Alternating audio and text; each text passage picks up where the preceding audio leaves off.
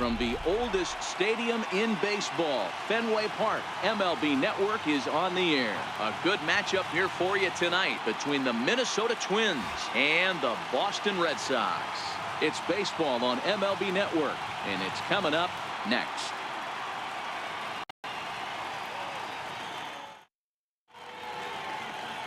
Chris Sale gets the ball for the Red Sox in this one. What do we need to know here, Danny? Thanks, Matt. Chris Sale, you're talking about one of the premier pitchers in the game of baseball.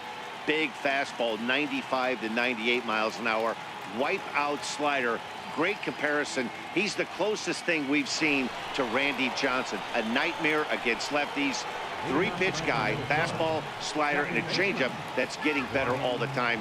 He is a definition of a true ace. First delivery to him on the way. Fouled off.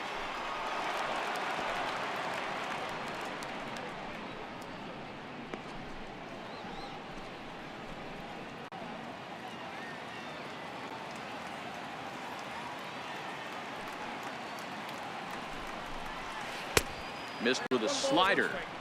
53 degrees here at game time as it's cooled off considerably since batting practice this afternoon.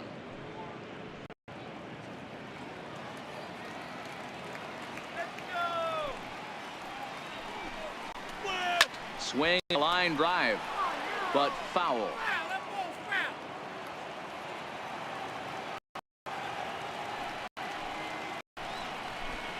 And a fastball swung on and missed, and the leadoff man is gone to open up the ball game. And now here's a look at the Minnesota Twins starting lineup. Who stands out to you, Danny? Well, Matty, Joe Mauer is still a guy you have to be careful with. This guy hit over 300 last year, and man, it was impressive. Just hitting over 300 is really something special to look at. He's a consistent hitter. I love watching his approach. He doesn't make a lot of mistakes. He'll be there again this year. He continues to stay within himself. So here's Joe Mauer. Lifetime against Chris Sale. He's got 8 hits in 39 at-bats. And on 10 occasions, he's been a strikeout victim. And the 34-year-old veteran looks at a called strike. It's 0-1. And there are our umpires calling balls and strikes in this one. Mr. James Kingsley. Dan, I know I was an offensive player, but I'm okay being a pitcher's umpire. If you're going to consistently pound that outer half, James Kingsley's usually going to give it to you. Hey, listen, there's a reason why the pitchers throughout the league, they call him the king of the hill. You move the ball a little bit off the strike zone, he's not afraid to put that arm up. He's a very good pitcher's umpire.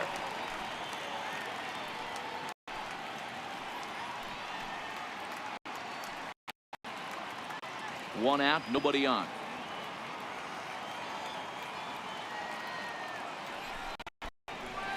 And a waste here, 1-2.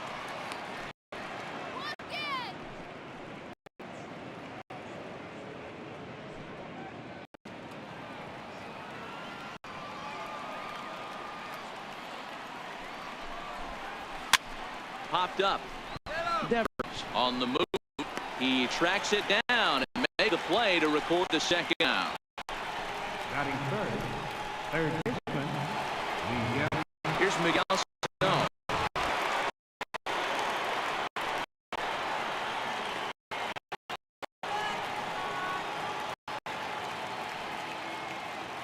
First offering midway. Right over the middle, knee high.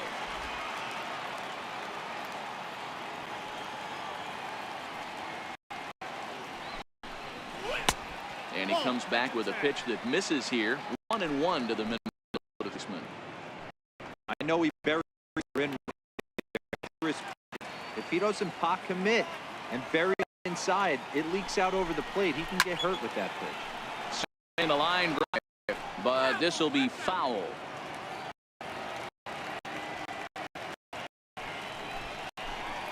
And an off-speed pitch swung on and missed, and with that, the side is retired. Twins are set down 1-2-3. Now the turn. No more.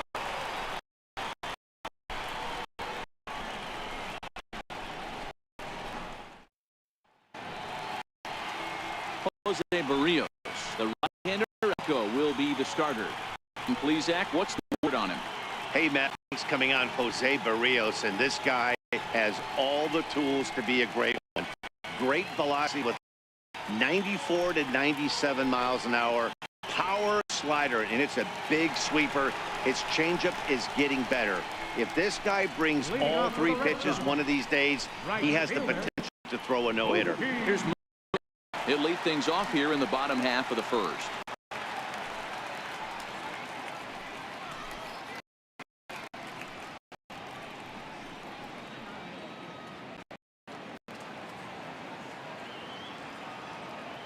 Here comes the pitch. And a ball, 1-0. The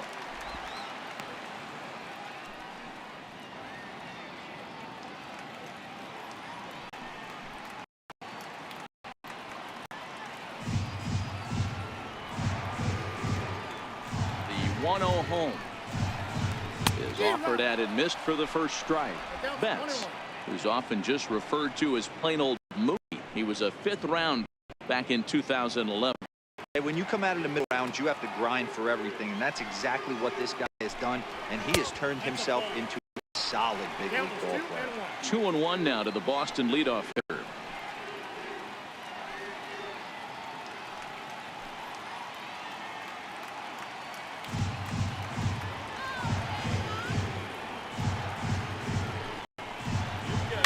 This is on the ground over to first. Is there, and he'll take it to the bag himself for the out. With that, here's how the hometown Red Sox line up in this one. Who do you have your eye on, Dan?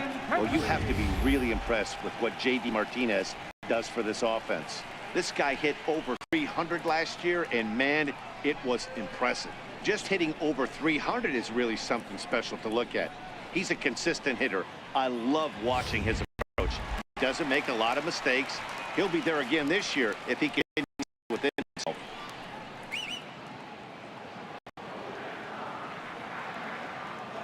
Ready to deliver. Here's the first pitch. And there's one well above the zone for a ball. Lifetime against Jose Barrios. He's 1 for 2. 2 balls and no strikes now to the Red Sox left fielder. Now 2-0 home. 3-0 now.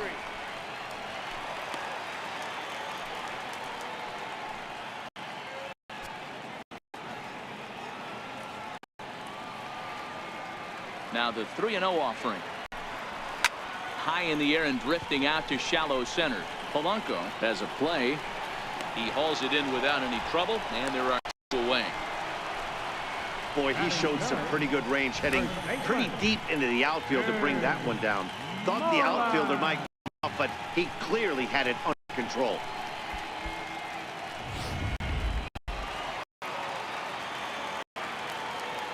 Here's the baseman now, Mitch Moreland. And he fouls this one off. First cuts for him here with the bases open and 2 away.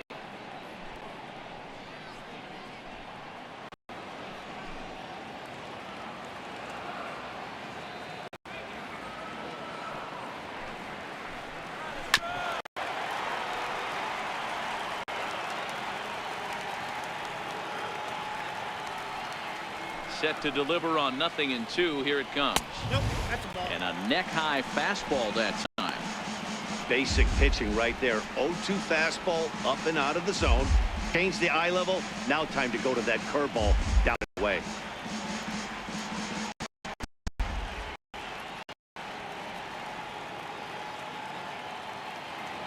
The 1-2 pitch. And a good fastball swung on and missed for strike 3, and the inning is over. Down in order go the Red Sox. Still no score.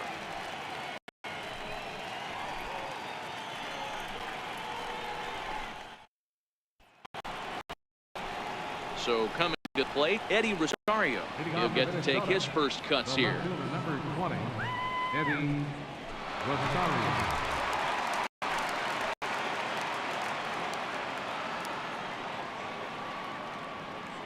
First pitch of the at-bat on its way. There's a fastball that just misses. I know the umpire balled that one right there, but it was close enough. He's going to try and establish that pitch in. As an offensive player, you got to build that rapport with the umpire. He can't give him anything off the inside half of the plate. Here's a change that's right there, 1-1.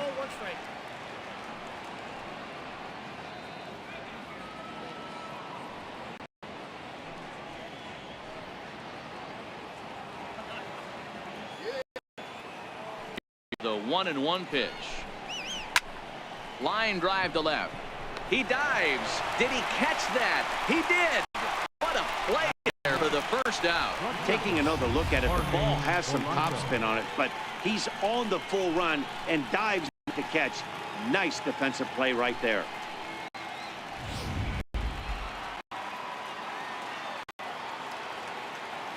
Into the box now, Jorge Polanco. As he looks at a fastball that's in there for strike one. Lifetime against Chris Sale. He's a 300 hitter, 3 for 10. No score here as we play in number 2.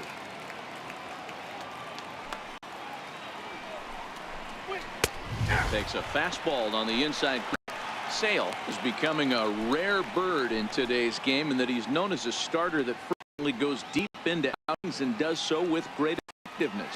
He's not your 5-and-done guy. He wants to eat up innings and finish as many games as he can. Matty V, this guy's a throwback to the pitchers in the 70s and 80s that want to finish what they start. He seems to get better about pitch 75 and 80. He has about 125, and he's one of the few guys that can maintain stamina through a 9-inning game. Here comes another 0-2. A little hop-up off toward the first base side. There now is Moreland, and he's got it for the second out. Center field number 25. Here's Byron Buxton now. He'll work on keeping this top of the second alive.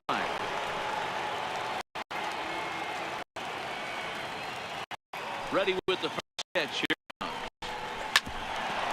Back the middle. And a base hit. So the Twins are into the hit column for the first time. So the 2-out base hit, and the top of the inning is still alive. Hey, that was a well-executed pitch down and away. Sometimes you got to tip your hat to the offense. That's a nice piece of hitting. Maybe what you're looking for, but the result was there.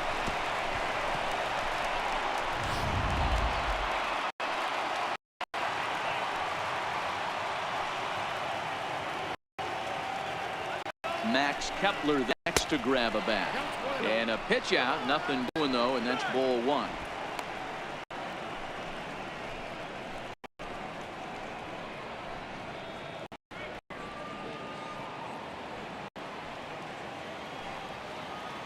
And now they've got him in a rundown.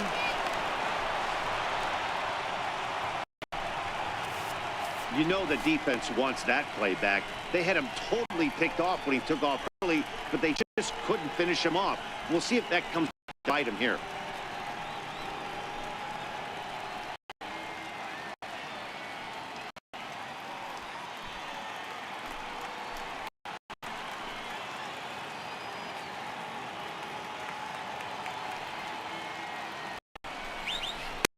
Pitch to the plate is a slider for a strike, and it's all knotted up at 1-1.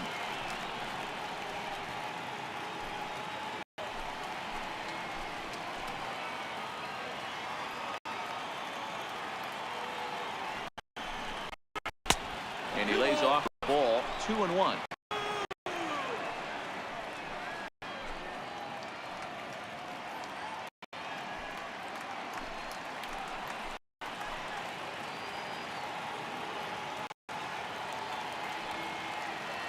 The 2-1 home is taken, ball 3.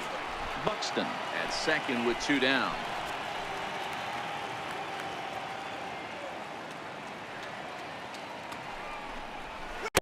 To Max Kepler, 3 balls and 2 strikes.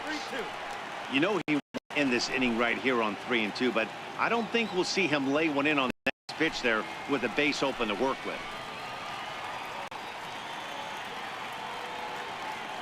Now the 3-2 pitch, and that misses, ball 4. So it's first and second, 2 out. That was a great battle right there. He tried to get him to chase, but he laid off some really tough pitches and got a walk. Got to tip the cap to the batter that time.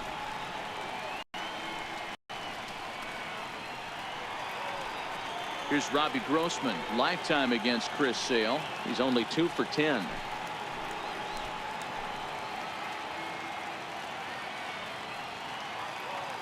Looking to wiggle out of this. Here it is.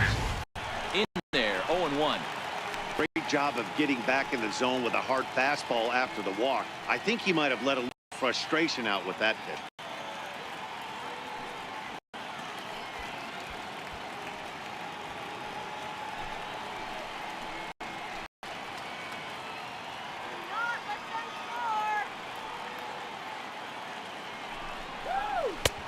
Changeup messed up his timing for a swinging strike. These are the moments right here. You got a good pitcher on the mound. You don't know if these opportunities are going to present themselves throughout the course of the game. You have to capitalize in this situation. Stays alive, still 0-2. Little guessing game going on right now. Being late on that fastball after the change. He had to be sitting off speed there. The next 0-2. Good changeup that time, but he wouldn't bite on it. Wow, really close pitch on 0-2. That just missed, and if he hits that spot right there again, he might get the call next time. Set to deal on a ball and 2 strikes. Lifted in the air toward the line and right. Betts will reach out with one hand to make the catch on the move, and that ends the twin strand of pair. We'll go to the bottom of the second. No score.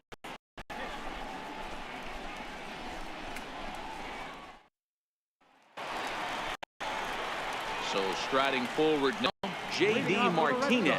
He'll lead it off here against Jose Barrios.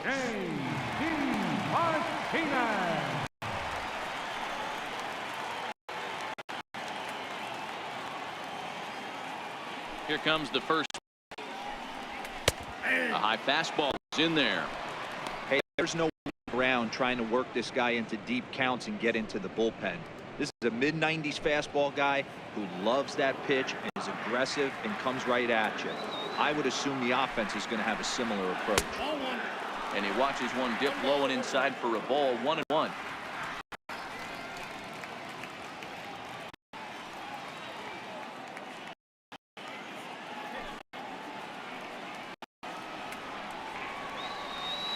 From the windup, the 1-1 pitch. Grounded straight into the shift on the left side. And there's one down. Okay, here's how the Twins are lining up defensively. And let's focus our attention on second baseman Brian Dozier. We know what he can do from the offensive standpoint. Light tower power. Doesn't get enough credit for his defense. His ability to manipulate the bag and do all this while his hair never moves. Stepping up now, Xander Bogart.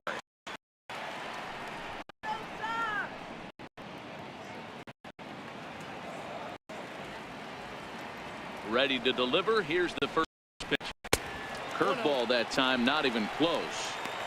That's a tough hit to throw right there. That front door curveball just missed hitting that inside corner. That's a very difficult pitch. I'm not sure if he wanted to get that one down and away. And fortunately, that one stayed inside.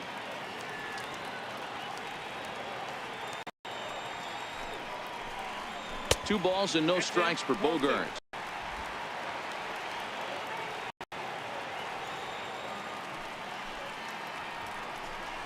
Too high, and it's 3-0.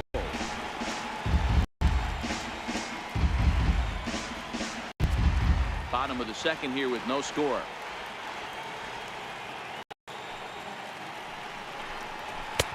Three and one. This, if you're the batter, one pitch, one spot, and you get the barrel of the bat to that baseball as quick as possible with damage in your mind.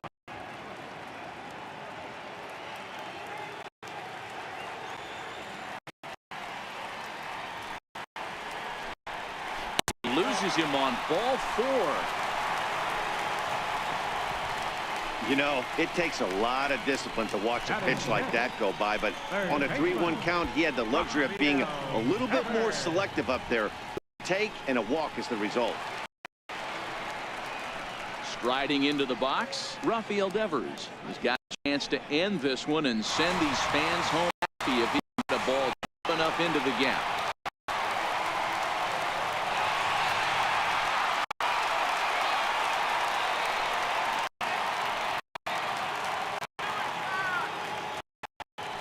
Throw over to the bag. A dive, but he's back.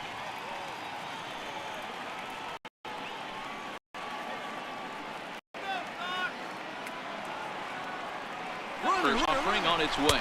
A pitch out. The throw on a great time to pitch out as he'll be thrown out easily at second. Well, they guessed right on the first pitch out. Sometimes you have to wait a pitch or two in the at-bat to try that, but they must have had a pretty good idea he was going to be on the move.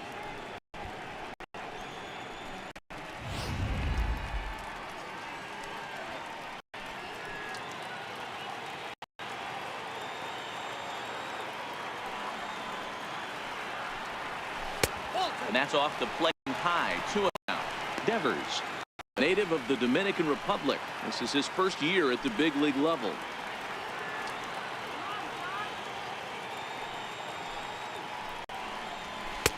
There's the strike. It's 2-1. You know, Matty, I'll never understand this. You work so hard throughout the season and the course of this game to get in 1-0, 2-0, 3-1 counts. Guarantee yourself this ball 80 to 90% and he takes it. Just can't understand the methodology there. And that one finds the target on the outside corner. 2-2.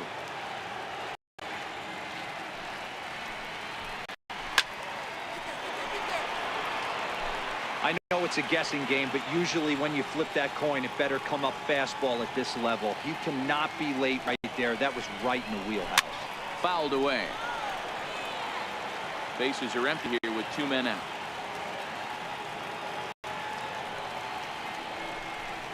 Three and 2, the count for Rafael Devers.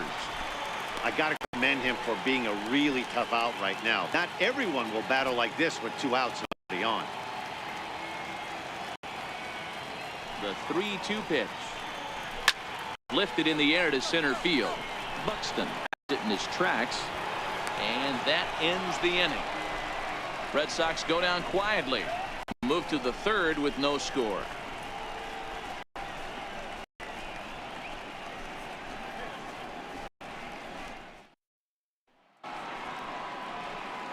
Jason Castro, the catcher, is in as we are all set to begin the third inning in this one. Jason Castro. First pitch coming. Here it is.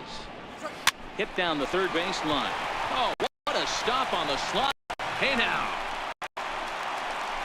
The batter, number 2, second baseman, Brian Dozier. Here's Brian Dozier now, looking to put the ball in here. He went down on strikes in his first at-bat.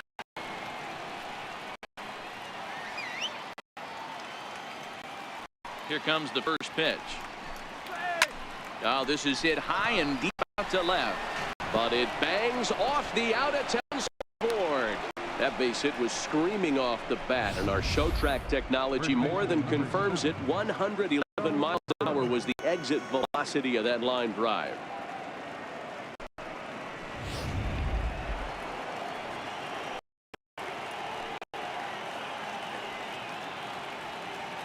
In the box, Joe Mauer. He'll take a look at the pitch. There's one. The runner at first represents the go-ahead score. Double play is in order.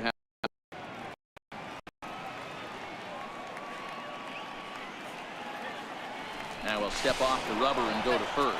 And now this ball is going to wind up out of play as that pickoff throw misfired in a big way. Ready with the 1-0. Trying to go the other way.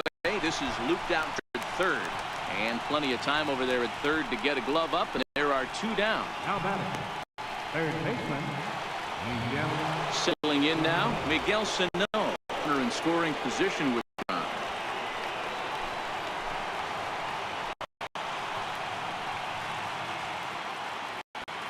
Ready to deliver. Here's the first pitch. A fastball right down the middle for a strike.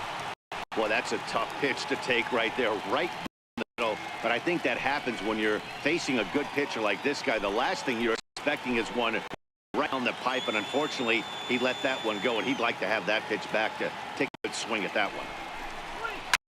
And it's fouled away.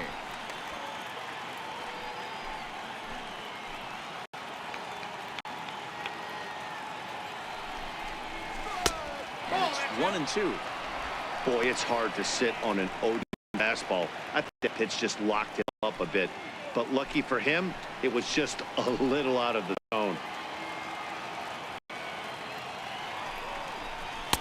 And he lays off it to even the count 2-2.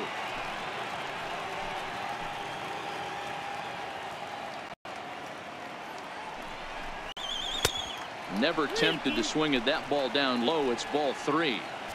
Wow, this is pretty good at bat right here, from down to count 2 to work the count back to 3-2, and he's seen a lot of pitches too.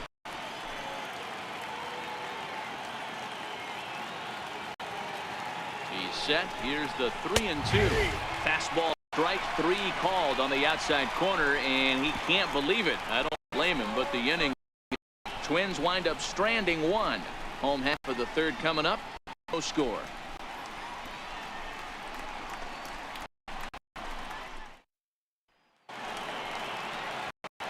Now to the plate, Eduardo Nunez. He'll look to get something going here in this scoreless ball game.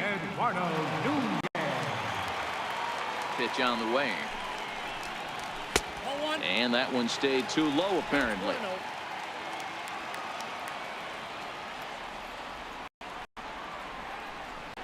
2-0 to Eduardo Nunez. That was one of the easiest takes he'll have all year, and it puts him in a great hitter's count. He's got to take advantage of this situation.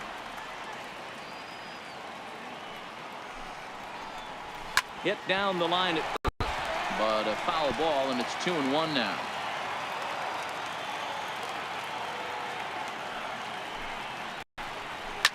Swinging a soft liner, and there's one away. Batting 8.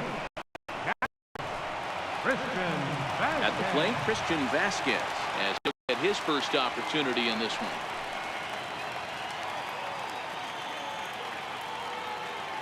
Ready with the first pitch. Here it comes.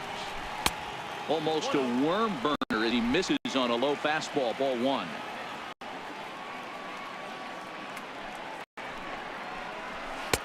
Runs outside, so it goes to 2-0 now.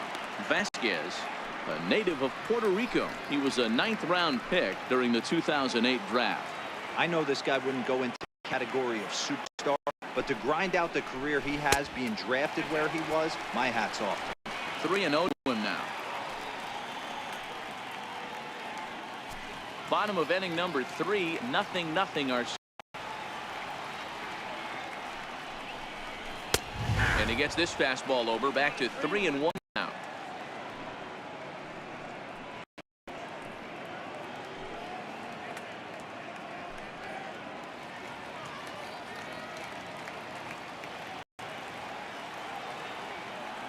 The 3-1.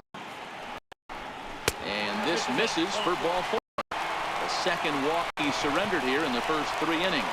They haven't been able to register hit against this guy, but at least they have a base runner here. We'll see if that leads to something. Stepping into the box, Jackie Bradley Jr.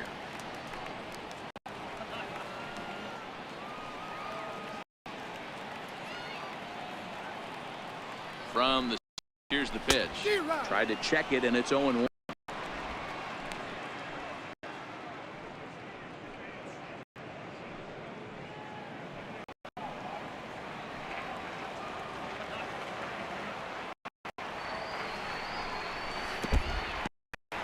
And this one's in the dirt. Good job keeping it close as the count goes to 1-1.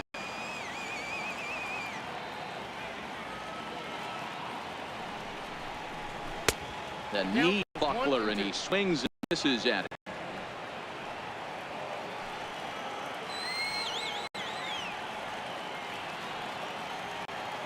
Set to deal on a ball and 2 strikes. Swing and a little tapper, but that one rolls foul.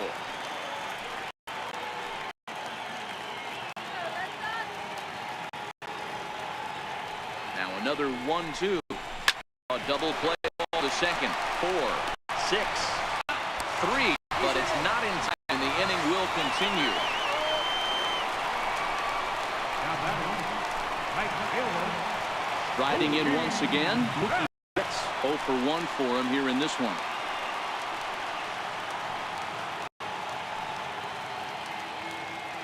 First pitch on its way. Takes a high fastball for a strike. You know, if I'm the hitter right here, I'm like, okay, you want to come early in the count, I was about to wait you out, but now game on.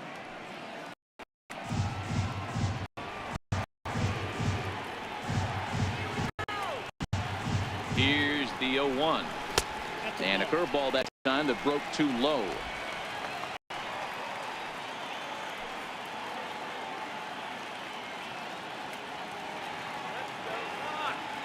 The 1-1 is taken for ball 2.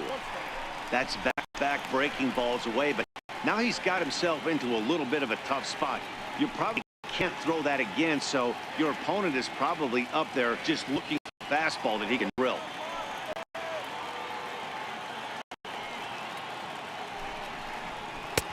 And it's 2 balls and 2 strikes now. You know, I think that curveball in the previous pitch had him thinking about getting another one, because there's no reason he shouldn't have had a big rip at that fastball. That was right in every hitter's happy zone. Frozen on strike 3 for the final out of the inning. Red Sox 1 will head to the 4th, still scoreless.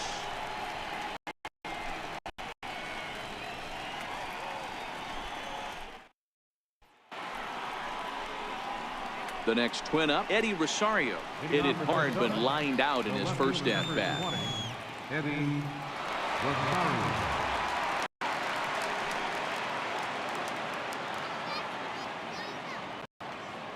He's ready. Here's the first offering. Popped him up. Vasquez will take a look, and this is going to wind up a foul ball. Off the plate, 1 ball, 1 strike. Still all zeros in the run column here in the 4th inning. Dan, does this continue, or does somebody score here? I think this continues for a while, Matt. Both of these pitchers are throwing very well, throwing strikes, having good command of their off-speed pitches. This is going to be one of those low-scoring affairs. No offer on that one. 2 balls and a strike.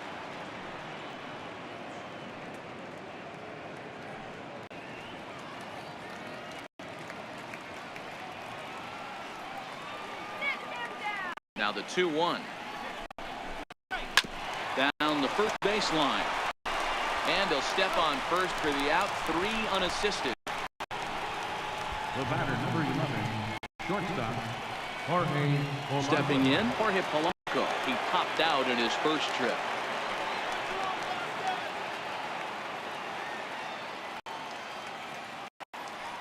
He's ready. Here's the first offering. Favorable call in there for a strike.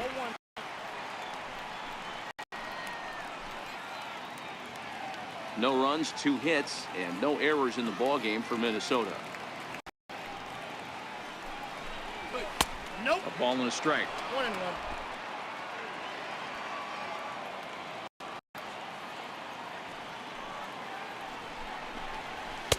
And he's a little too high with that one. 2 balls and a strike.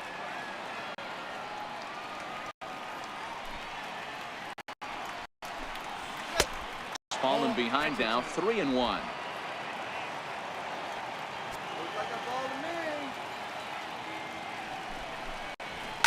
Hard hit ball to second. Nunez comes up with it. On to Moreland, and that's in time for the second out. Now batting, the center fielder, Byron Buxton. Digging in for his second at bat, Byron Buxton. He singled his last time up.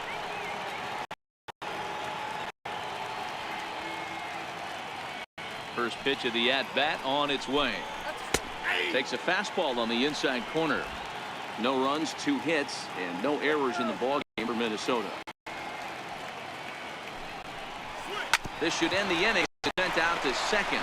Nunez takes it in. They'll whip this one to first in time, and that ends the inning. Down go the Twins in order. On to the bottom of the 4th now, still with no score.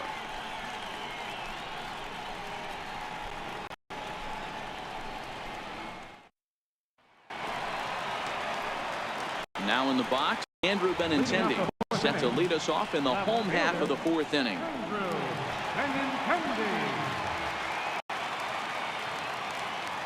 First delivery to him on the way. Too high with the fastball here. It's 1-0.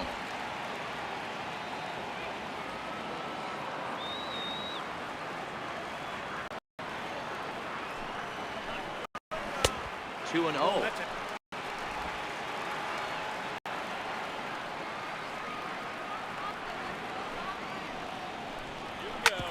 This is on the ground over to first. And he'll step on first for the out. 3 unassisted. Now play, Mitch Moreland. He was a strikeout victim in his first try.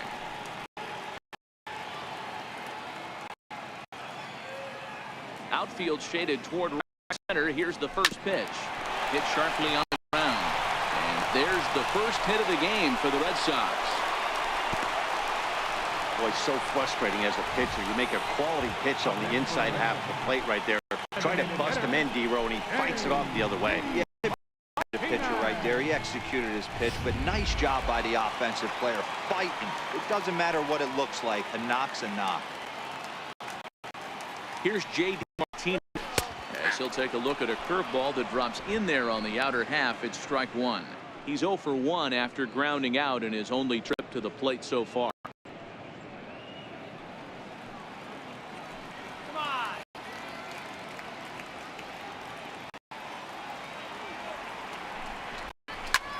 Swung on and lifted in the air to left center. Calling for Buxton. He hauls it in without any trouble, and there are 2 away.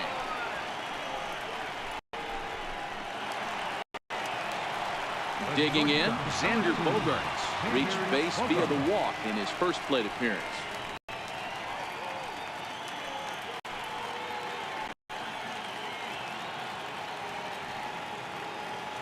Here comes the first pitch. Strike 1 to start the at-bat.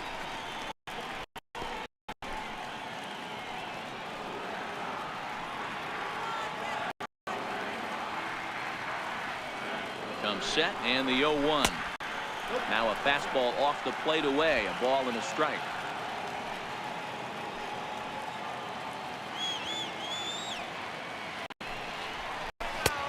And he'll look at a fastball here that's close, but it's 2-1 now.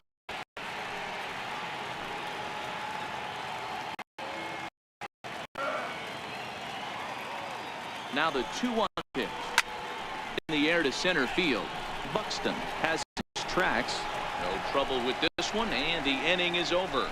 1 left for the Red Sox. Through 4. Still tied. 0-0. Now batting, Max Kepler. And he'll step in to start things out against Chris Sale.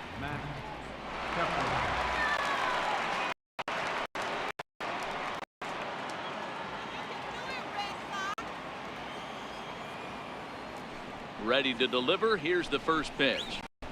Here's a strike. I mean, the obvious key right now is the movement on his 2-seamer. He's able to spot it up in when he has to, and he's able to go backdoor. The windup and the 0-1. Very weakly on the ground. And the 5th inning will start with a ground out, 1 away. Now batting, designated hitter, Robbie Grossman. Here's Robbie Grossman. So far 0 for 1 with a flyout.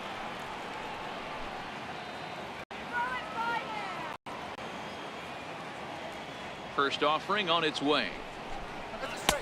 And that one just missed outside.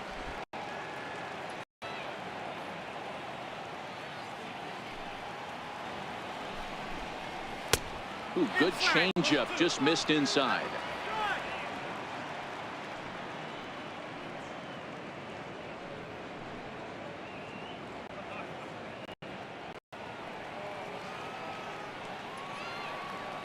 The 2-0 is taken, strike 1.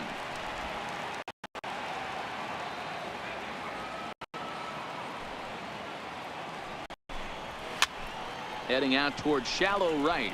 Betts is there, makes the play, and there are 2 gone now. The batter, number 15, catcher. Jason Castro, the catcher, is in. And Dan, it seems like this starter is just dominating the game right now. Feels like we're seeing a lot of 3-up, 3-down innings. No doubt about that, Matt. Hey, I've enjoyed watching him go about his business, but I'm also interested to see if this offense can figure out a way to get a couple of cracks in his armor before it gets too late. Yeah, that remains to be seen. First offering on its way. A fastball off the plate away. It's ball one. Castro, California-born ball player. He was elected in the first round during the 2008 draft. Yeah, he has turned himself into a really nice ball player. I wouldn't put him on a superstar level, but you know what? He didn't miss with this pick either. You go into high rounds and you carve out a career the way this guy has. Nice pick. Down low, and the plot thickens here. 3-0. I love the ability to hold up right there, especially with count leverage. I know you want to get aggressive in the strike zone, but he was able to notice that that wasn't his pitch. And he gets the ball there. 3-1. 2 out, nobody on.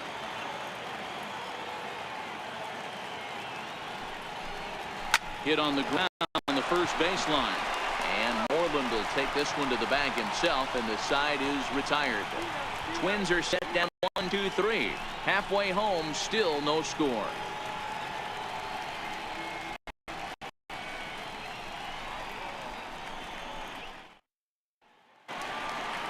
Stepping in, Rafael Devers. He's 0 for 1 thus far. Third baseman, Rafael Devers. First pitch coming. Here it is. Just a bit high that time as he misses for a ball.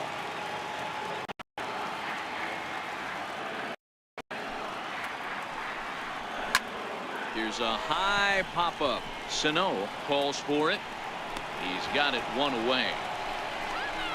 That's exactly what they wanted. That up in the zone. They took him up the ladder, and he couldn't get up to it. So that was an easy pop-out. Well-executed pitch there.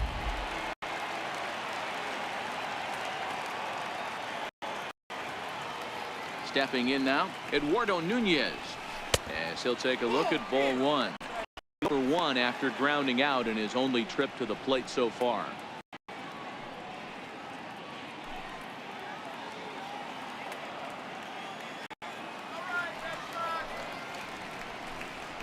A ball and a strike. Got a ball, 1 strike.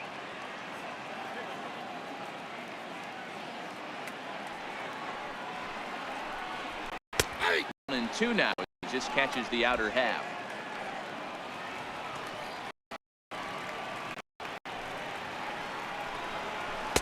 And a good idea to hold off there as it goes to 2-2 now on the Boston third baseman.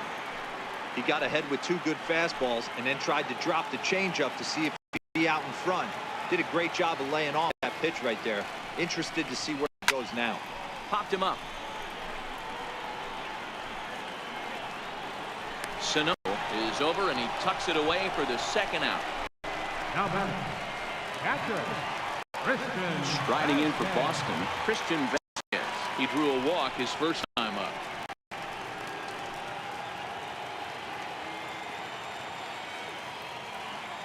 First pitch. A fastball here as he'll take a look at ball 1. 1-0.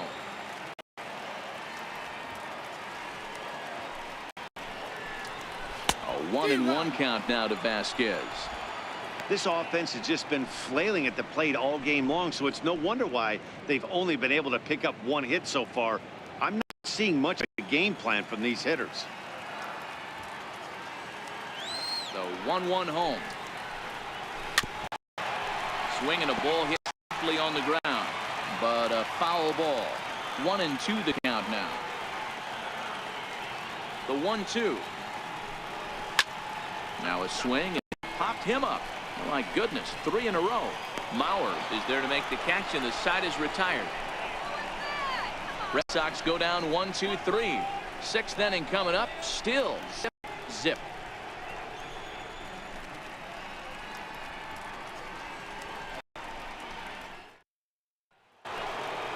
Ready once again, Brian Dozier. He's 1 for 2 in the ball game. Second baseman, Brian Dozier. Here comes the first pitch. Takes a high fastball for a strike.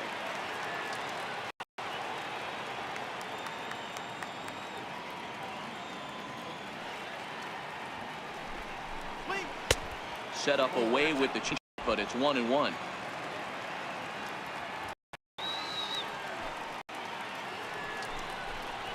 2 balls and a strike to Dozier.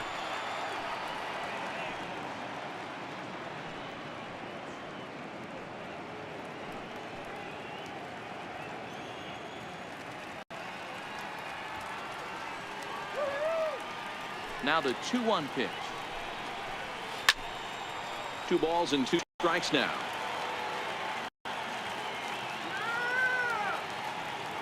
The 2-2. He stays alive, still 2-2.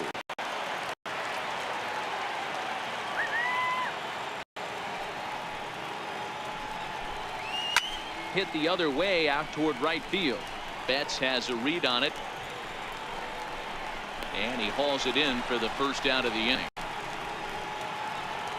Digging in once again, Joe Mauer. He lined out in his last trip, so looking for better fortune here. First delivery to him on the way. Sliders in for a strike. Bases are empty, 1 man out.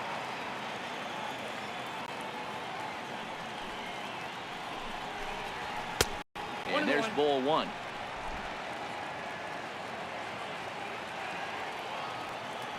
The 1-1 home.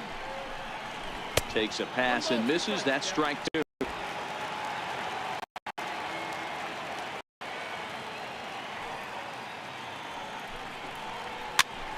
Popped him up. Devers in foul ground, and he brings it in on the warning track. Up next for the Twins, third baseman, Miguel. Here's Miguel Sano. He's 0 for 2 thus far in this one.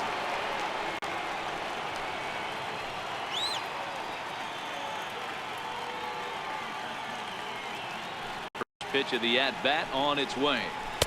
Comes right back to the fastball for a strike.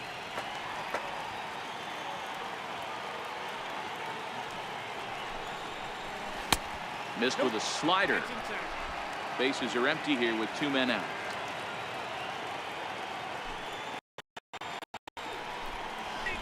Swing and a miss on a pitch outside. 1-2 now. This offense struggled because they haven't been able to make the adjustment. He stayed staunch on the outer half, and these guys have not worked the ball the other way. The 1-2. He struck him out. The 3rd time he's fanned in the game. Down go the Twins in order. And this is still a 0-0 ball game.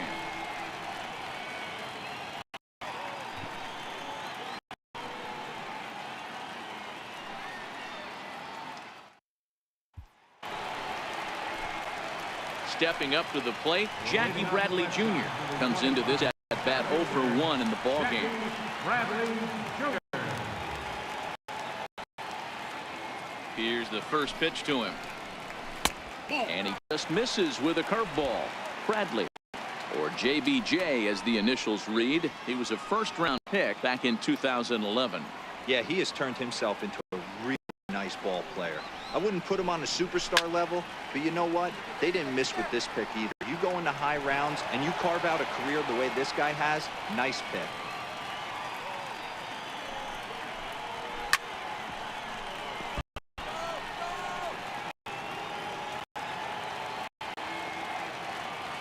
The 1-2. Misses for the second ball. 2 balls, 2 strikes.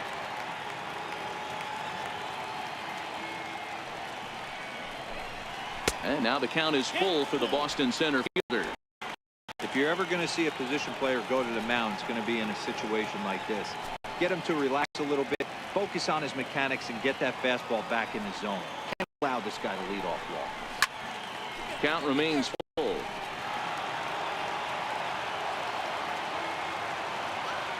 On its way is pitch number 75. Hard hit ball towards the hole. Snow is there, and that's the first out. The batter, right fielder, Mookie. So the batting order turns over now and set to go Mookie Betts. He was punched out looking at strike 3 last time through. He's ready. Here's the first offering. And he takes a pitch right down the middle. You know, guys, sometimes guys don't like pulling the trigger 0-0. They want to see something go by, calibrate the speed, calibrate the break, and then make their adjustments off that. Maybe that's the case right here. A little bouncer. That winds up foul for the second strike.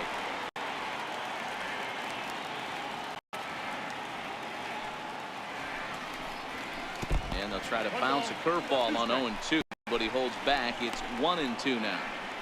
Tried to get him to chase that 0-2 curveball there. He wasn't biting. Very well could see it again here, though. The 1-2. Bouncer up the middle. To his left, Polanco. And that's the second out. Now batting. Left fielder. Stepping in and ready for another shot, Andrew Benintendi. 0 for 2 with a fly ball and a ground out on his line to this point. First delivery to him on the way. And that one just missed outside.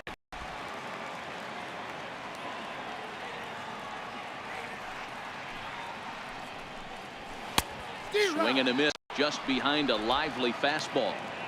He's certainly done an amazing job right here, grinding to get early 2 outs with the number 2 hitter and the middle of the order lurking. He would love to see 3, 4, 5 with no on base next inning. And here's a pitch swung on and missed. 1-2 now. Hey, I get it. You're all in fastball. You're pulling the trigger at almost anything. That is way too high. He's going to have to lower the sights. 2 out, nobody on.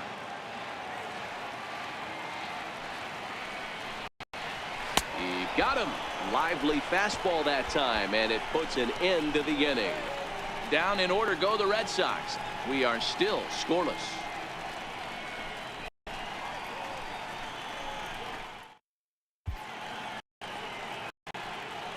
Welcome back to Fenway Park here in the great city of Boston.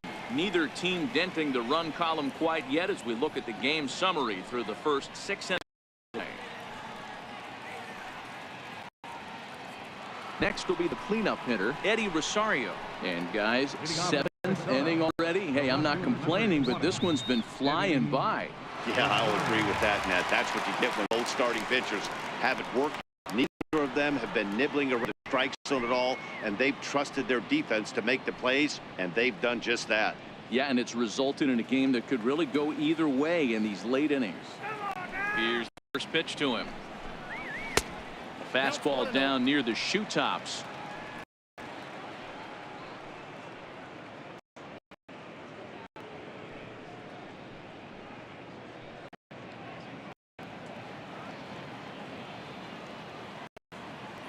The 1-0.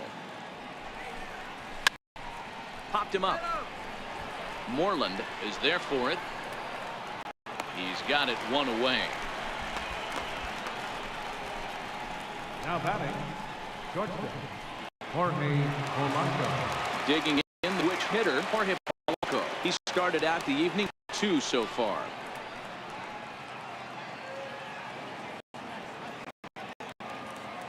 Here comes the first pitch. And he popped him up. Back into foul territory behind first. And this is going to get down. It's a foul ball. Off the plate, 1 ball, 1 strike. He's obviously been very impressive on the mound in this one, and I think the big reason why is his ability to stay out of the middle of the zone. That's kind of obvious, but it's clear to me that even when he misses his spots, he's not missing over the plate. From the windup, the 1-1 pitch. Takes a fastball on the inside corner. Looks like he's got a good feel for that 2-seam fastball this far into the game. He's used it really effectively tonight. The 1-2. It's a swinging bunt up the line. That winds up foul. 1 out, nobody on.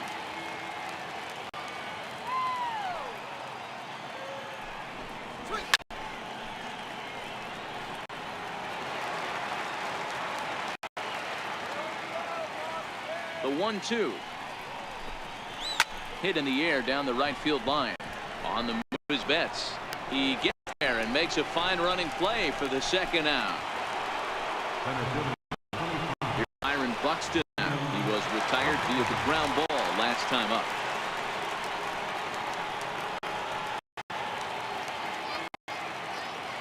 Ready to deliver. Here's the first pitch.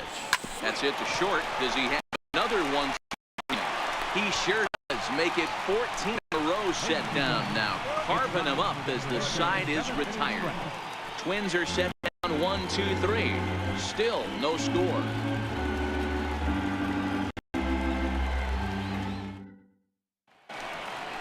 Here's the first baseman now, Mitch Moreland. He steps in off a base hit in his last at bat.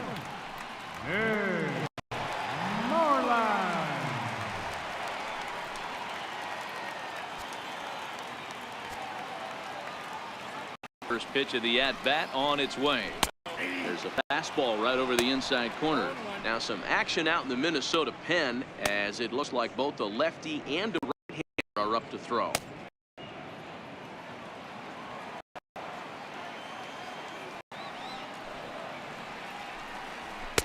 Outside for a ball, 1-1.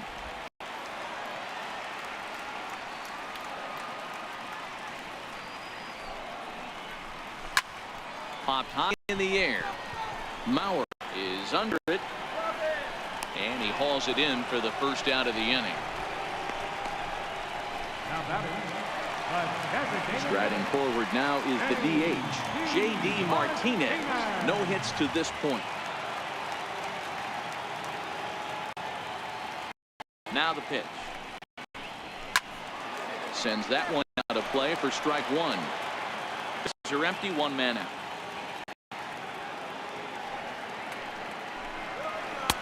Looks at a changeup that catches the corner.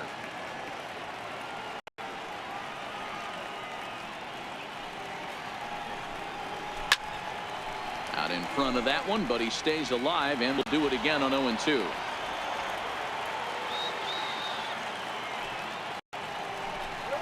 And that's a swinging strike three in the dirt. And he makes the throw to first. Martinez is retired, 2 down now. Now at the plate, Xander Bogaerts. Was a flyout for him in his last trip. The pitch. Fastball in there for a called strike. I think he's pitched better than anyone really expected in this one. He's done a real nice job, but someone's going to make him pay if he puts too many more pitches in that location.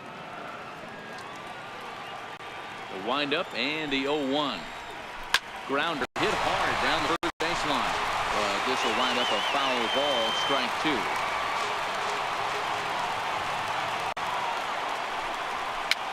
Fouled off.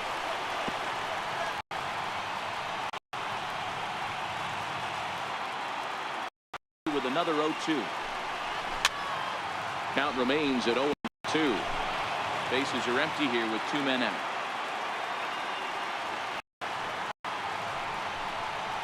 That's to first. Does he have another 1-2 inning? You bet he does. 11 in a row set down, and the inning is over. Red Sox go down 1-2-3, and this is still a 0-0 ball game.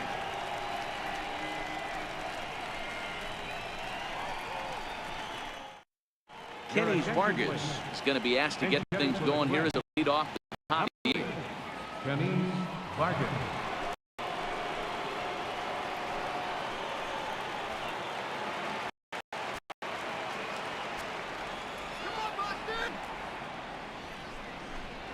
First pitch of the inning is taken low and away for a ball. It's 1-0.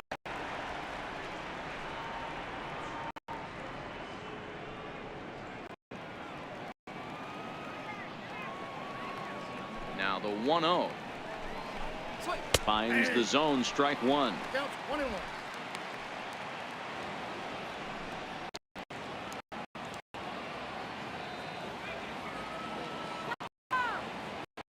The 1-1 home is a slider taken in the couple.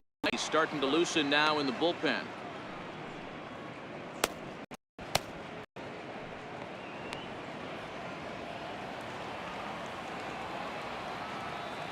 The 2-1 is belted, and take a look at this. Deep to right center field, and it's gone.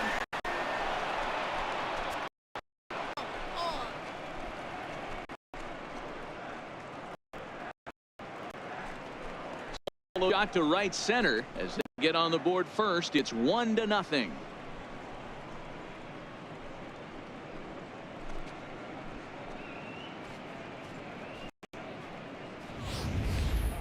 You can call it a fair or just the breaks of the game, but up until this pitch, which was a big mistake, he was throwing a gem. Now he looks up at the scoreboard and he's trailing. That's demoralizing, but he's got to forget about it quickly. Now the Red Sox skipper's up out of the dugout and on his way toward the mound. And he's going to make a change, as that'll be all for his starter, Chris Sale. Gave him 7 good innings here, but he'll head to the dugout in line for a loss.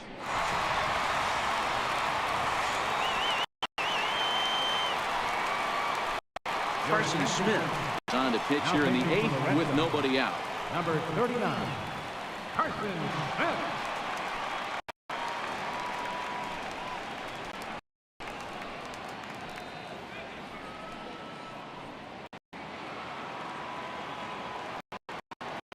Now batting, designated hitter, Robbie. In now, Bobby Grossman batting left-handed here as he takes a look at strike one.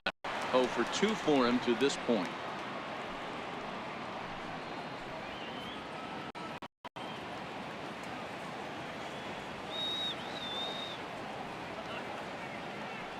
The 0-1 pitch. And it's 1-1. You know he wants that on the mound, especially if it would have made the count 0-2. Didn't get it, though, so now you have to make another quality pitch on 1-1.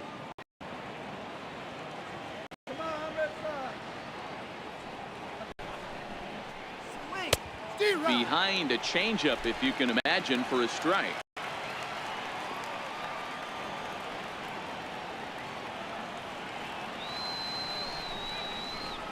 Swing, line drive. That's going to be trouble. Around first, digging for 2. And he'll pull into second here with nobody out. Let's take another look at just a textbook swing right there. Good weight transfer, good hands to the ball, solid contact, and great extension through the ball. Yeah, that's about as pretty as a swing gets. Nice look at it there from our camera guys as well.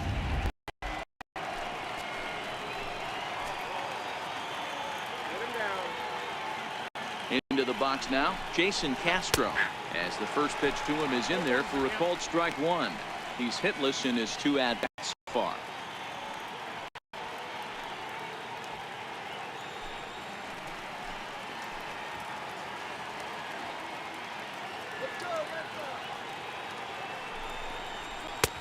That's in there, and he's deep in the hole now. 0-2. You have one job in this situation, especially down 0-2. You have to find a way to advance that runner to third and give your teammate a chance to drive something into the outfield. You cannot not come through in this situation. 1-2 to the Twins catcher. Smith, 28 years old. He was an 8th round selection back in 2011. Man, coming out of the late rounds, you have to grind for everything. Nothing is given to you. And this guy has turned himself into a very solid big league ball player. That's a big accomplishment.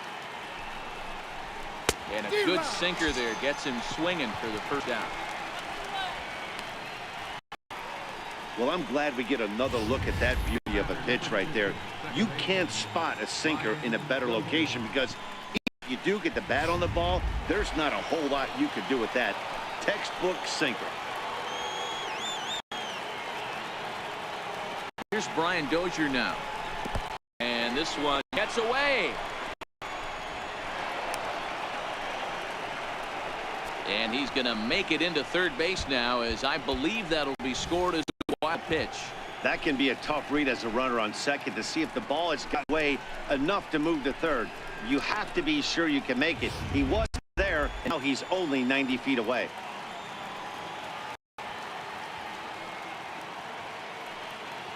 The 1-0. Oh, and ouch, that one drilled him. Throw to the plate, and not time as one scores. And with that play over now, time to check and see if our man is all right. You can really see him favoring that leg, and that is his plant leg, which is always a concern. But from the way he's acting out there, I think it looks like he's going to be okay to try and continue. So here's Joe Mauer.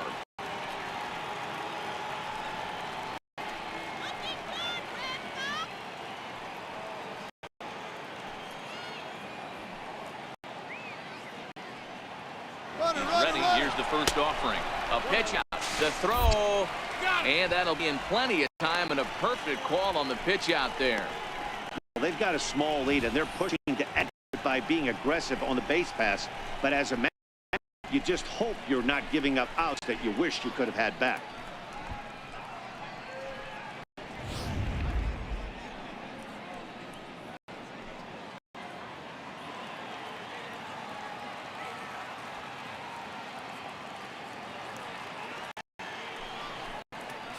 And this one misses again to Mauer. 2-0 now.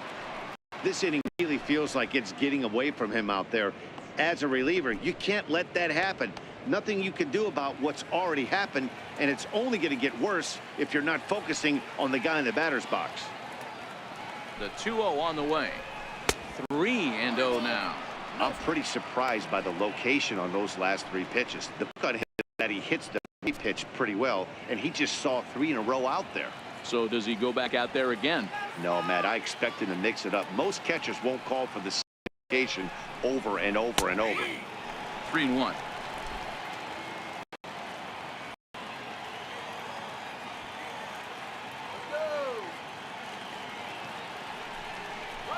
Holds off on the slider, and that's a good idea as it's ball 4. Up next, Minnesota. Third baseman, Miguel. Up next for Minnesota, Miguel Sano. He struck out swinging in his last trip to the plate.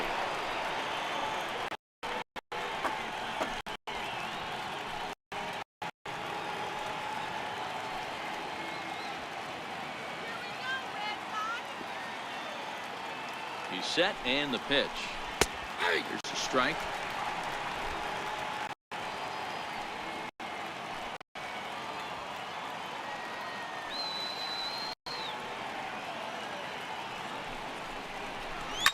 Hit hard on the ground is short. Bogarts has it over to Nunez for the 4th, and that ends the inning. So it's 2 runs on 2 hits, no errors, and a runner left. Not too many more shots left. Home half of the 8th coming up. It's the Twins 2 and the Red Sox nothing. Addison Reed. Here's a pitch out of the bullpen in the bottom half of the 8th. 43, Addison Reed. Eduardo Escobar is the game as a defensive replacement now as he takes over in right. Now at the plate, Rafael Devers. He'll have a new pitcher waiting for him as we begin their half of the 8th. Lead up the Red Sox. Third baseman. First pitch coming. Here it is. And this is taken outside for ball 1. Now action in the bullpen as their closer starts to get loose out there.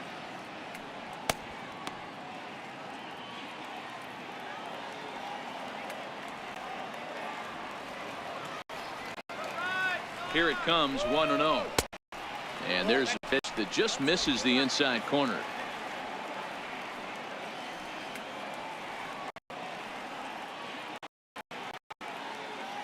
Now the 2-0 home. Hit in the air out to center field. Buxton coasts under it, looks it into his glove, and there's one gone.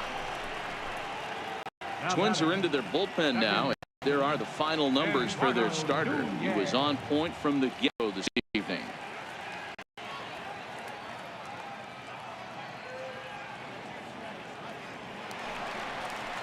So striding in, Eduardo Nunez.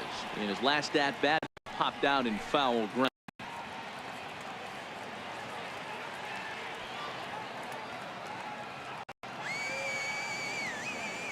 He comes set. Here's the 0-0 pitch. And there's one well above the zone for a ball.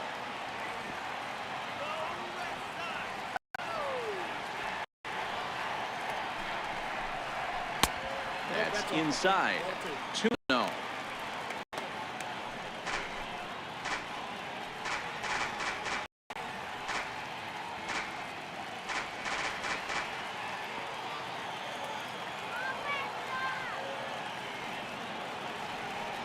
Now the 2-0 is looked at for the first strike. Somebody needs to go rattle the cage right here. Take the bats and start throwing them all over the dugout to get these boys going. If this continues, I guarantee you see a different lineup tomorrow.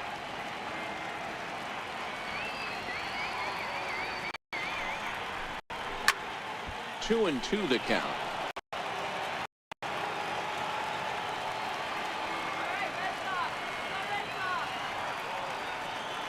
Here now the 2-2. Hit out towards second. Dozier has it. Throw gets him. 2 down. Now batting, catcher, Christian Vasquez. Into the box now, Christian Vasquez. His last at bat didn't go his way as he popped out in foul territory.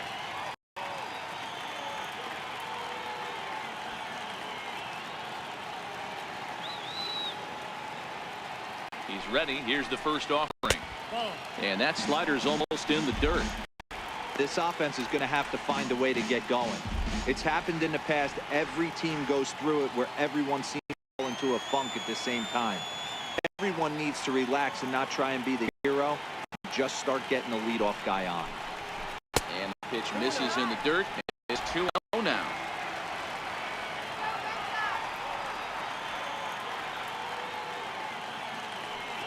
Now the 2-0. Down low, and the plot thickens here. 3-0.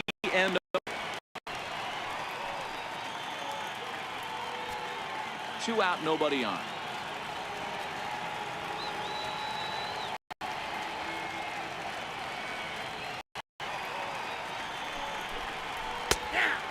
Strike on the outside corner. 3-1.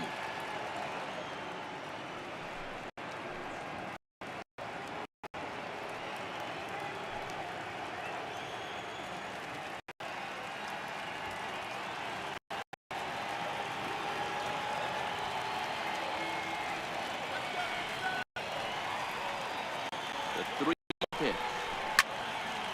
Full count now. 3-2.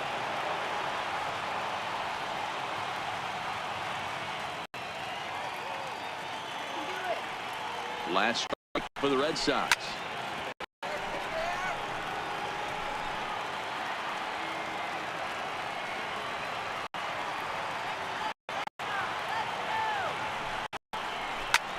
Now a swing and a fly ball. And this should do it. Polanco is there to make the catch, and with that, the ball game is over. Well, as a former pitcher, you know I love these low-scoring games as opposed to those slugfests. This was like a throwback game when home runs weren't so common and pitching was really good. No complaints here. This evening's game finishes 2-0 the final score. The Twins came through late, taking the lead in the 8th to secure the victory. Jose Rios takes home the win. Chris Sale is settled with loss after giving up only 1 earned. So that just about does it for Mark DeRosa and the lefty Dan Plesac and the rest of our crew. I'm Matt Vasgersian. Thanks for watching MLB Network.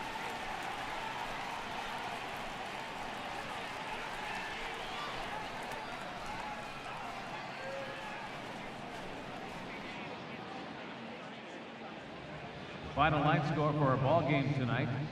For the victorious Twins, 2 runs on 4 hits.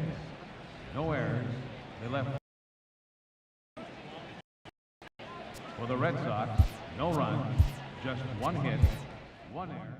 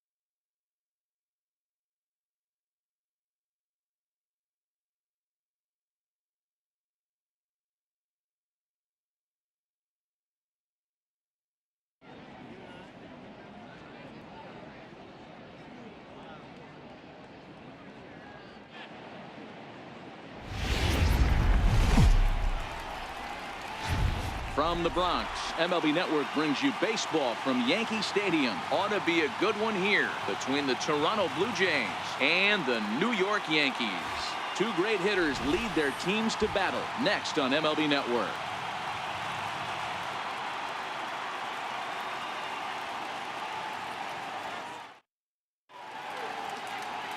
Masahiro Tanaka gets the ball for the Yankees in this one. Dan Plesac, what do you got? Tanaka right now is the best of all of their starting pitchers.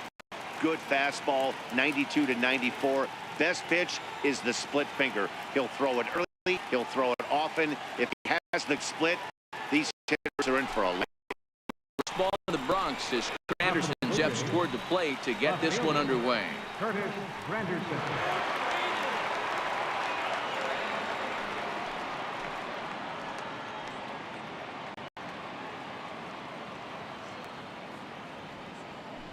First delivery to him on the way. And we are underway here in the Bronx as the first pitch of the evening is taken for ball one.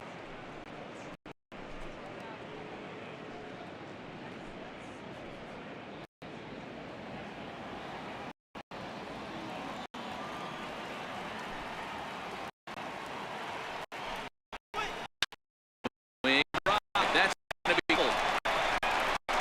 Anderson around first on his way to second. And he will cruise into second base as he starts things out tonight with a double. That is the one. He comes out swinging as the first base pick up and punch.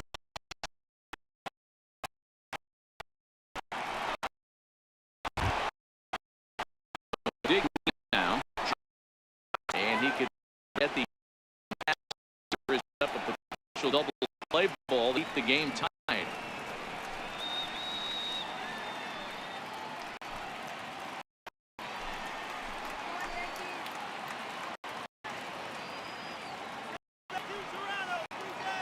From the belt, and he poured this one in at the letters. 0-1.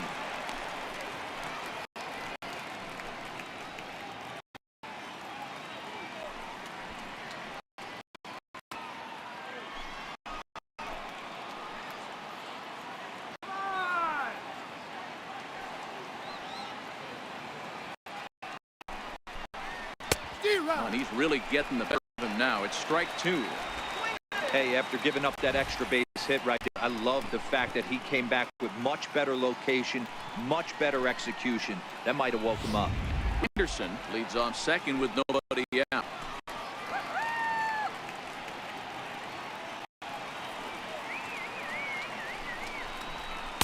That misses 1-2. I know you have to protect the strike zone when you get down to 2 strikes, but when an 0-2 pitch misses by that much, it's pretty easy for a hitter not to swing at that one.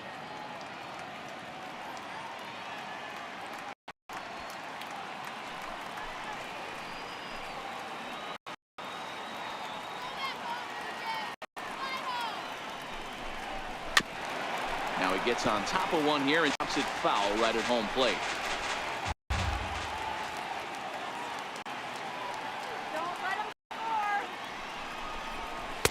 And he lays off a pitch outside as they draw even at 2-2. Time to check our umpires in this one. Behind the plate is Freddie Ferguson. Hey, D-Row, you better be ready to swing, particularly at that low pitch. Freddie Ferguson, low ball umpire. Yeah, makes it tough on the offense. I was a guy who liked the low ball, but that usually means those guys are susceptible to that slider in the dirt. You have to see the ball up, and this guy doesn't give you a chance. Got him swinging on a split-fingered pitch, and that's out number 1. Now, as we take a look at the Jays starting 9 for this one. Thoughts, Dan? Who stands out? Yeah, Matt, I cannot wait to get a look at Josh Donaldson, the bringer of rain. We all know he's just a great baseball player. He's one of the elite players in the game, and it's always a privilege to see him do his thing. Hopefully, he does just that in this one. Here's John Smoke now. In meetings with Tanaka, he's got 1 hit in 18 at-bats. 7 strikeouts on the stat sheet as well.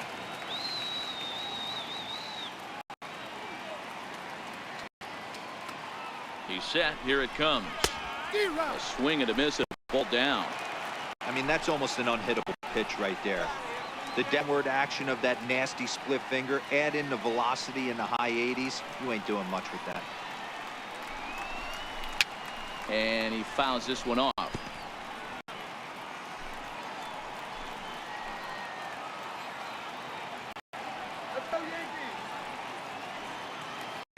Looking for the strikeout. Here's the 0-2 pitch. And you wonder about the control now as he misses high with the slider. One out and a runner on second base.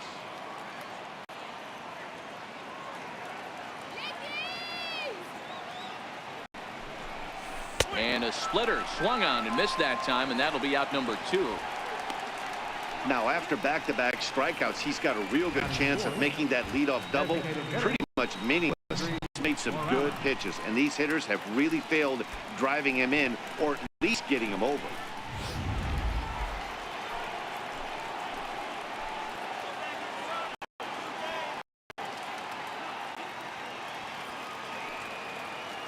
Here's Kendrys Morales as he takes a cold strike at the knees. It's 0-1.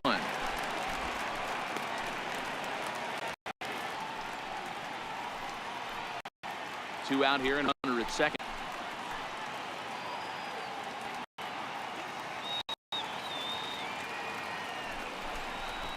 Skied in the air to straightaway left. Gardner is there. Makes the catch, and that'll retire the side.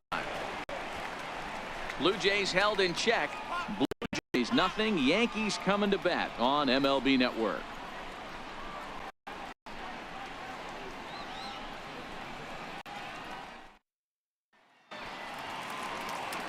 Marcus Stroman is ready to go as he'll be on the mound for Toronto.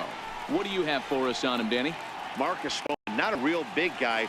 First-round draft pick out of Duke University. Good power sinker, 92 to 94 miles an hour. His slider is good. Will throw an occasional curveball and changeup. His best trait, ultimate competitor. Here comes Brett Gardner now as he'll lead things off in the home first. First pitch coming. Here it is. And he lays off there, 1-0.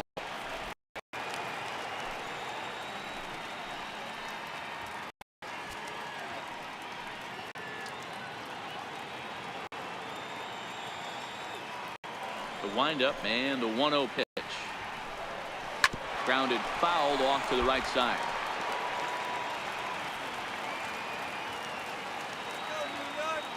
A 1-1. Hit out toward second. Played on the backhand. And a good throw gets him one gone. With that, it's time to check out the starting lineup for the hometown Yankees. Anybody catch your eye, Dan? Well, I think all opposing pitchers are going to have their hands full with Brett Gardner. He's an imposing figure with a bat in his hands. Always seems to turn in a good at-bat, and he can do a lot of damage when he barrels up the ball.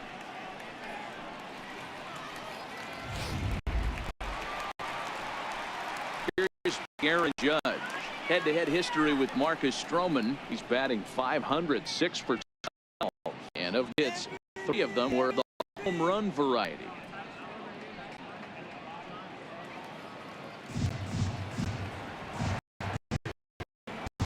With the first pitch, here it comes.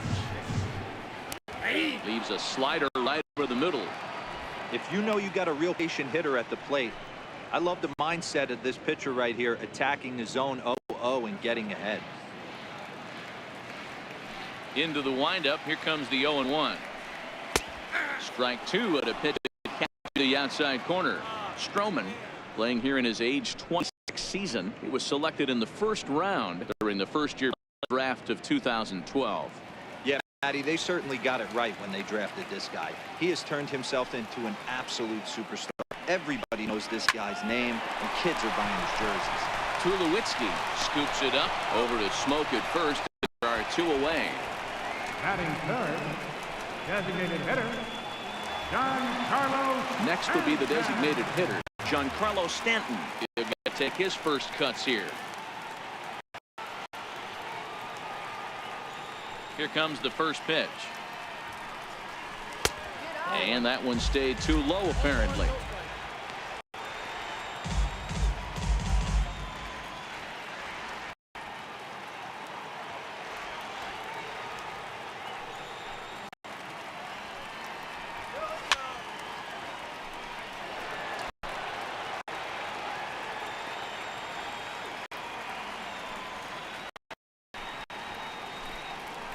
D-Rod. Swing and a miss out in front of a changeup.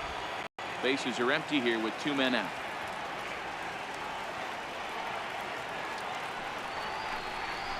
And a slider swung on and missed, and the side is retired. So the Yanks go 1-2-3. We are still scoreless.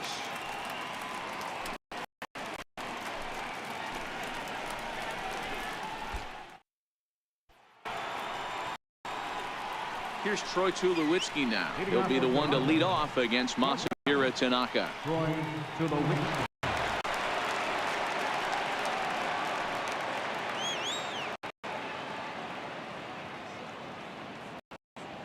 Here comes the first pitch. And that one just missed outside. Tulowitzki, who's long been referred to as just Tulo, of course, was a first-round pick back in 2005. He has turned himself into a really nice ball player. I wouldn't put him on the superstar level, but you know what? They didn't miss with this pick either. You go into high rounds and you carve out a career the way this guy has, nice pick. Well, doing now, and this is where he makes his money. If he gets a pitch to hack at, you can bet he's not going to hold back. The 2-0. Too tight with that one. 3-0.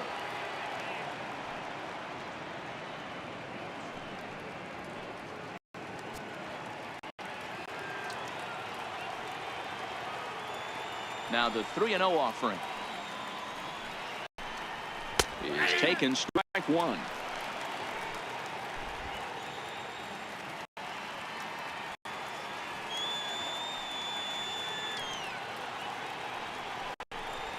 And this is foul tipped, so that runs the count full now at 3-2. Swung underneath that pitch, so he was either trying to elevate the ball or he was expecting a pitch to be a sinker and drop more than it did.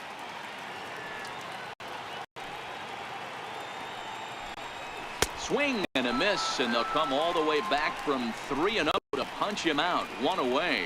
All right, boys, let's take a look at how the Yankees are setting up on defense today. And guys, what I want you to focus on today is this is one of the new age teams in the game that really rely on statistics and the numbers. And the numbers tell them that they're a better team defensively, moving guys around and shooting as much as they can. Next to bat for Toronto, Yonhervis Solarte. Ready with the first pitch. Here it comes. Here's a strike.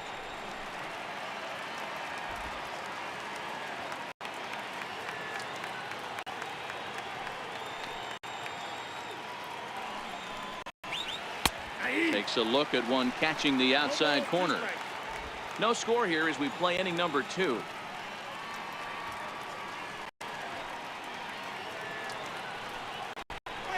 Now it's driven the other way with some authority. Headed toward the foul pole. He's through first and hustling for second. And he'll pull into second with one away.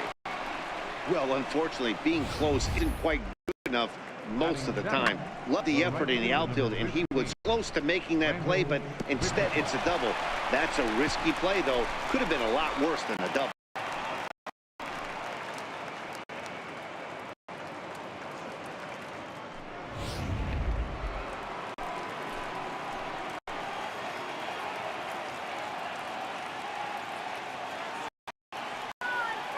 Here's Randall Grichuk. And first pitch misses to him. It's ball 1.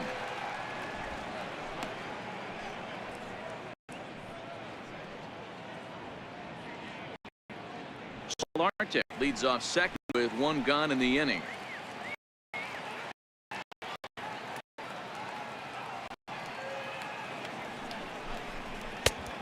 And a strike to even the count. 1-1.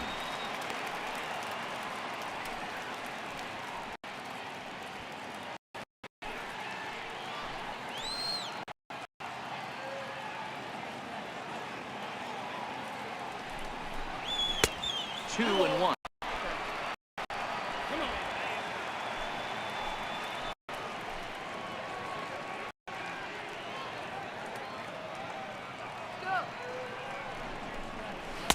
Cut fastball that time, but he doesn't bite, and now it's 3-1.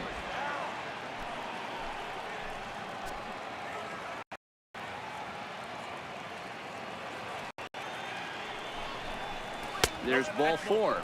Take the base.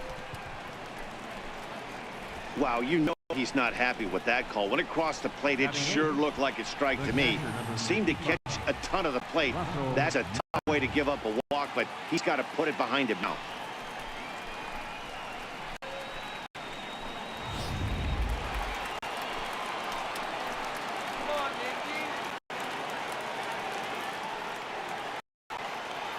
Russell Martin now, as he'll take a look at a high strike that time. It's 0-1.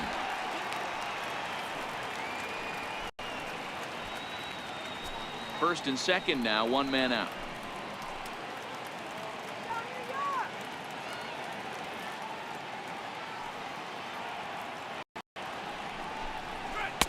And this misses the outside corner, so it's knotted up at 1-1.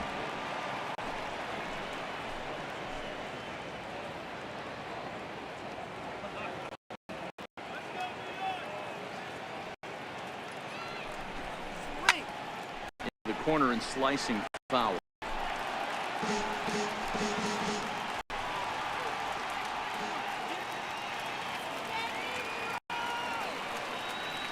Working for the punch out and the offering. Stung into the gap in right center for what should be extra bases. And a relay home. And he's in there safely as they take the lead with 2 runs scoring on the play. Always nice to get some run production from the bottom of your order, right? That double brings in 2 runs, and the top of the order is coming here. This could really be a big inning.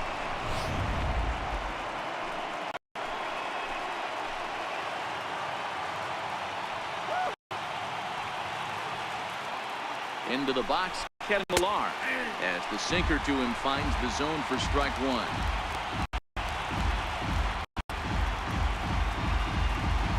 Still only 1 out in the inning.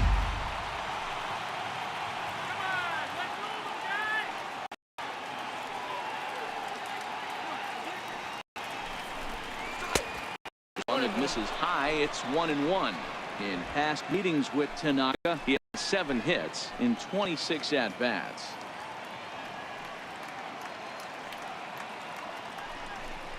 Two and 1 the count to Pilar.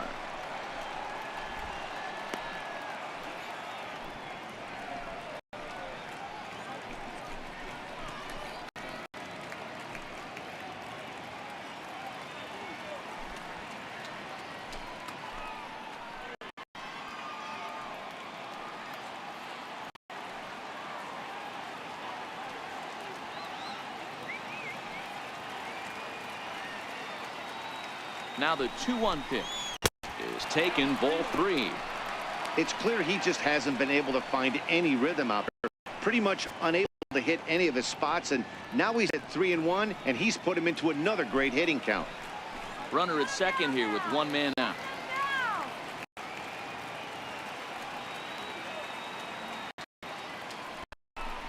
And he takes ball 4. So a good job out of the 9-hole in getting on base as we go back to the top of the order. Well, some might say a walk there is okay because you've got first base open, but he's been out there. And if you're going to work around hitters, you don't want to work around hitters in the bottom of the lineup.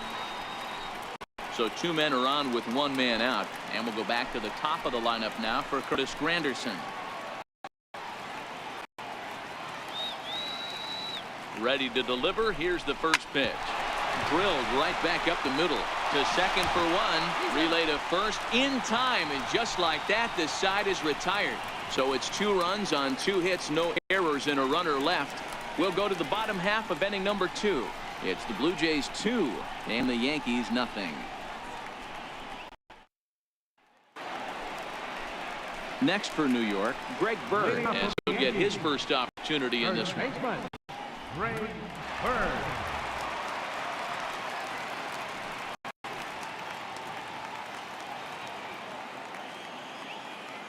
Infield in the overshift.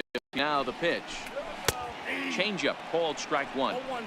Pretty lucky to get away with that one. There's not a situation ever where you want to throw a high changeup, so I think he'll try to make an adjustment with the next one he throws.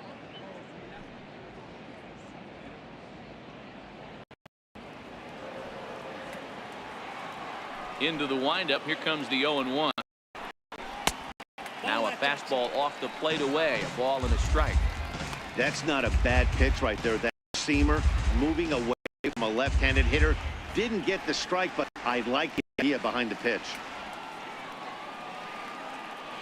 The 1-1 is taken for ball 2. One strike.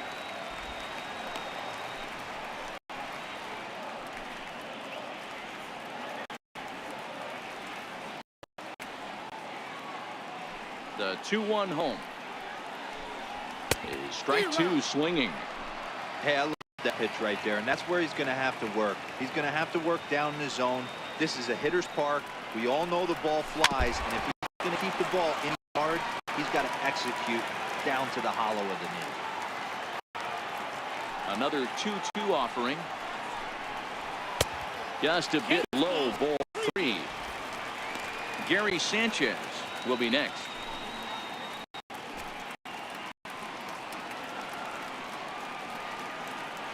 Now the payoff pitch home. Full count still.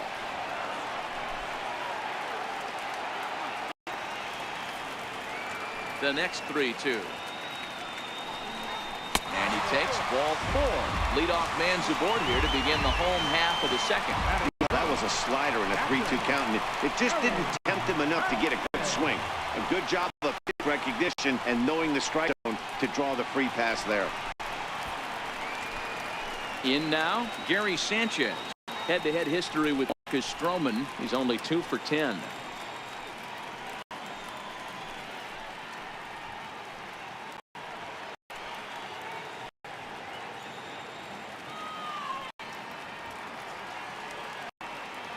First pitch coming. Here it is. And the changeup is way low that time.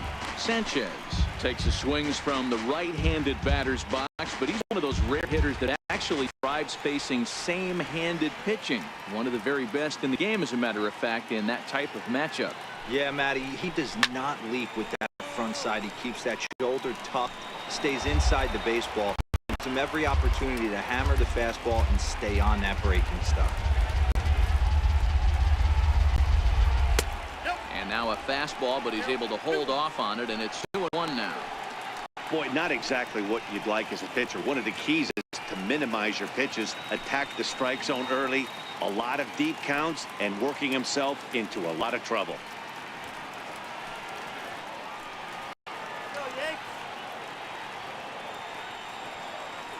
Now the 2-1.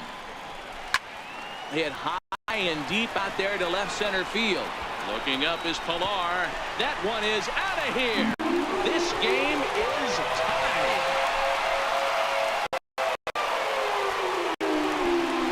So a 2-run shot to left center, and we are tied again.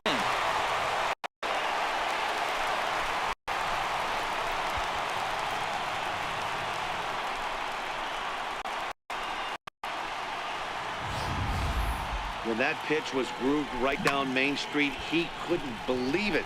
He started salivating, but stayed back enough to put a great swing on it.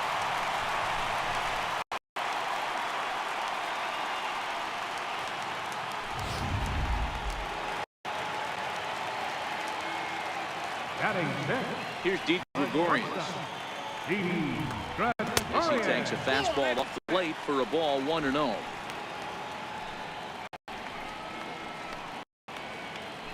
Base is empty here with nobody out.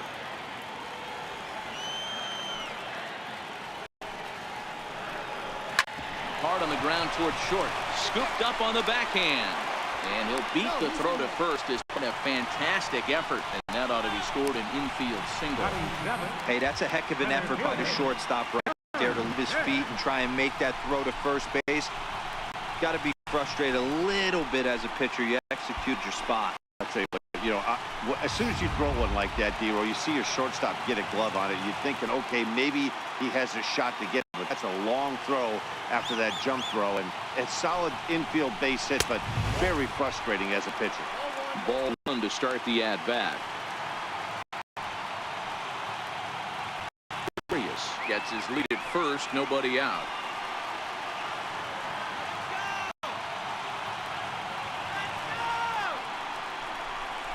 Hit down the line at first. Step on the bag for one. The tag, and he is safe on a very close play at the bag. All right, guys, time for a look at how the Toronto Blue Jays set up on defense today. And let's take a look at Roy Tulowitzki. Obviously known for his offense and the ability to move the ball both gaps and out of the yard. I don't think he gets enough credit for his defense, though. Plays a big man's game at shortstop, but is able to cover a ton of ground out there.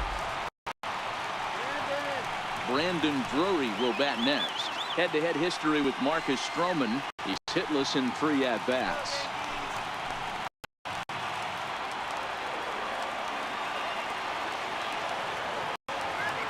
Here's the first pitch to him.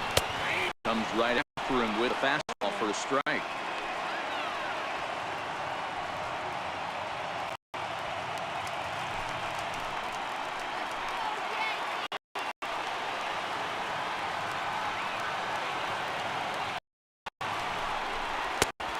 Fastball right over the outside corner. Looking good after being down 2. I think at the very least you got to work this pitcher's count a little bit. Try to get back into a decent count where maybe you can come through.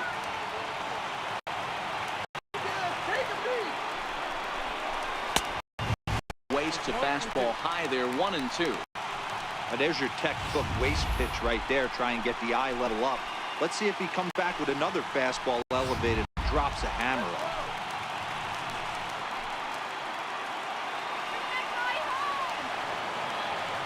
The 1-2. Fouled away.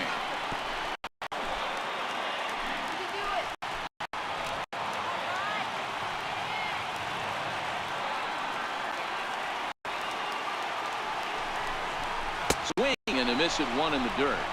And the throw to first is there to record the second out.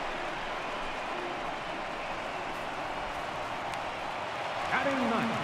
And bring up Tyler Wade.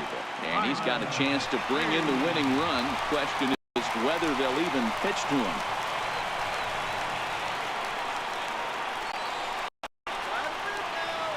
From the stretch. Now a 58-foot curveball that misses for a ball.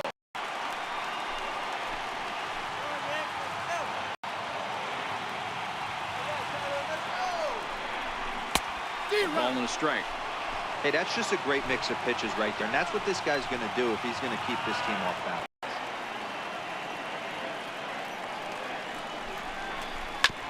Hit on the ground to third. Throw on to Smoke at first, and the side is retired. Some of our nation's young minds and future leaders here in attendance. Yikes. More baseball on MLB Network right after this. Here's the third baseman, Josh Donaldson, as we are all set to begin the third inning in this one. Josh Donaldson.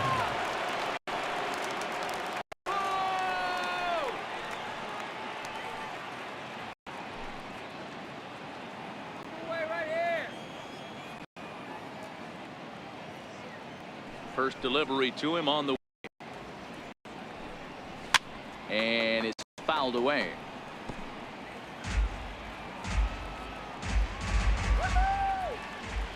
Now a pitch on the way. A swinging strike, and now it's 0-2.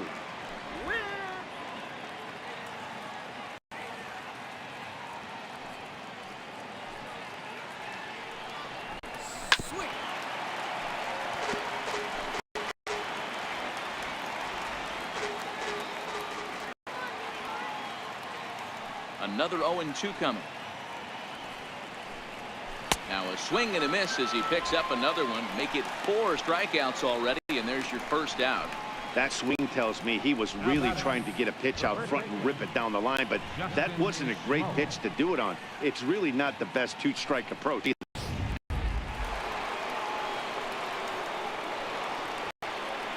Standing in now, Justin Smoke. As he'll take a called strike here on a borderline pitch at strike 1. Looking to put the ball in play here. He went down on strikes in his first at bat.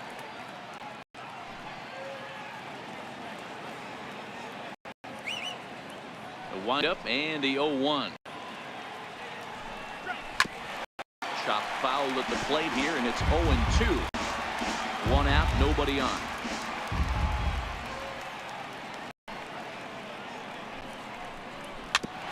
Bouncer to the left side. Drury has it. Throw on to first will get him. Score at 5-3 on the putout, though it looked more like a 6-3 ground ball. Nevertheless, there are 2 away now. Forward now, the Toronto designated hitter, Kendrys Morales. Flied out in his first at-bat, so make him 0 for 1 so far. A ball and no strikes. Counts 1-0.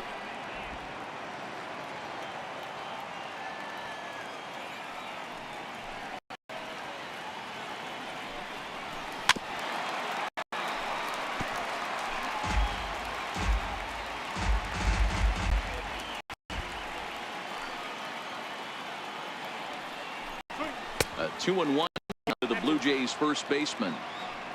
Oh, that's wrong. That's so wrong.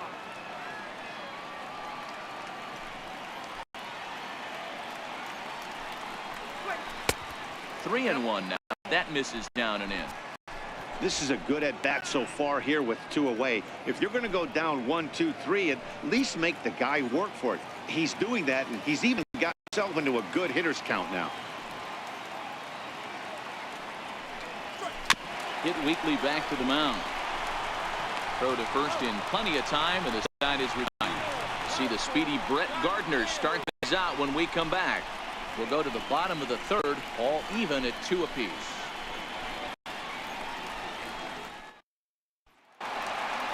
And here is Brett Gardner now. He'll get going in the home half of inning number 3. Left fielder, Brett Gardner. First pitch of the at-bat on its way. Couldn't quite hold back that time as the changeup fooled him.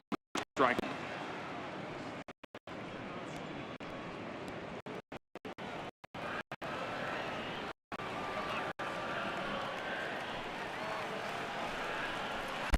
And he misses with it. 1-1.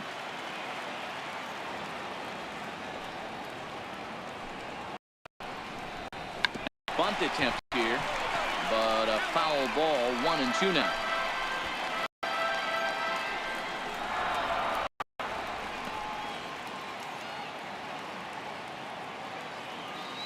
Here he comes on a ball and 2 strikes. And trying to get him fishing there, but he won't offer in dirt, and it's back to even at 2-2. And this is swung on and missed as Gardner is a strikeout victim, 1 away. I think that curveball is a big reason why he's able to turn things around in this start after a rough beginning. It's got some good bite to it. So that tells me he's doing a nice job of snapping it off out front. Really finishing that pitch like you're supposed to. Stepping in now, Aaron Judge. Ball He'll 1. start him here with a changeup, but it's taken for ball 1. 0 for 1 for him here in this one.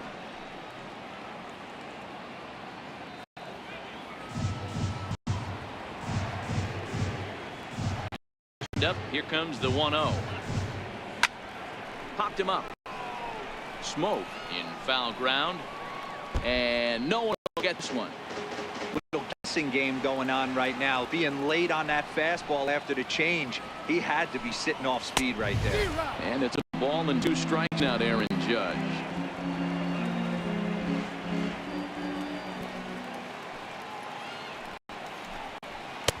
Now a fastball, but that's easy to lay off, and it's back to even at 2-2. Well, 2 straight fastballs inside haven't put him away. So now it'll be interesting to see what he turns to.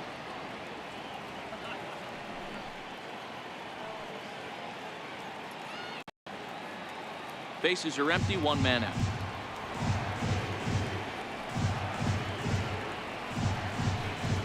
And there's a miss down low in the dirt, so he's worked it full now at 3-2.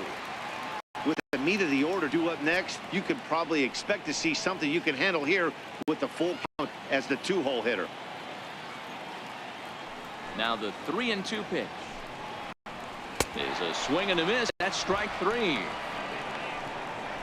Pretty impressive back-to-back starting. What's even more important is now he gets to face the middle of the order without anybody on base for them to drive in.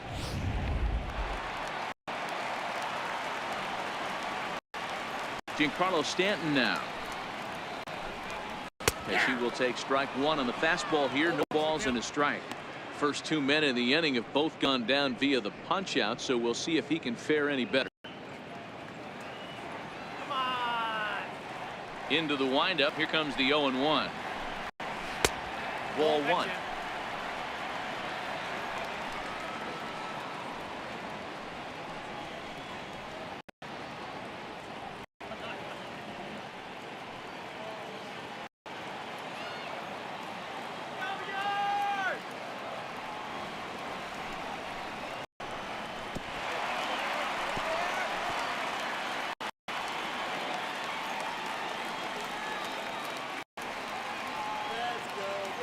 Pitch on the way.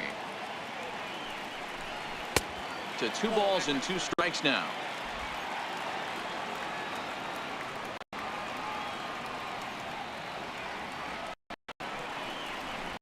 Hit hard to the right side. Foul.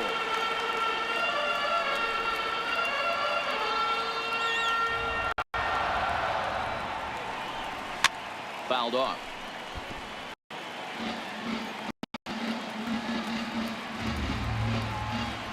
Stroman steps into the windup. Here he comes on 2-2. He failed to get a piece that time, and it'll stay 2-2. Don't be shocked if this pitcher tries to go a little bit further outside the zone. 3 foul balls in a row. He wants to get a swing. Swing and a miss. That retires the side, and that will do it. 3 up, 3 down, 3 strikeouts. Not too shabby. Don't touch that remote. More on MLB Network right after this.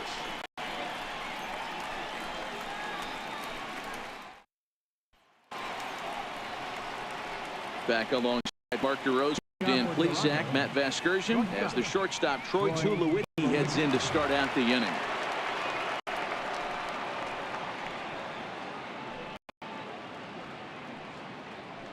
Go back to Toronto, Blue Jays. Ready to deliver. Here's the first pitch. A slider that just grabs the outside corner.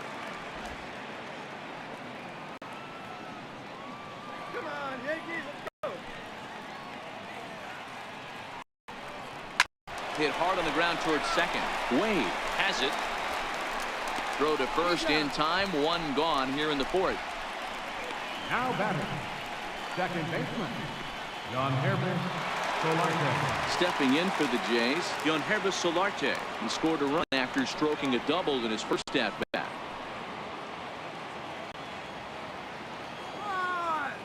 Ready with the first pitch. Here it comes. Tough one to lay off, called a strike. We're moving along in this one, heading into the middle innings. This guy continuing to pitch well, and one of the reasons why, first pitch strike ratio over 70% up to this point in this game. 2 runs, 3 hits, and no errors in the game for Toronto. Bounced softly in front of the plate. On to first, and that is 2 quick outs to start the 4th.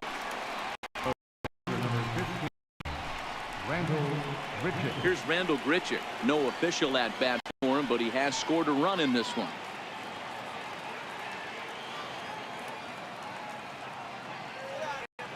First offering on its way.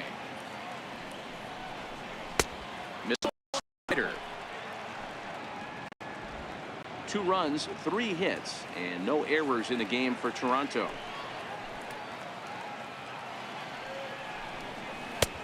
Slider stayed too low. Ball 2.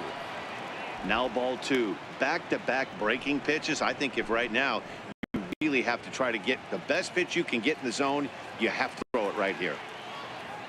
Here comes the 2-0 pitch. 3-0 now. Russell Martin would be next if they can keep this inning alive. 2 out, nobody on.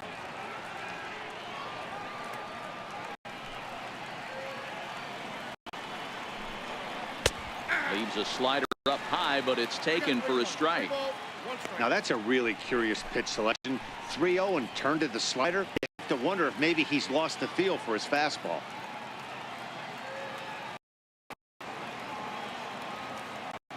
And the 3-1. Way out in front. Painful.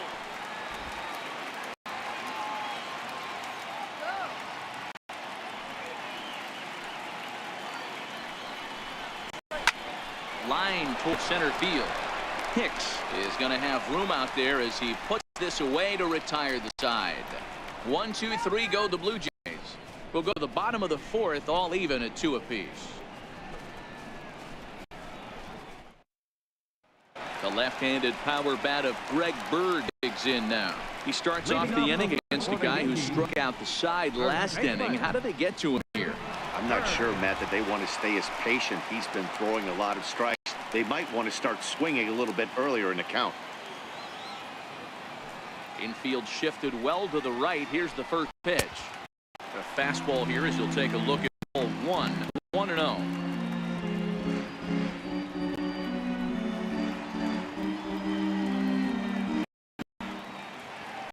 The 1-0. Good swing, just got to try and straighten that one out.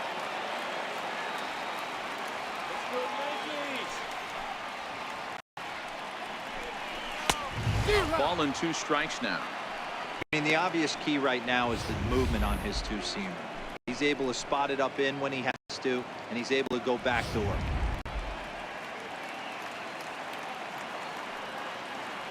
The 1-2. And here's a ball lifted back toward the stands in right, so we'll try it again at 1 and 2. Again, a 1-2. And he fouls this one off.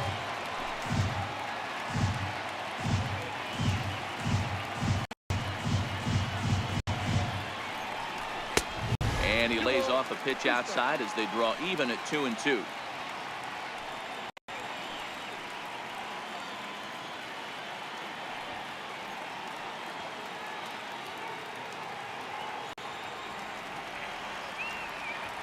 The 2-2 is laid off and the count runs full. You can see at bats like this one frustrate the heck out of a pitcher, but you got to find a way to stay composed and execute your plan. Locked in a good battle. Here comes another one. And he can only battle for so long as he's finally set down here after an 8-pitch at bat. Boy, he's really on a hill right now.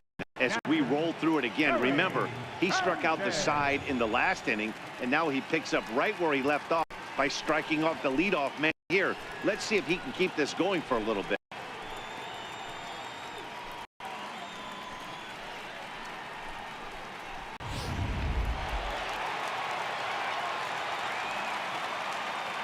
And now, Harry Sanchez. It'll be interesting to see if they use that changeup at this at-bat. That last at-bat, that was a changeup he hit for a home run. I'm going to see if this time they don't go to more fastballs and curveballs. Perhaps he can drive another one out of the park just like he did back in the second. Yeah, in his last at-bat, he hit a changeup out for a home run. So it'll be interesting this AB to see if they give him a steady diet of fastballs.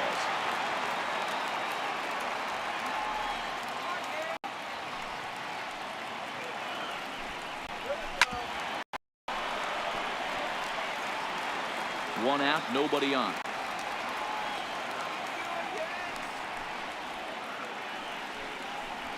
Boy, they cannot touch him right now. 5 straight strikeouts on the ledger, and there are 2 away.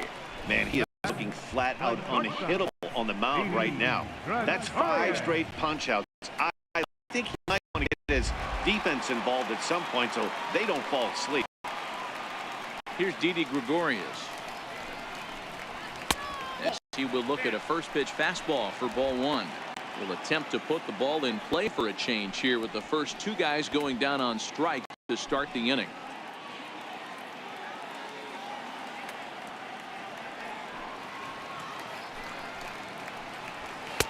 Perhaps a little low there. It's 2-0.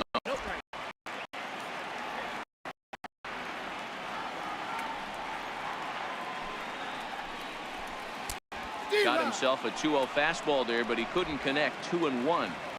Bases are empty here with 2 men out. Weak chopper up the line, but it gets foul.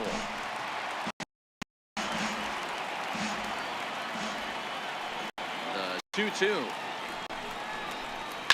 Hard on the ground towards short.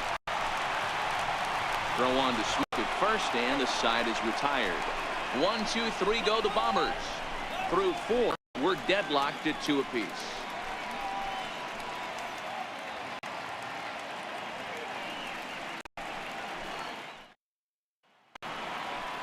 Trying to pick things up where we left off. Russell Martin. He'll start off the 5th in this one. Russell Martin.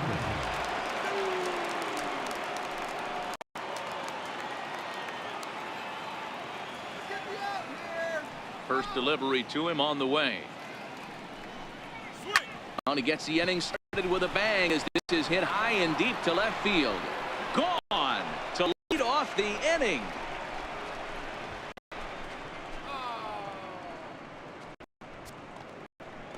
A solo shot here to left, and it's now a 1-run ball game.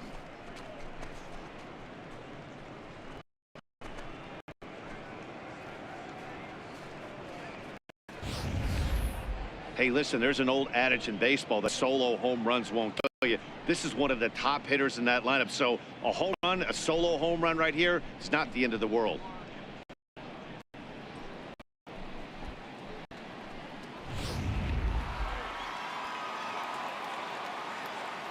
In the box, Kevin Pillar. As he'll watch a slider that stays inside for ball 1. He drew a base on balls his first time up.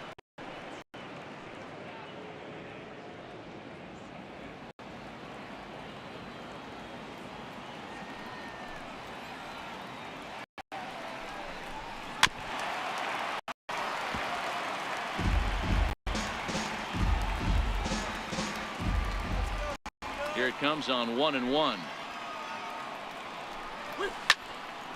Hit well down the left field line, but back into the crowd foul. The 1-2. A little bouncer. Foul ball.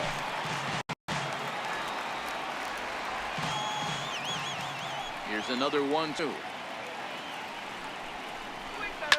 The other way out toward right field. Judge is under it, looks it into his glove, and there's one gone. Now batting, left fielder, Curtis Granderson. It is Curtis Granderson. 1 run in and 1 gone so far this inning. Let's go, Yankees. He's ready. Here's the first offering. Trying to work that slider to the outer half, but it misses 1-0.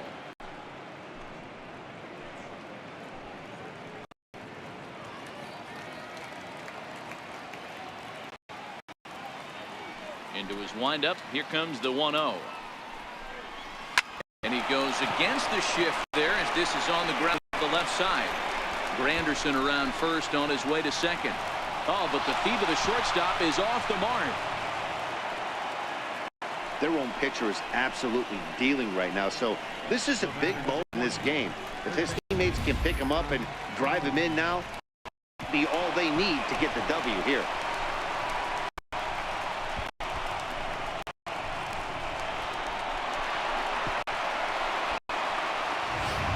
Coming to the plate now, Josh Donaldson. And he's at risk of the old hat trick. 2 strikeouts on his line so far.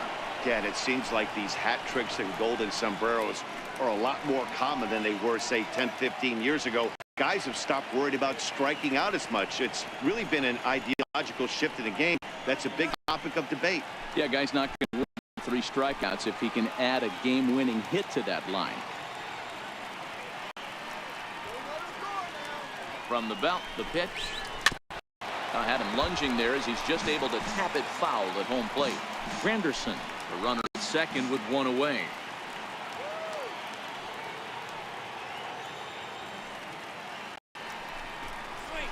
Short, hit hard. And there's out number 2.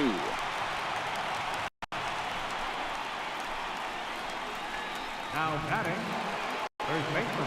Here's Justin Smoke now. It's been an 0 for 2 effort for him to this point.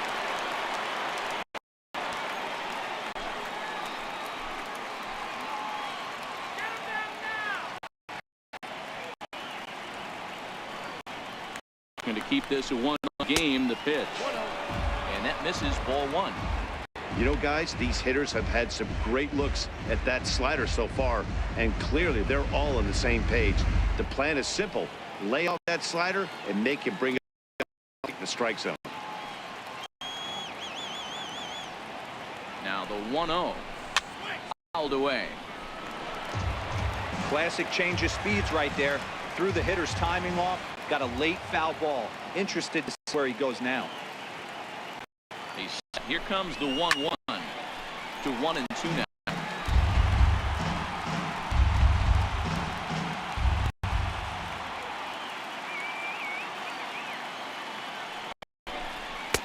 To 2 balls and 2 strikes now.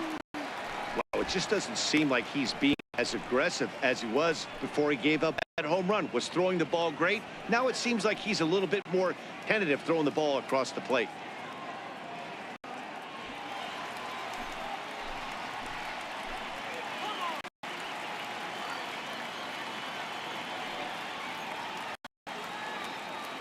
Here now the 2-2. Still even at 2-2.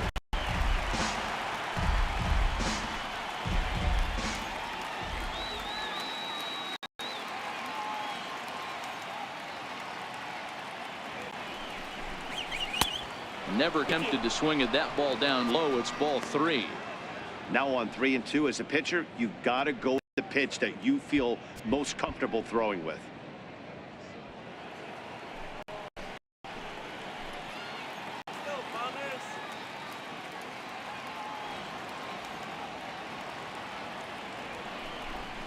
Slider whiffed on for strike 3. A great pitch to put an end to the inning. A run for the Jays on the solo homer. Last chance coming up here for the Bombers. It's now 3-2 Toronto.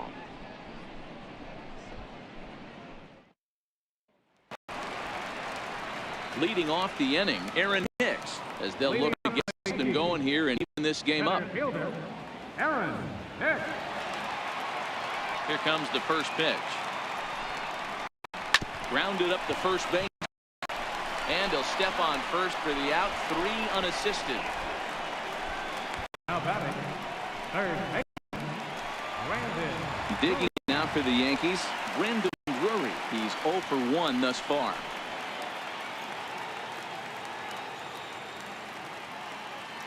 Ready to deliver. Here's the first pitch. Fastball off the plate away. It's ball 1. 5th inning of play here in a 3-2 ball game.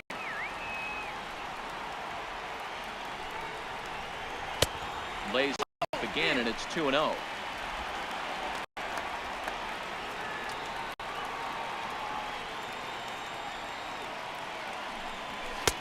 And he'll lay the fastball in here to get the count back to 2-1.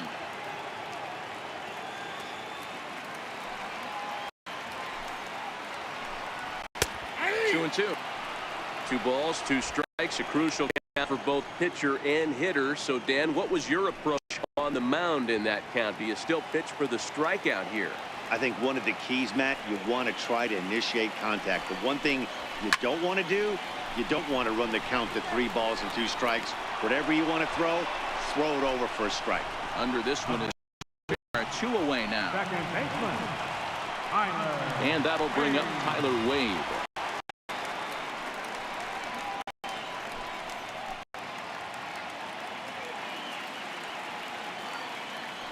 First pitch coming. Here it is. Tough slider down low for a strike. Well, he's done a great job on the hill throughout this game, and it's something to be proud of anytime you can pitch a good game in this ballpark, especially when it's not your home ballpark. Strome gets the sign. Here's the 1. Off the plate and in. It's a ball and a strike.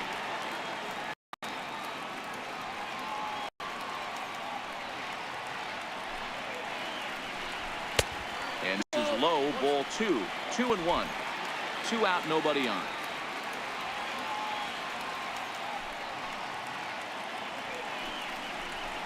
And it's fouled away.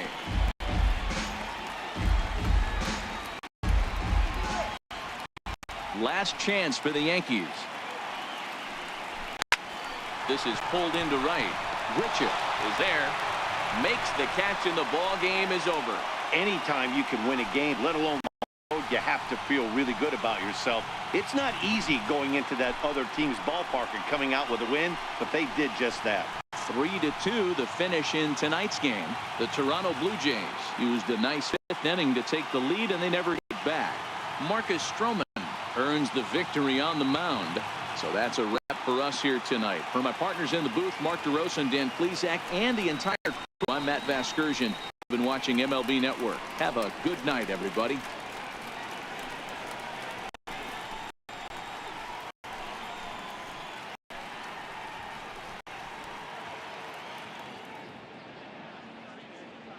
Fans, our final score tonight. First for the victorious Blue Jays.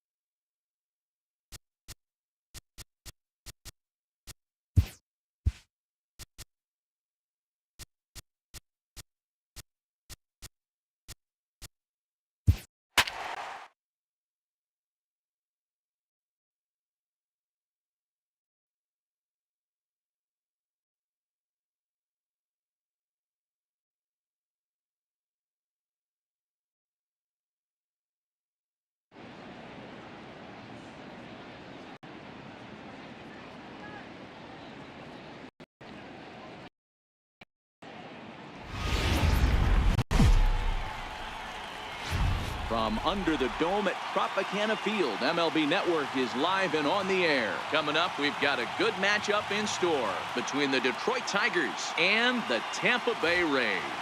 It's going to be a premier pitching matchup. Two of the league's hardest throwers go head-to-head next.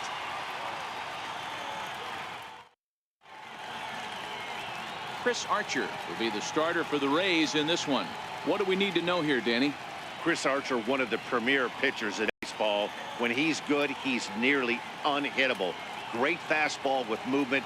Slider probably his best pitch, and the changeup has been much better recently. If Chris Archer brings his A game, it's going to be a long night for the hitters. And that'll bring up Mikey Mata. He'll get us started in this one under the lights. The 1-1 home. He's taken high above the zone.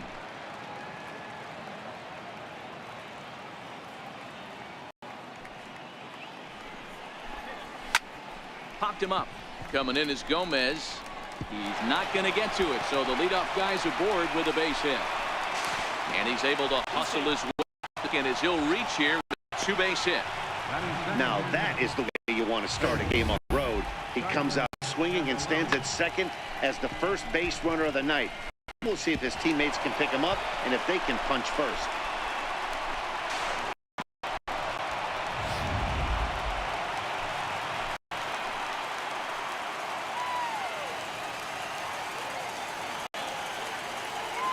Standing in now, Jeimer Candelario.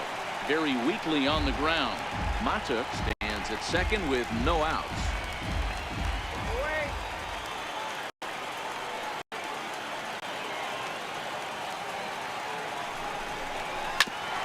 Ground ball sent back up the middle. Mills got it, and that's out number one. So a moment now to take a look at the lineup for the visiting Detroit Tigers. Who's the one to watch, Dan? Well, Matt, you know they're getting a lot of production out of that number 2 spot right now. You bet the opposition spent a decent amount of time crafting a game plan to stop this guy, because as he goes, so goes the team. You stop him, you've got a chance to win. You don't, you're probably going to lose. First baseman Miguel Cabrera stands in head-to-head against Chris Archer. He carries a batting average of .389. He's also hit a couple of home runs against him.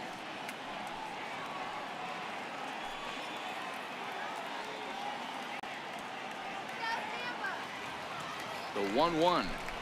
And this runs inside, and that looked like it got him pretty good. Yeah, I'm not sure if that was intentional or not. I do know when a guy that plays a stud like that and first base is open, there's absolutely zero reason to put the ball in the strike zone. I think he was trying to work around him, and it just got away.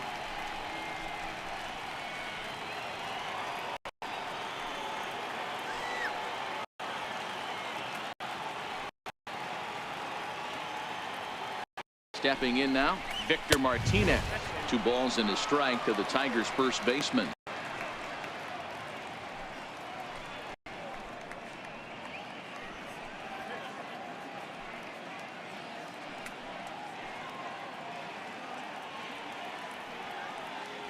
Runners are at first and third, 1 away.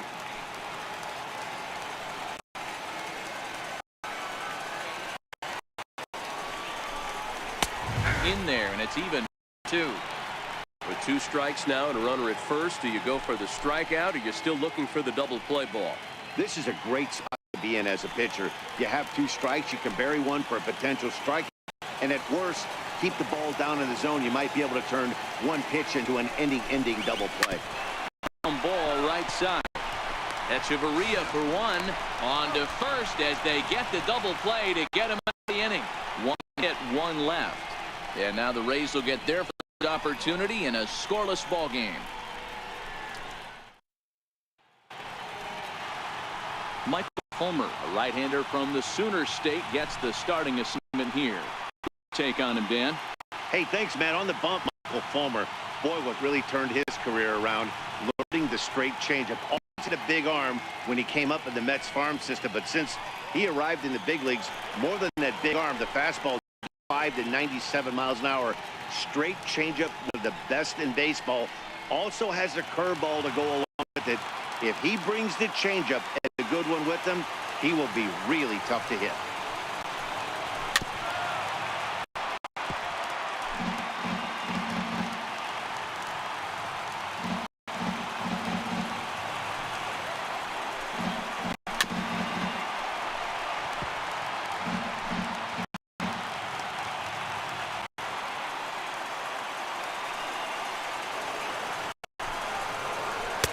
Changeup locks him up as he looks at strike 3, called 1 away. And with that, a look at the Rays minor in Dan Plesac, who you focused on. Yeah, I'm pretty excited to watch Kevin Kiermaier. I was talking about earlier with some people. I kept telling him he's got some really good speed. If you watch him in this game, he's the type of guy. He's not going to shock you with his speed, but he can make an impact with his legs. We'll see if he gets that chance. At the plate, Matt Duffy.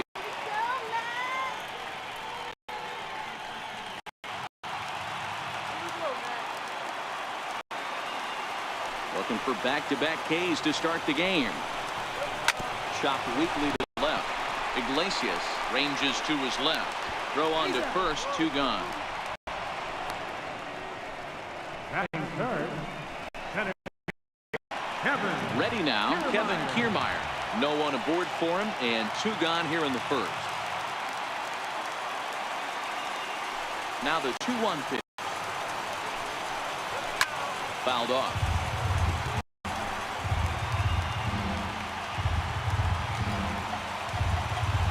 2-2.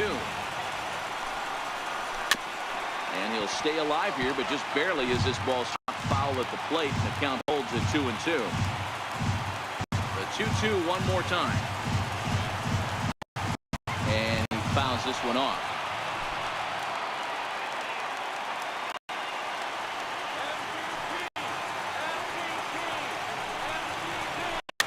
This pitch is popped up. Cabrera is calling for it, and that's the 3rd out.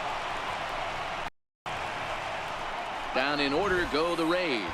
Still no score.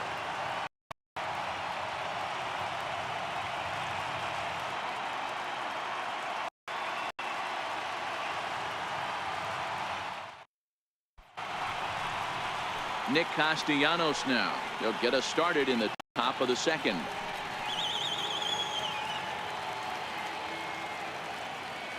The 1-1 home. A ball and 2 strikes now. Well, fans of good pitching are in for a treat today. What can we expect from today's matchup, guys?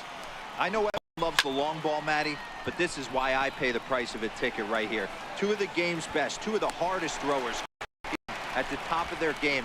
Dan, you have to love this stuff. You know, D-Row, we thought coming into this one it was going to be a low-scoring affair. Both of these pitchers look like they're locked in early, and runs are going to be really difficult to come by. They both look like they're on point so far.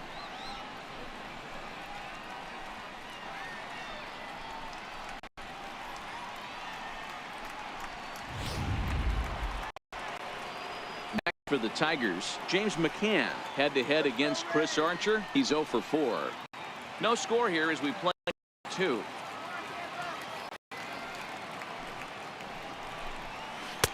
And they'll go off speed here. This pitch misses. It's 2-1. And there are the umpires assigned to this one. Calling balls and strikes is Mr. Mike Fillmore. Hey, you know, D-Roll, Mike Fillmore, he'll give a little bit off the edges, but he gets the respect not only from the pitchers, but from the players because his zone is consistent. Yeah, as long as he's consistent, Dan, I'm okay with Mike Fillmore's zone. If a pitcher's pounding that zone, he wants to give a little bit off the outer edge, I'm okay with that. That's softly hit to right. Will that get down? Miller waits on it, and he brings it in for the second out of the inning.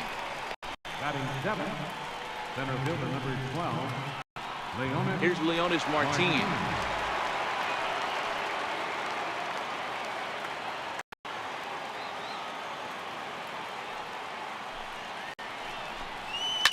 Hit back up the middle.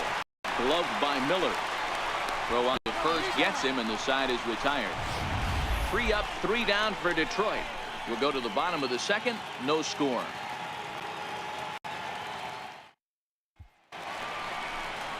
Here's Carlos Gomez. He'll start it out against Michael Fulmer to begin the inning.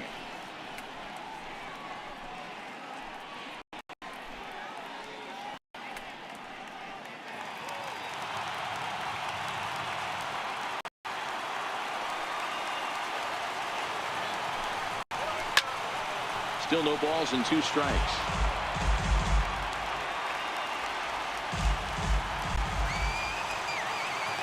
The 0-2 once more. And this is lined right back up the middle. And Gomez will reach. It's a base hit. So that puts the leadoff man aboard to get the inning underway. Nice piece of hitting right there. Kept his shoulders square, his hands inside the baseball, and was able to fight off a good, nice executed pitch or a knock.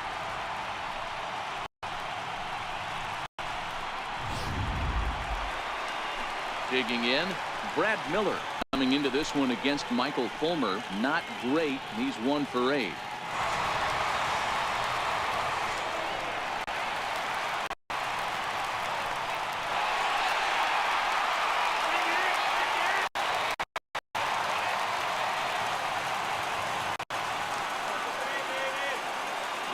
Here's the 3-1. There's a strike.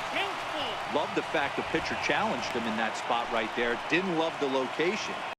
But I got to be honest with you. I think he's got him on his heels right now. Don't be shocked if he attacks his zone again.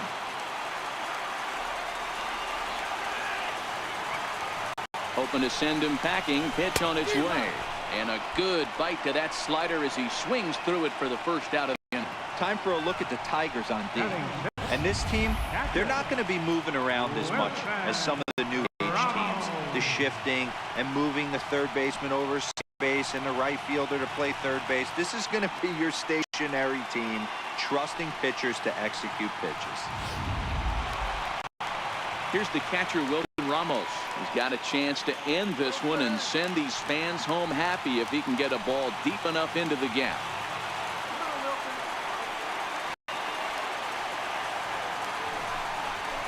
Checks his swing. This will be strike 2 call. Bottom of the second here with no score.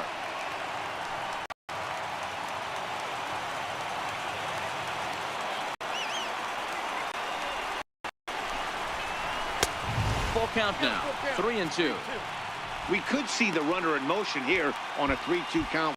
There's a pretty good chance he's going to get a pitch to swing at, and if not, it's ball 4 anyways.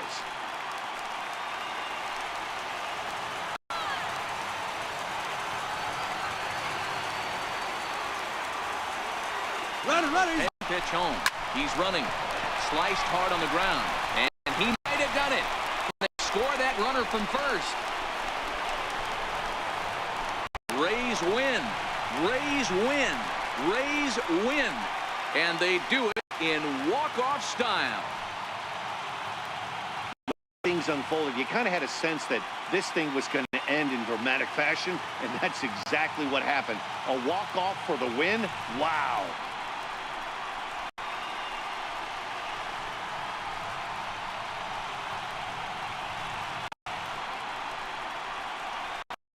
Well, we've talked about his dominance all throughout the game, and he ended up finishing what he started. A complete game shutout. He's our top player of the game. Well, you know he wants pitch back that led to the lone hit, but it was pretty awesome watching him do his thing. He had guys off balance and flailing at the plate all game long, so he really was the story.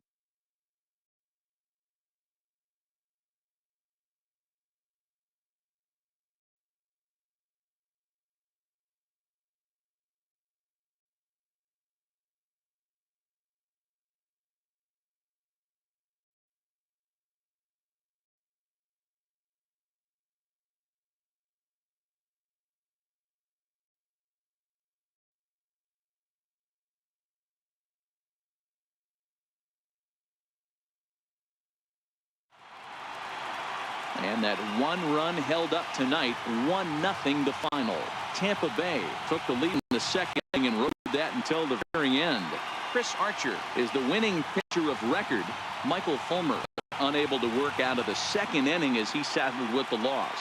So that'll put a wrap on things here this evening. For my partners Mark DeRosa and Dan Plesac, this is Matt Vasgersian. This has been a presentation of MLB Network. Good night, everybody. For the victorious Rays, 1 run.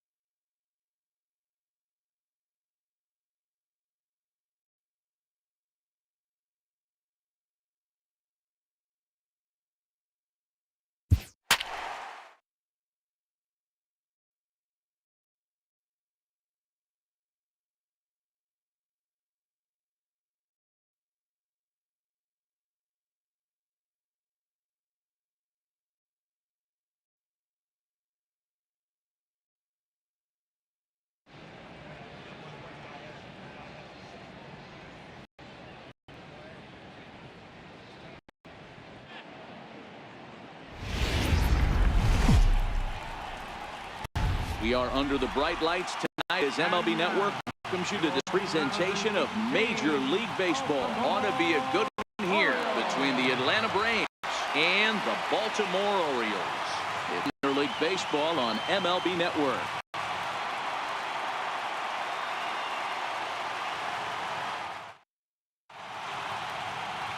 Dylan Bundy will be the starter for the O's in this contest. What do we need to know, Danny? Boy, Dylan Bundy's come a long way. It wasn't that not long ago where he went to camp and he had to make the team in spring training. Former first-round draft pick out of high school from Oklahoma, 94 to 95 miles an hour. Good overhand 12-6 curveball and changeup that's getting better all the time. He's turned himself into one of the league's premier pitchers. Stepping up to the plate, Ender Inciarte. And we are set for baseball here this evening. 1 ball and 2 strikes to count.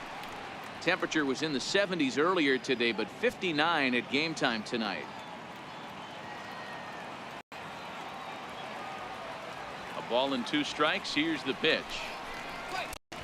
And he lays off a pitch outside as they draw even at 2-2.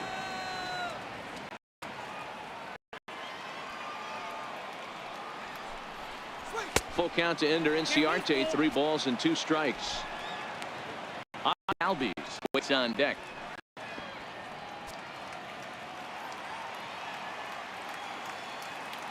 Now the 3-2 pitch. Goes back up the middle and into center field. And its way through for a base hit. So here in the first inning, the leadoff man's aboard to kick things off. I know in today's game everybody's trying to be yard, but look at having a better at bat as a leadoff hitter. You take it full count, you make the pitcher work, and then you come through with a knock. Great start.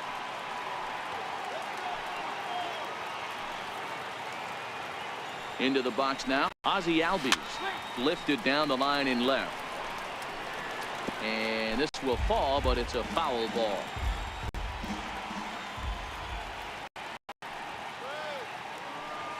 Ready to deliver the 1-2. In the dirt, and now let's see. And he'll just beat the throw to second. He's in there. And on the play, the runner moves into scoring position now at second. Well, the intent there with that 2-strike pitch was obviously to get him to fish for something he couldn't do a whole lot with, but there's the risk that comes with that as well. If you don't execute or your catcher can't handle it very well, you give up 3 bases. Here now the 2-2. Just hung in there on that one.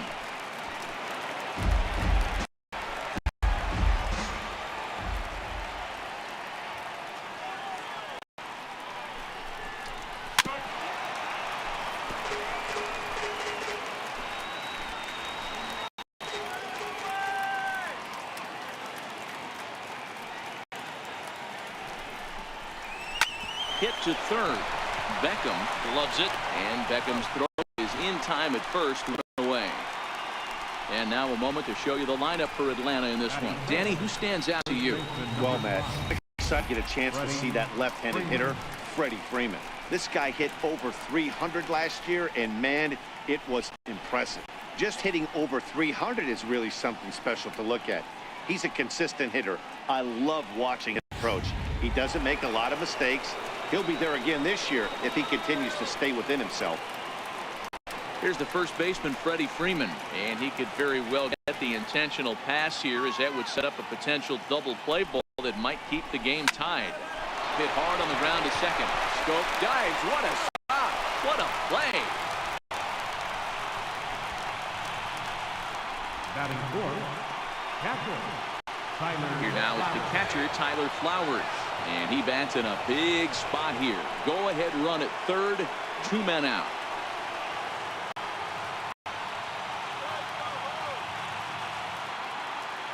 The 2-1 home. Tried to crush that. Now perhaps needs to shorten up with 2 strikes.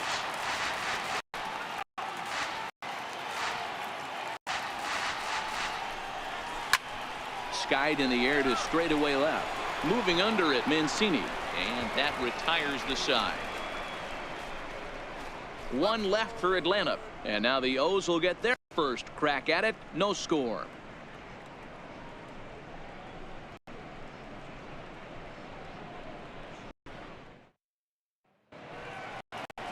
Julio Teheran gets the ball for Atlanta in this one. What's your take on him, Dan? Hey, Matty, Julio Teheran, 4-pitch mix guy. Good fastball, 89 to 94 miles an hour. Changeup, probably his best off-speed pitch. Has the curveball, has the slider. One of the keys you'll notice he's going to be early early, inducing a lot of ground balls. He's a ground ball type pitcher. If he's getting ground balls, expect a strong outing. So coming to the plate, Tim Beckham. He'll lead things off here in the bottom half of the first. And that's over 3-1.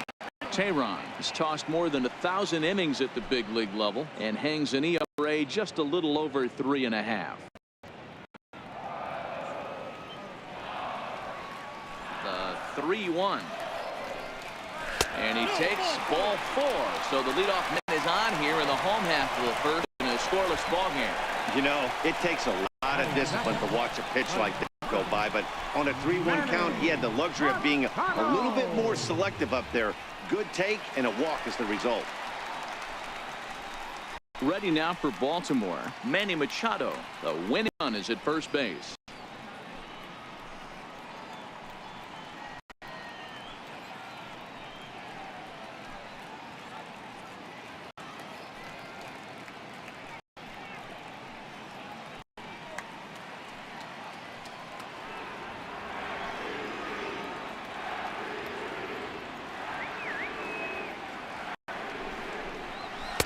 And it's 2 balls and 2 strikes now. And there are our umpires calling balls and strikes is Mr. Ed Drummond. Yeah, Matty, we got a good one behind the dish today in Ed Drummond. Well liked by all people, pitchers, batters, managers. All you want as a player is the ability to talk to someone. And that's what he does. He gives you that chance. Zero, you hit it nail. He has a real long fuse. He's not afraid to let a hitter or a pitcher, I'm not to say complain about a particular pitch, but he's not the guy that's going to get mad and throw somebody and give him the boot just because a guy doesn't like a pitch. A pitcher thinks that a pitch is a strike and they call it a ball. Time now to check out Buck Showalter's lineup card for the Orioles in this one. Danny, any thoughts? Well, I love watching Manny Machado do his thing. You can bet the opposition spent a decent amount of time crafting a game plan to stop this guy, because as he goes, so goes the team. You stop him, you've got a chance to win. You don't, you're probably going to lose. In now for the O's, Jonathan Scope. He's got a chance to end this one and send these fans home happy if he can get a ball deep enough into the gap. Working for the punch out and the offering. Swing and a miss at the curveball, and there's your second out of the inning. Well, we know he's going to get strikeouts when he's on the mound. It's kind of his thing. The key for the offense is to actually make it work for him, so that 3-pitch see you later isn't going to help very much.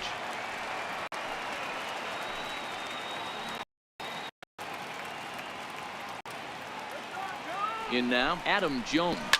Liner toward right center. And he might have done it. Can they score that runner from first?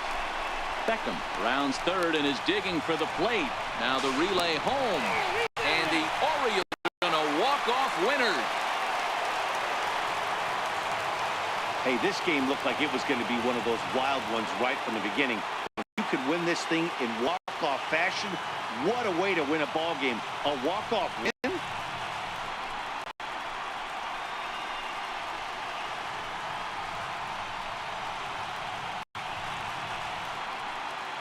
Well, we watched a really solid starting pitching performance, kept the opposition at bay, and as a result, he's our top player of the game.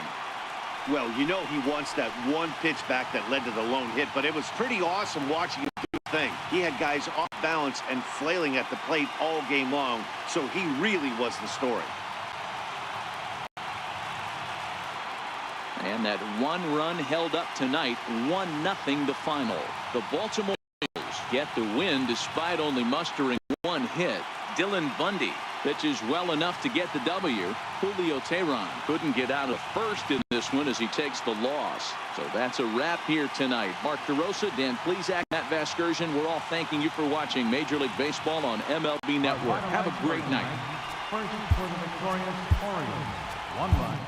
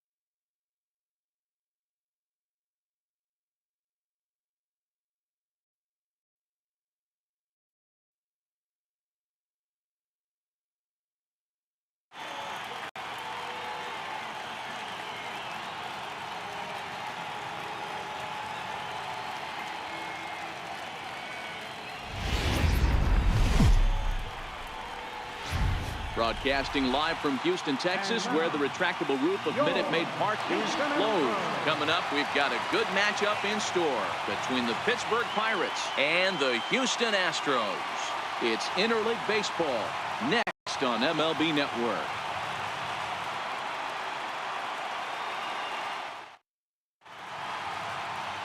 Justin Verlander, a Virginia-born right-hander, gets the ball to start this one. Dan, any thoughts? Hey, thanks, Matt. Justin Verlander, former Cy Young Award winner. He's done just about everything you could do as a starting pitcher. At one time, might have had the best and biggest arm in the game of baseball. Consistently 94 to 97 miles an hour. Really good overhand curveball. Has the slider, has the changeup. Usually you'll know if Justin Verlander is on early. If he gets through the first couple innings, 1, 2, 3, he's going to be tough to beat. And he takes ball 2, and it's 2-1.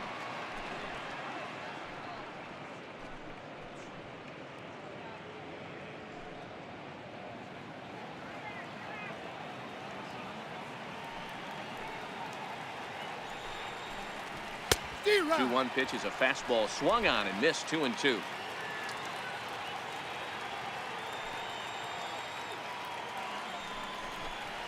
A swing and a miss on a ball way out of the zone, and there's one away.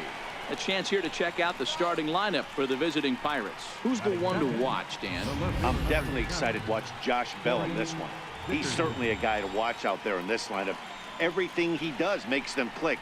When he's swinging the bat, well, they just go.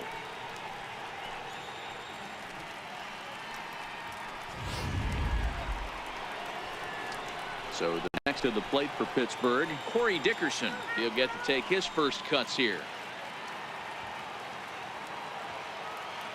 The 1-1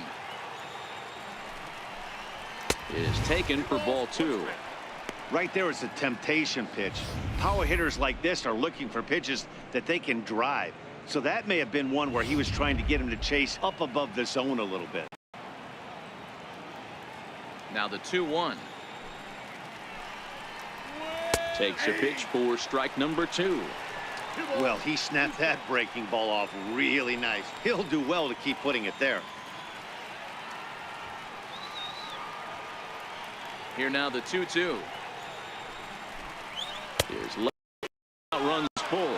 So let's take a peek at the umpiring crew in this one. Behind the plate is Matthew Ross. Hey, D-Row, this is a pitcher's best friend. Matthew Ross, very wide strike zone. Yeah, no excuses from the offense today. You know coming in when you see the lineup card and Matt Ross is behind the dish, you better be aggressive. Popped him up. Bregman shading to his right. He's got it, and there are 2 down now. Batting third, center fielder number 6, Starling Marte. Here's Starling Marte. His line against Justin Verlander. He's a .333 hitter. Bases are empty with 2 men out.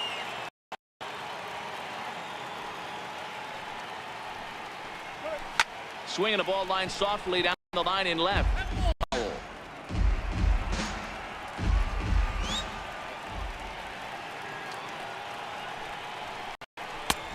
Had to shoot the corner, and he missed it. 2-2.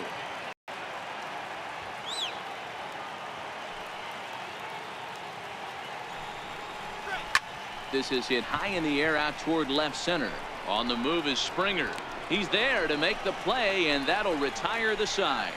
3 up, 3 down against Verlander here in the first. Now the Astros will get their first opportunity. No score.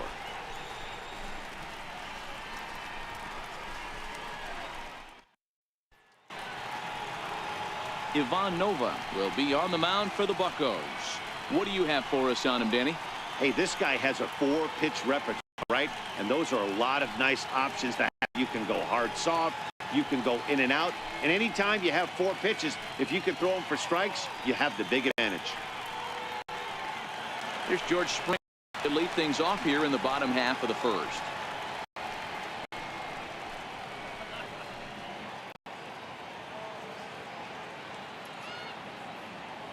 Into the windup. Here comes the 0-2 pitch. Now check swing, but he holds up in time. Ball 1.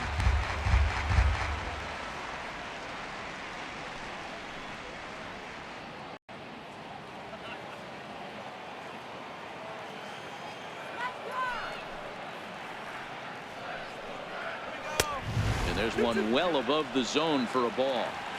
Kind of pitching him backwards in this AB. Stuff early. Those last two were fastballs, trying to get it right by him.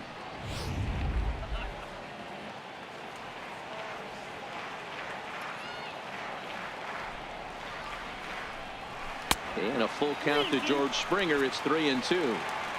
Looked to me like he tried to do way too much on that 2-2 pitch. You don't have to come into the zone on that count, but a pitch that far outside isn't going to tempt anyone to swing. Into the windup, ready with the payoff pitch. And he takes ball 4. So the leadoff man is on here in the for the first in a scoreless ball game. And I'm sure the manager is just fine with that. I mean, it's better to battle a slugger like that to the end and end up walking him than serving one up where he can really hurt you. And that'll bring up the former first-rounder Alex Bregman. The winning run is at first base.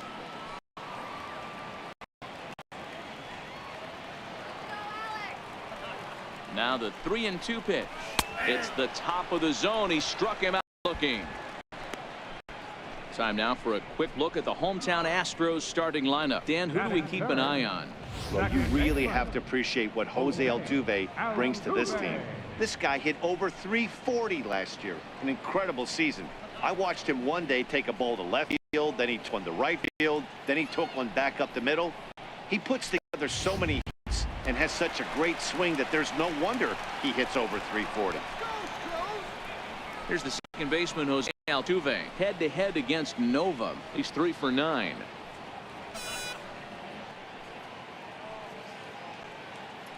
Here we go. Springer leads off first with 1 away.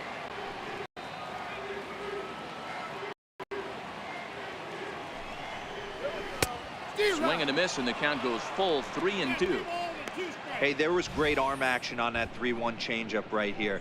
He's got this guy thinking. That's the beauty right now. We go to a full count. Do you sit changeup or do you stay with the heater? He's set. Here's the 3-2 down the third baseline. Oh, and this deflects right off him. And he'll reach first as they can't make the play on him. Batting fourth, the shortstop, Carlos Correa. Here's Carlos Correa now, as he'll look to get the ball into the outfield and bring home what would be the winning run from second base.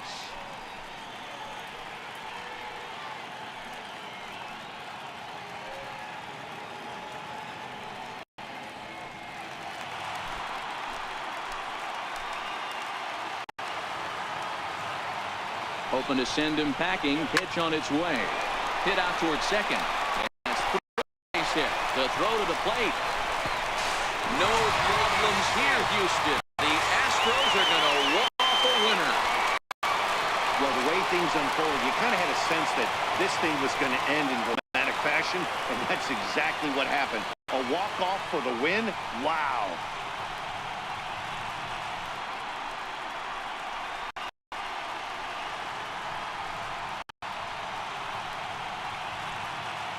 And fellas, the Astros were able to claim a victory here, mainly due to the start turned in by this man, Justin Verlander. Put that on a bubblegum card. He's our top player of the game. Yeah, no need to offer any debate this time.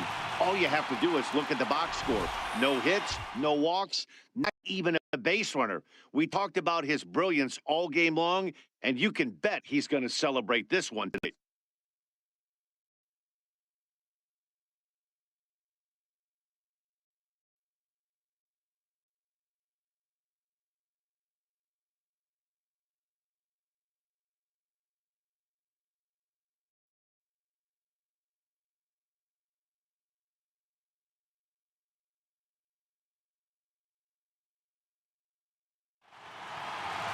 And that one run held up tonight, 1-0 the final.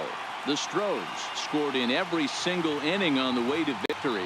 Justin Verlander gets the W on the mound. Ivan Nova couldn't get out of the first in this one as he takes the loss. So that's a wrap for us here tonight. For my partners in the booth, Mark DeRosa and Dan Please night, everybody. Line score tonight, first for the victorious Astros. 1 run on 2 hits. No errors. They left no runners on base. For the Pirates.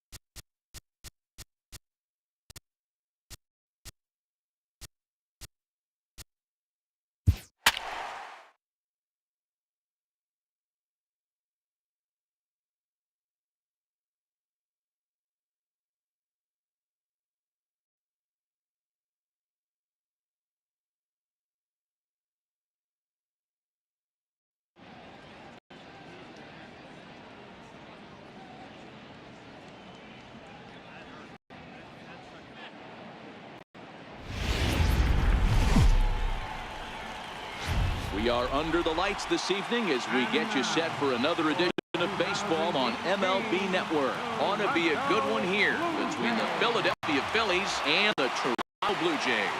It's interleague baseball on MLB Network.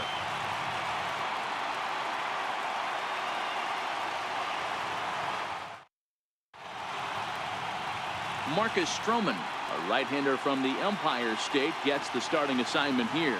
What do you have for us on him, Danny? Marcus Stroman, not a real big guy. First pick out of Duke University. Good power sinker, 92 to 94 miles an hour. His slider is good. Will throw it and catch curveball and changeup. His best trait, ultimate competitor. Stepping up to the plate, Cesar Hernandez. He'll get us started in this one under the lights. Now 1-1 pitch. Takes a pass and misses. That's strike two. And we are a long way from summer tonight, and even 40 degrees at first pitch.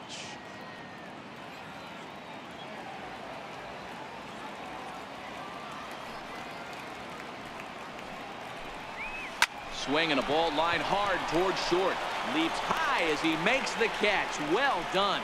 Time now for a glance at the Phillies batting order in this one. Who stands out to you, Danny? Well, if you're on the mound, you better be careful with Michael Franco.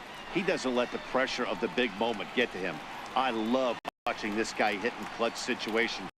It's like he takes a deep breath and everything stops in front of him. He plays like the Zen man. Digging in now for Philadelphia, Odubel Herrera, as he'll get his first opportunity in this one. The 2-1 is swung on and missed for strike number two. And set up behind the plate is Ricky Holiday, as you see the rest of our umpiring crew. Yeah, Dan, we got Ricky Holiday behind the dish tonight. I can't figure his zone out. He doesn't favor the hitter or the pitcher and can be a little too inconsistent at times. D-Row, you hit the nail right on the head. I think one of the things we're looking for a consistent zone. If it's a tight zone, it's a high zone. Have the same zone. His zone fluctuates a little bit too much for my liking during the course of the game. On deck, Carlos Santana.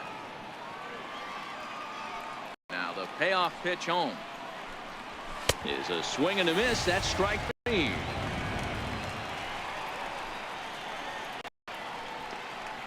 Batting third baseman. Digging in, Carlos Santana. First chance for him here in the top of the first with nobody on.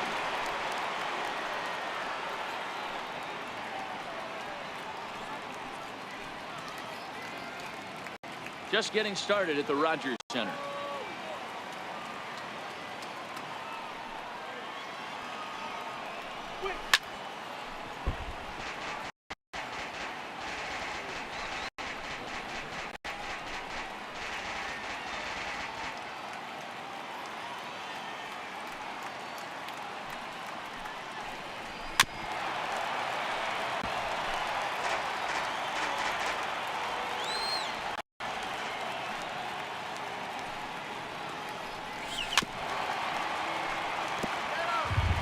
Keep battling, young man.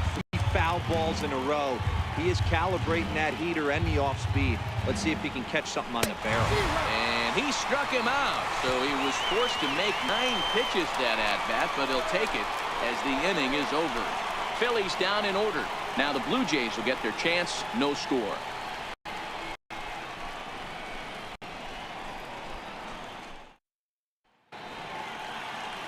Aaron Nola gets the ball for Philadelphia in this one. Dan Plesac, what do you got? Hey, Aaron Nola coming on, the pride and joy of Louisiana State University. Kind of a 4-pitch mix. Fastball, slider, curveball, and change. None of his pitches are on a scale of 10. None of them are 8s or 9s, but he's solid and he throws strikes. You'll know early if he's on, he'll induce a lot of ground balls. In is Curtis Granderson. He'll lead things off here in the bottom half of the first. Hitters count all the way. Here it comes. And he takes ball 4. So the leadoff man is on here in the home half of the first in a scoreless ball game.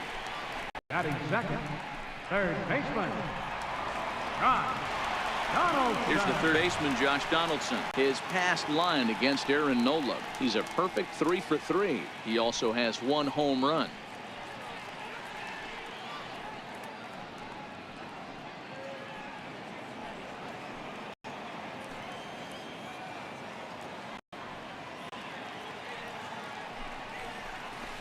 Got him. Fooled on the pitch as he swings at it in the dirt for strike 3. With that, let's take a look at the Blue Jays starting lineup. Who do you have your eye on, Dan? Yeah, Matt. I cannot wait to get a look at Josh Donaldson, the bringer of rain. This is the guy you want at the plate when the game is on the line. He thrives in these situations. It's almost like he goes to bed and says, I can't wait to play because the game is going to come down to me and I'm going to make something happen. He thrives on performing in the big moments. Standing in, Justin Smoke. He's got a chance to end this one and send these fans home happy if he can get a ball deep enough into the gap.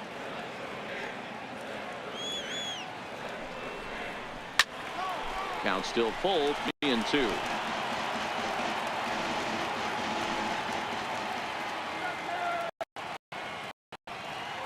Off pitch one more time. And this is down at knee level as it's chopped foul at home plate.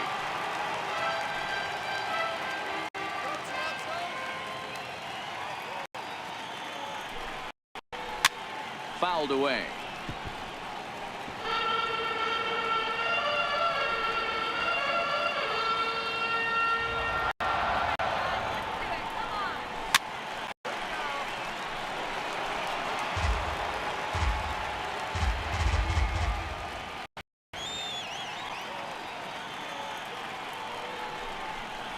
Fastball too low, and that's ball 4.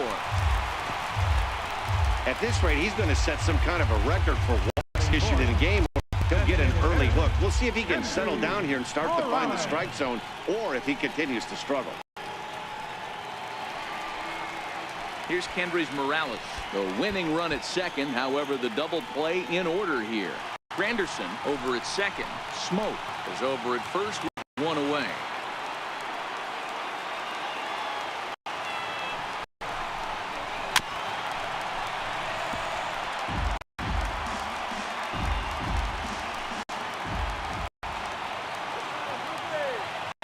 The 1-2. And this is fouled at the plate.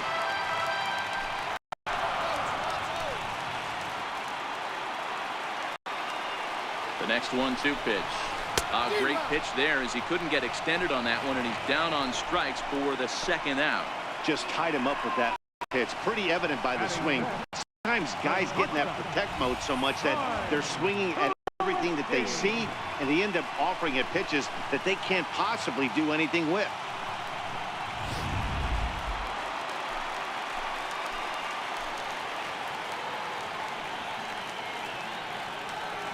Into the box, Troy Tulowitzki. Little bouncer.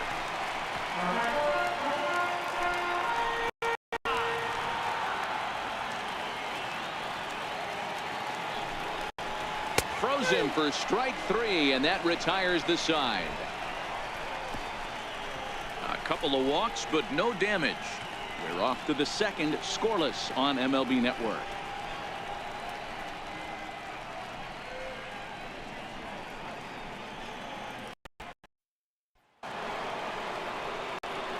So here's the Phillies DH, Rhys Hoskins. He'll get us started in the top of the second.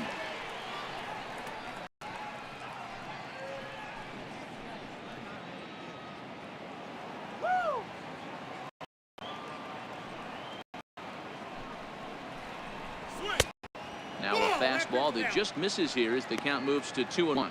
Stroman, also known as Strosho at times, he was selected in the first round during the first-year player draft of 2012. Yeah, Matty, they certainly got it right when they drafted this guy. He has turned himself into an absolute superstar. Everybody knows this guy's name. And solid contact there as this ball is belted high in the air out to left. Granderson is going to get back, and they'll put this one away on the warning track for the first out. All right, guys, time for a look at how the Toronto Blue Jays set up on defense today. And, guys, I want to focus on the guy on the mound because he brings gold to the party, and I can't say enough how crisp and how effective a defense plays when the pitcher can field his position. There's nothing better than a pitcher who can help himself in the field. Digging in now, Nick Williams. He'll get to take his first cuts here.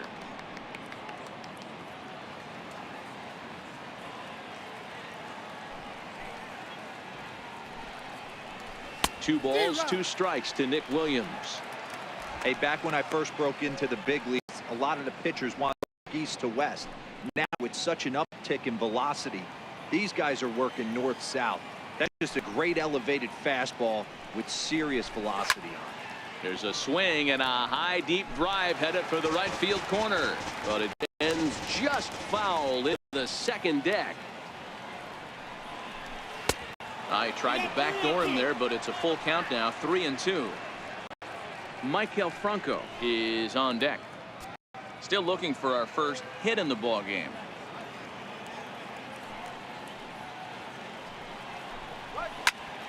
Swung on but fouled off to the left. The next 3-2. Count remains full.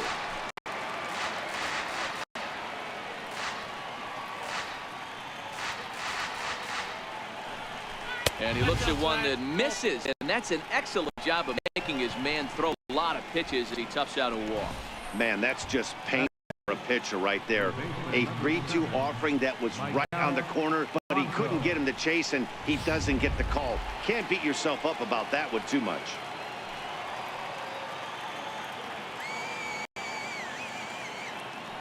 Stepping in now, Michael Franco. High in the air out to center field. Pilar's there, and he brings it in for the second out of the inning.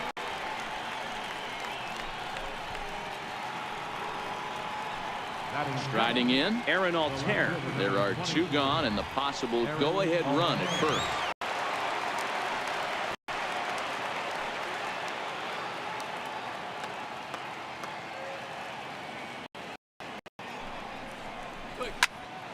Swung on, but it's pulled foul wide of third. Williams, the runner at first, gone.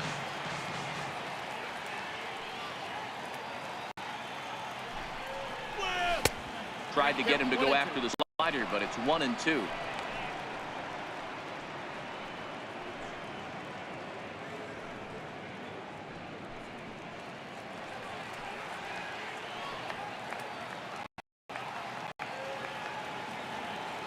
Ball and 2 strikes. Here it is. And this one runs in on him as he can't get his arms extended. A great pitch there, and the inning is over. Phillies strand 1. We'll go to the bottom of the second. No score.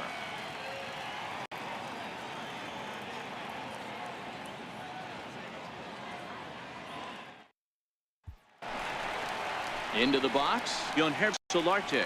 He's set to lead off the home half of the second. Now the 1-1 pitch. And a breaking ball is bounced out towards second. Hernandez is up with it, and there's one away. Time to take a look at the Philly D.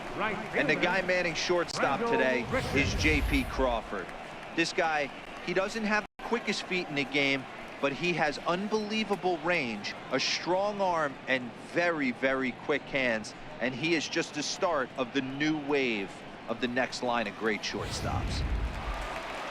Here's Randall Grichuk. His past line against Aaron Nola. He's hitless in 3 at-bats.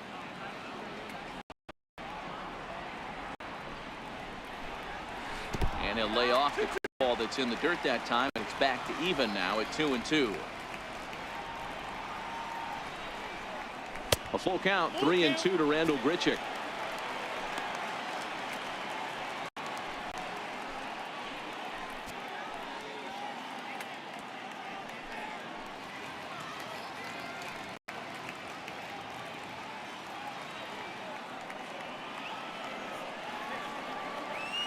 Now the 3-2 pitch. Curveball, but a good job to lay off, and he works out the free pass. He's going to be pretty upset with himself about that 3-2 pitch. All you want to do in that count is make a competitive pitch, but that one wasn't even sniffing the zone, and he let him get away. At the plate, Russell Martin. First shot for him here with a runner at first now and 1 away.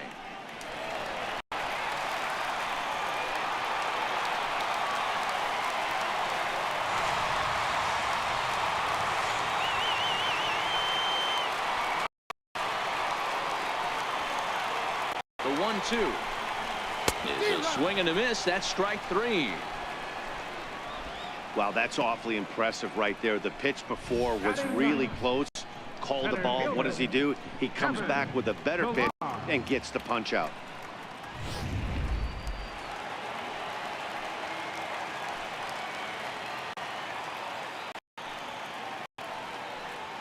Standing now, Kevin Pillar. Ball 3. Just a bit high that time as he was for a ball. Well, he's been laboring a bit through these first 2 innings of work. That's 37 pitches, and ideally he'd be closer to 27 instead.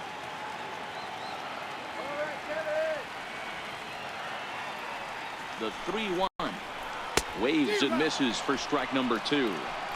Full count with 2 outs now, so if he could put the ball in the gap somewhere, he could have a good shot of driving the run because the runner at first would be in motion.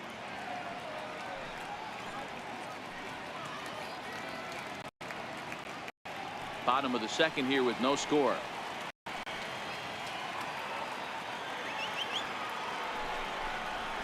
Hard hit at third.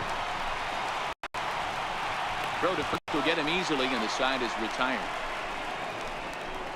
1 left for Toronto. We'll move to the third with no score.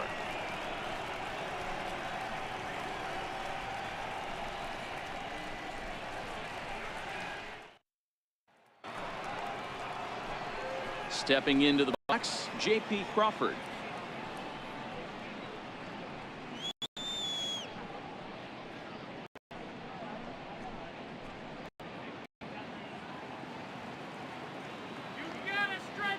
Now the 2-1 pitch. He's in there for strike number 2.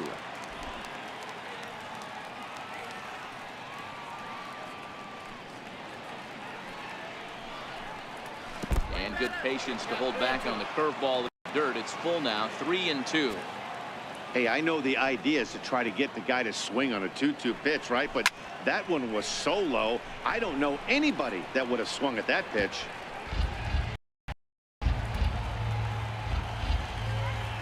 The 3-2 one more time. Is swung on and missed, strike 3. Hey, I'm not sure what he was sitting on right there. Might have been sitting on an off-speed pitch, but instead he gets the fastball way late. Had no chance to put that ball in play.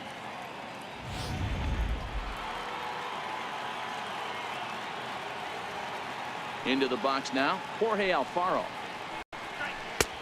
And here's a fastball not close as he runs it to 2-1 now. Both teams so far yet to crack the hit column. Alfaro in front, 3 balls and a strike. It'd be great right here if he was able to work himself on base. You got the leadoff hitter on deck, and you know the middle of the order's coming up right behind him.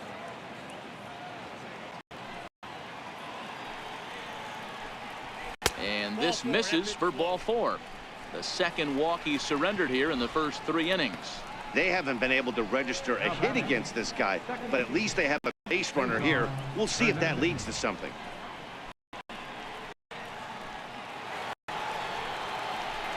So next to the plate for the Phils, Cesar Hernandez. As one away, the runner at first represents the potential go-ahead. Double play is in order, however. And the payoff pitch. Lifted down the line in left. And that will end up a foul ball. Let's go, Jays. Once again, a 3-2. And he misses again here. It's ball 4. And that's back-to-back walks here with one away. And that's 2 free passes in the 3rd inning alone. So you have to wonder if maybe it's something mechanical or if it's just psychological. Got to get back on track here. Digging in to try it again. Odubel Herrera 0 for 1 for him here in this one.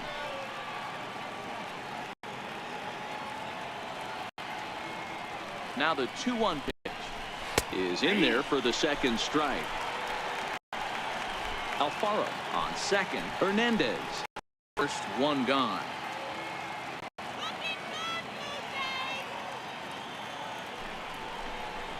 Got him swinging. Chased it well out of the zone, and there are 2 gone.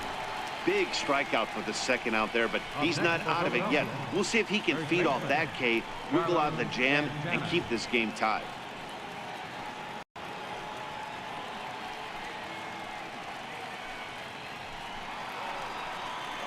So now Carlos Santana, 2 on, 2 out for him here in the 3rd.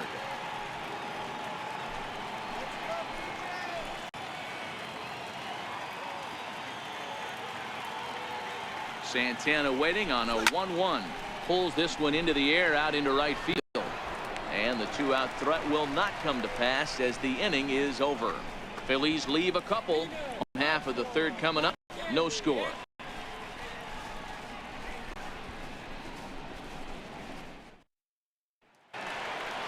In is Curtis Granderson. Begin things here against Aaron Nola. Gets the sign. Here comes the 2-1. Very weakly on the ground. Foul ball, strike 2. The 2-2 is a wave and a miss. He struck him out.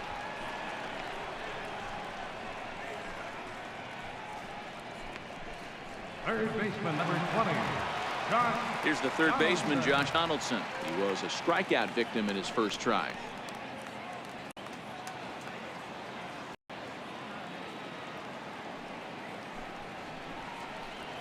And a half swing here, but this is in there for a called strike 2.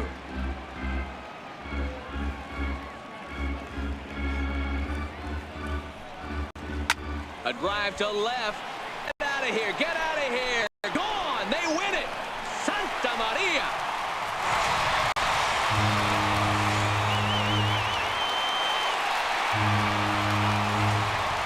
A solo shot here to left. And with one swing of the bat, this ball game is over.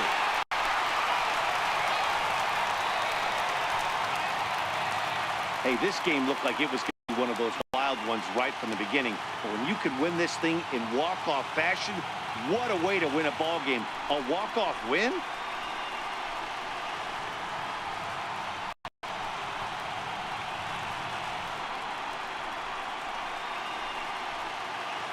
And guys, a very important thing turned in on the mound for the man you see right there. He was a big factor, of course, and is the recipient of our Topps Player of the Game award. Yeah, probably the easiest player of the game decision we'll have to make all year. He got some help along the way from his defense, but all in all, this was his show, and he winds up in the history books with a no-hitter.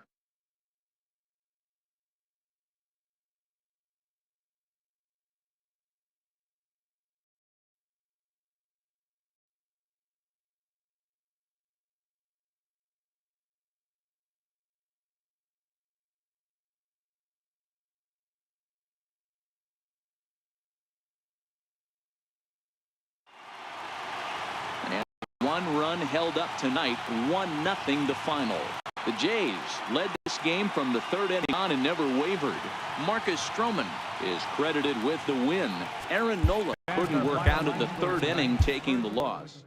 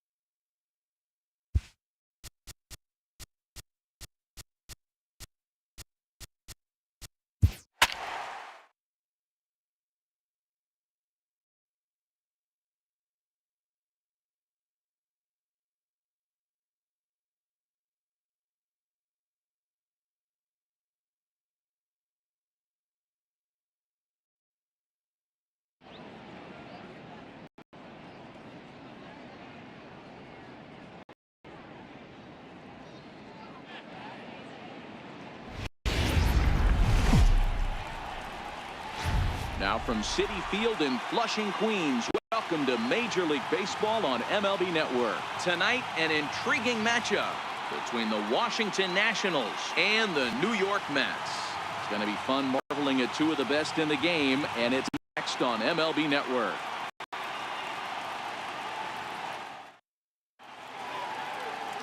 Jacob deGrom gets the ball for the Mets in this one. Dan, any thoughts? Jacob deGrom is just a solid pitcher. He's not overpowering in any sense with any of his three pitches. Good sinking fastball, 93 to 96, great slider, and a really good changeup. What makes him so good? He'll throw all three of his pitches at any time. In now is Adam Eaton, and we are set for baseball here this evening.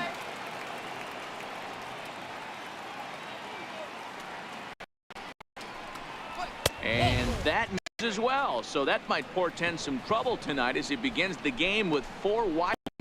He's really struggled with his command in this game, no doubt about it. But to make things worse, he just lost one of the fastest guys in the ballpark. Striding in now for the Nats, Trey Turner. Go-ahead run at first, nobody out.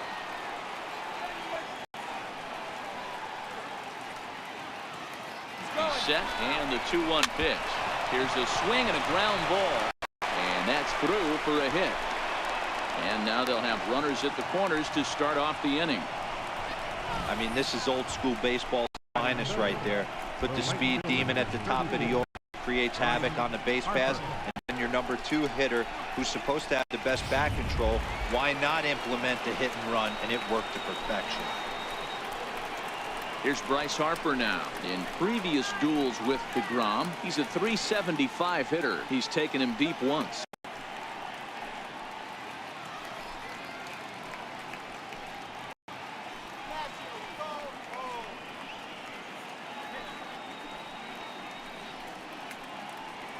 Runners at the corners here, nobody out.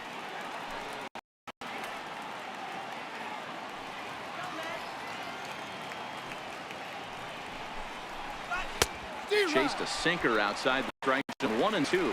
Time to take a look at the umpires in this one. Behind the plate is Mike Fillmore. Hey, D-Roll, Mike Fillmore, one of the most consistent umpires throughout the league. Both pitchers and position players love this guy. Yeah, I think one of the best in the business. How I judge a good teammate is every day he opens that door. Is he consistent? Can I count on him? Mike Fillmore is the exact same way behind his dish.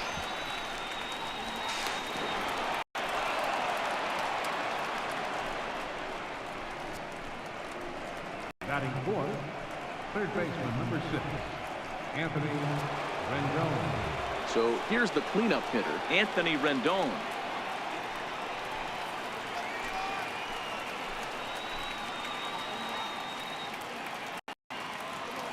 A 1-1. Misses, ball 2.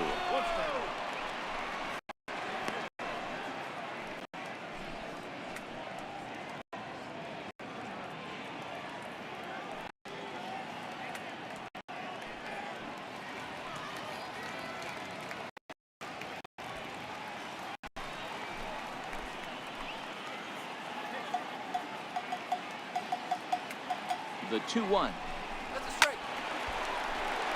The count now at 2-2.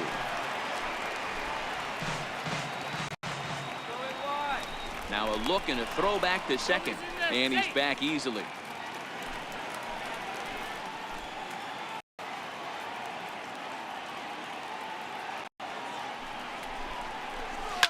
High in the air to center field.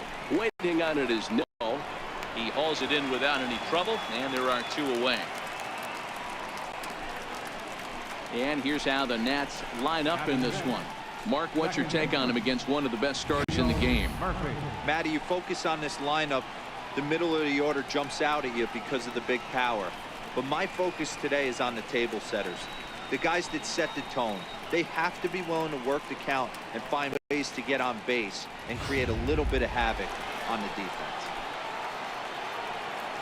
And now for Washington, Daniel Murphy, as he'll get his first opportunity in this one.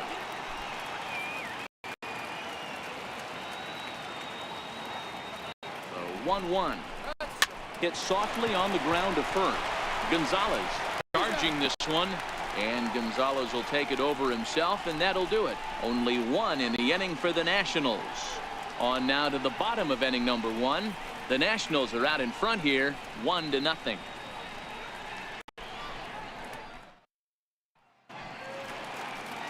Max Scherzer gets the starting assignment for the Nats in this one. What do we need to know here, Danny? Max Scherzer. Hello, Chief. It's Max, and it's not Agent 99. This is one of the best pitchers in the game of baseball. Upper to mid-90s fastball, powerhouse slider, and a great changeup. If he brings his A game, it's lights out for the opposing team. Into the box now, Brandon Nimmo. He'll lead off here in the bottom half of the first.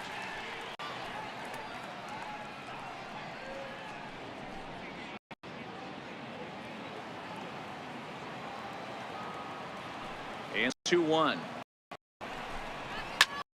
Popped him up. Turner over to his right. He's got it one away.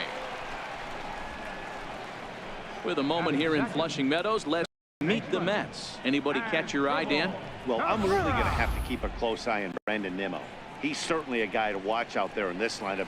Everything he does makes them click. When he's swinging the bat, well, they just go.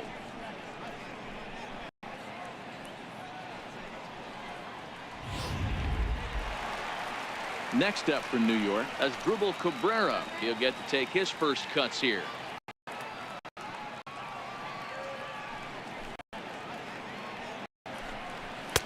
And that's high and off the plate, 2-1.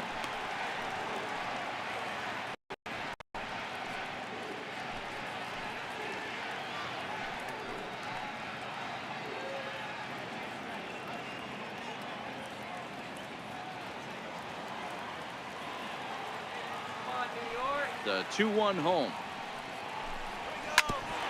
Swing, and this is hit hard but foul toward the third base dugout. Bases are empty, 1 man in.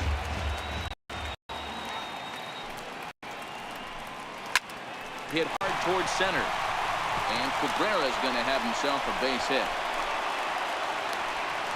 Hey guys, I like the execution by the batter there. He got a hanger in the middle of the plate. Could have come unglued, but he didn't. He stayed focused and drove a line drive base hit.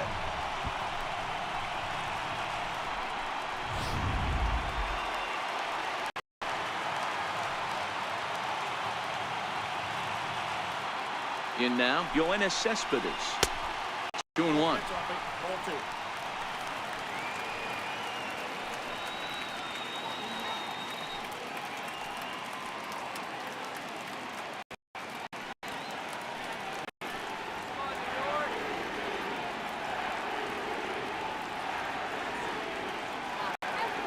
Now the 2-1 pitch is taken, ball 3. We're seeing a good AB here from the 3-hole hitter. If he can work a walk or pick up a hit here, he's going to put that cleanup guy in a really good position to do some damage in this first inning. The 3-1 is in there for the strike. Hey, that's a well-executed fastball right there at the bottom of the zone. If he stays there all day, it's going to make for a long day for the offense. Unless they're willing to bend their legs and get down, create some different launch angle, he's on point.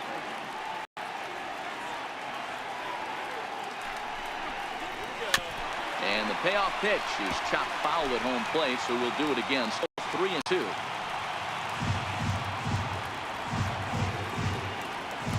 The next 3-2. It's a high fly ball headed for the left field corner. If it stays fair, it's gone. But it bends just foul into the second deck. Another payoff pitch. Got him swinging. Chased it well out of the zone, and there are 2 gone. One thing to know is not all strikeouts are created equal. Right there, he goes down on strikes, but he really made that guy on the mound work for it. And when you're doing that in the first inning, it can have an effect on how deep he's going to be able to go into this start. There's a big difference between that and going down on 3 or 4 pitches. Here's Jay Bruce now. Past battles with Scherzer, he brings with him a .313 batting average. He also has 1 home run.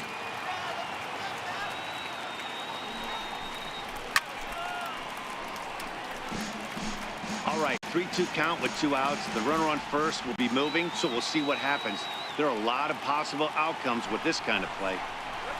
And he struck him out for out number 3. So that'll wrap things up here. They leave the possible tying run stranded at first. Wow, that's rare. A 1-0 game in baseball these days. Both of these pitchers pitched awfully well. It's a shame one of them had to lose this game. And that 1 run held up tonight. 1-0 the final. The Washington Nationals jumped out to an early lead in the first and never looked back. Max Scherzer earns the victory on the mound. Jacob deGrom lasted only an inning in the losing effort. So that'll put a wrap on things here this evening. For my partners, and Dan Plesac, this is Matt Vasgersian. This has been a presentation of MLB Network. Good night, everybody. The final line score for the ball game tonight. For the victorious Washington Nationals, 1 run on just 1 hit. No errors. They left 1 man on base.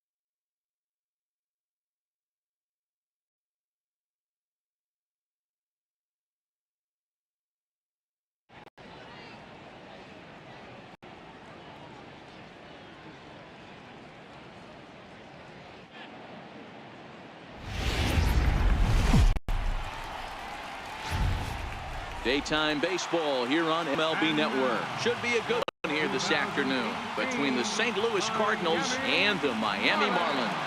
Going to be an interesting contrast in styles in this one as one of baseball's hardest throwers goes head-to-head with a top finesse arm. Next.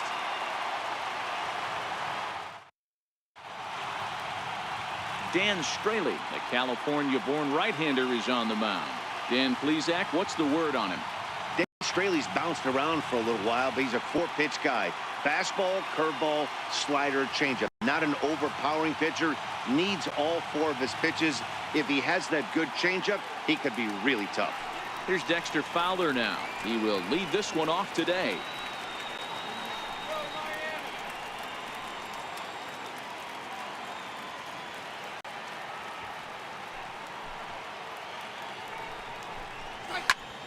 Fly ball out to straightaway right field.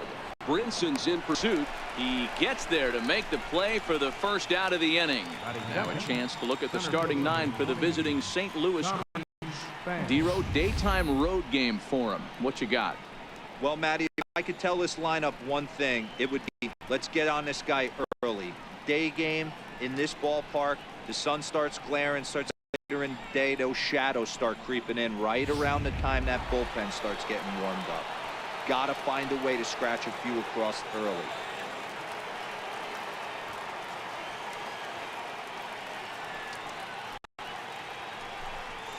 Swing, line drive. That's going to be trouble. Around first, he's digging second. And he's in there easily at second with a 1-out double. Left fielder really never had a chance at that one at all. It was over his head before he knew it, bouncing off the base of the wall for an easy double. Those are the kind of shots anyone would feel good about.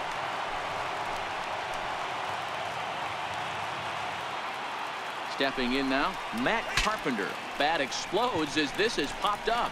And he'll find a way to dodge the shrapnel out there to make the play for route number 2. The next to bat for St. Louis, Marcell Ozuna, runner in scoring position with 2 gone.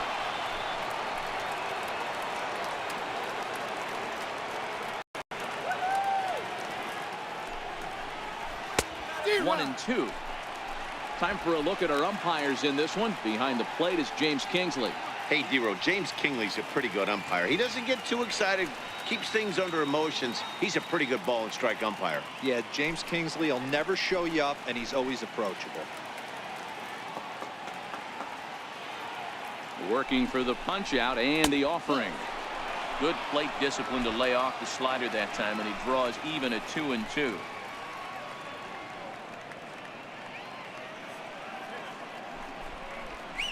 Ground ball left side. Great effort on the dive, but it's through into left. And not in time as the run scores. Boy, talking about coming up with a big knock. After that pop-up, it looked like the inning was potentially over. Big two-out base hit to drive in a run. Yeah, you watch your teammate in front of you miss his pitch. He got a nice pitch to hit right there and pops it up. You could tell he was dejected as he went back to the dugout. All you're trying to do is be a great teammate. Sean Casey always used to say to me, hey, D-Row, mix in a good teammate one time. That's exactly what this guy did. Ball 3. I'm seeing him aim the ball right now. That's a trap you fall into as a pitcher when you're not as confident in your stuff as you should be. You got to trust your stuff.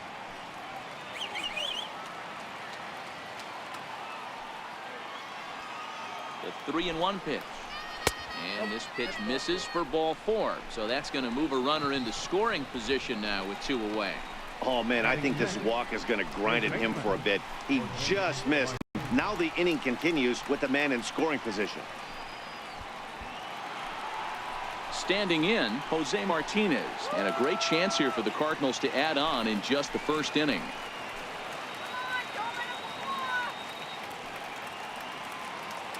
Looking to minimize the damage here.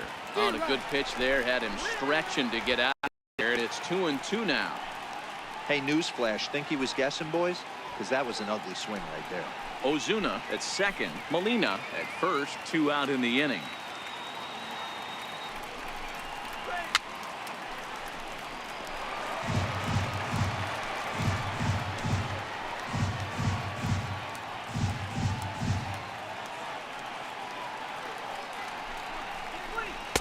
Won't commit on the slider. Good patience, and it's full 3-2. Wow, these guys are really grinding out their at-bats in this one. They're not making any outs easy to get, and that, of course, is having a huge impact on the pitch count. Ready with the payoff pitch. Hit on the ground out to short. Riggle has it cleanly.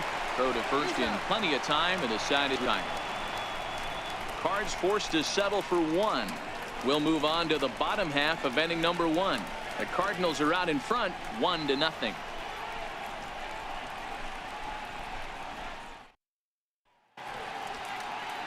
Carlos Martinez, a right-handed native of the Dominican Republic, will be the starter. Dan, any thoughts? Hey, Carlos Martinez, one of the big baseball, electric fastball, 95 to 99 miles an hour with movement up, down, in, and out of the zone. Powerhouse slider. I mean, as good as any slider in baseball. His changeup has gotten better. If Carlos Martinez brings his A game, he has the chance to throw a no-hitter every time he takes the mound.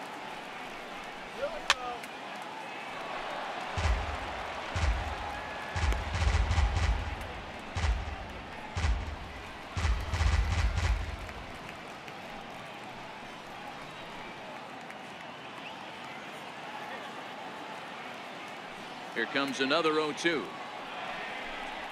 And this foul tip is held onto by Molina. A fine play there by the veteran backstop to help record the punch out. Time now for a glance at the Marlins lineup card in this one. Who are you focused on, Dan Plesac? Well, it has to be on Cameron Maybin.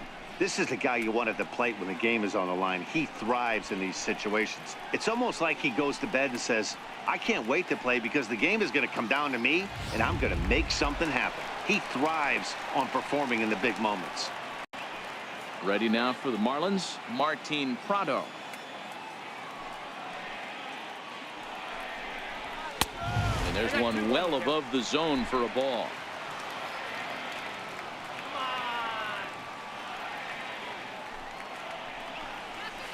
Sent on the ground out to second.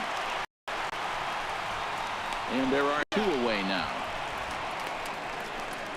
Batting third, German Castro. His head-to-head numbers against Carlos Martinez. He's in for 13. He's also been a strikeout victim 6 times. Lined back over second, and that'll get down for a 2-out single. Success with 2 out, and the bottom of the first stays moving. Dan, are you kidding me right there? I mean, that had to whistle past this guy's ear. Scary moment. D-Rose, that the old chuck and duck, right? That was really close, and that's one of the things that most pitchers fear, that line drive that zips right by your head. Wow, that was awful close. And he lays off, so it's full now, 3-2. Full count with 2 outs now, so if he could put the ball in the gap somewhere, he could have a good shot of driving in a run because the runner at first will be in motion. 2 out with the man at first.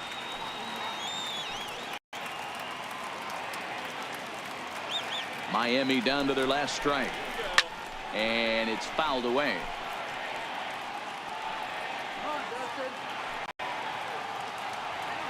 The payoff pitch one more time. Now a swing and a fly ball. And this should do it. And he'll make the catch here to end it. And the Cardinals get a complete game shutout from their starter as this ball game is over. Wow, that game flew by, but that's what happens when you get a well-pitched one-run game. Both hurlers battled, and it's almost a shame Suddy had to lose this one. A single run good enough to do it today. 1-0 the final score. The Cardinals jumped out to an early lead in the first and never looked back. Carlos Martinez pitches well enough to get the W. Dan Straley was unable to work out of the second inning as he settled with the loss. So that'll just about do it. For my partners Mark DeRosa and Dan Plesac, this is Matt Vasgersian. You've been watching a presentation of MLB Network. So long, everybody. Our final line score this afternoon. First for the victorious St. Louis Cardinals. 1 run on 2 hits.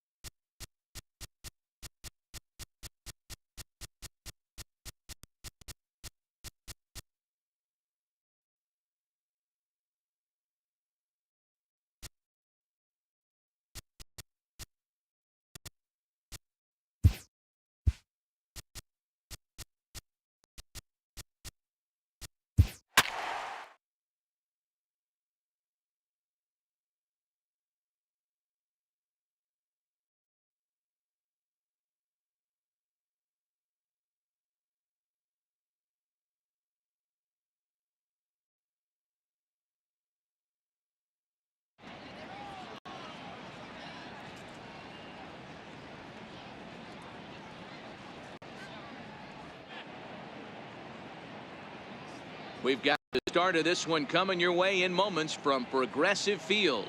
White Sox and Indians next.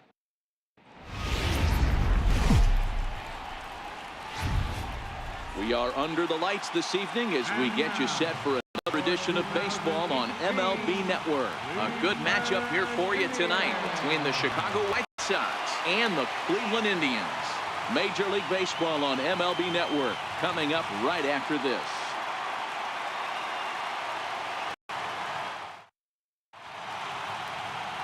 Corey Kluber, a right-hander from Alabama, gets the starting assignment.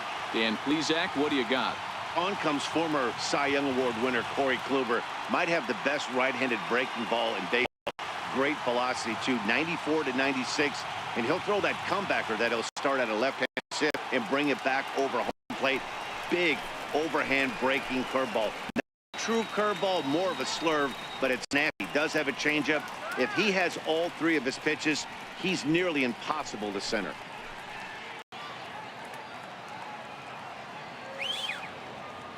Now the 1-1 pitch. Lifted in the air to center field. Waiting on it is Zimmer. 1 out. Now a moment here to check out the White Sox starting lineup. Mark, what's your take on him against one of the best starters in the game? Yeah, you take a look at this lineup they're running out today, and they got their work cut out for him with the sinker baller on the mound on the opposition side. They're going to have to see the ball up. They're going to have to work the home plate umpire. Can't be given 4 to 6 inches off the inside half, or he's going to have a field day pounding that sinker in there. Should be interesting to see right out of the chute if he's got the good one or not. One out, nobody on.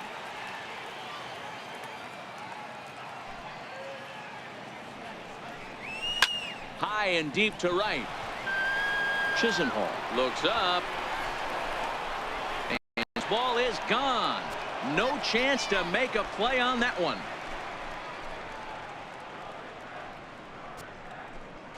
A solo shot here to straightaway right field as they've taken a 1-run lead.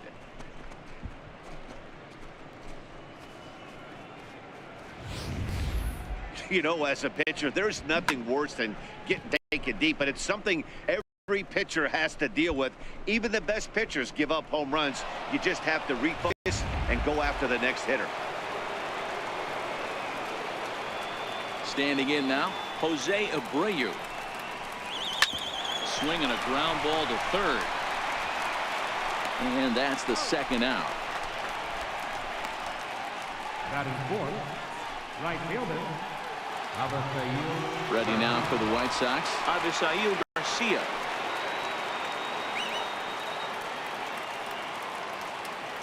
Here comes the pitch for Garcia. Takes a look down at the knees for a strike.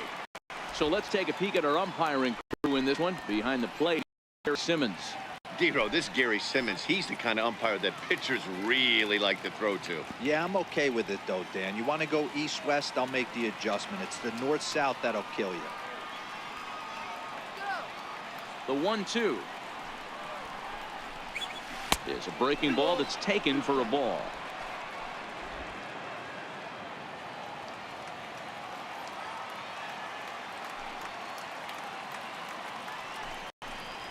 Swing and a miss, and that ends the inning. But the White Sox hit the board first on the solo home run. Last chance coming up for the Tribe. It's now 1-0 Chicago.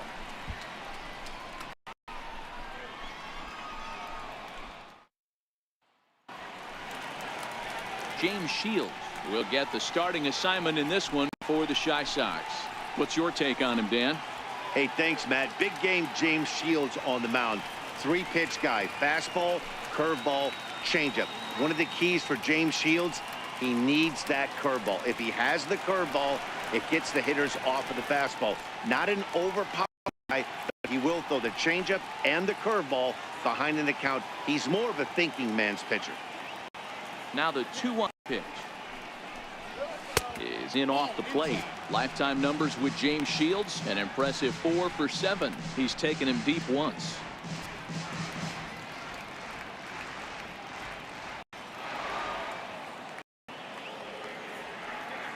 The 3-1 takes a pass and misses. That's strike 2.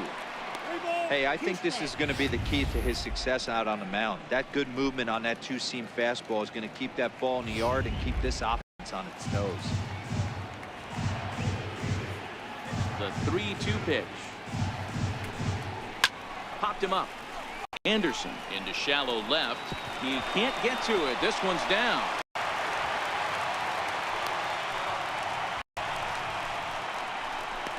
Batting second baseman, Jason Kipnis. In is the second baseman, Jason Kipnis. He'll be looking for something he could drive into the gap and drive home that tying run from first.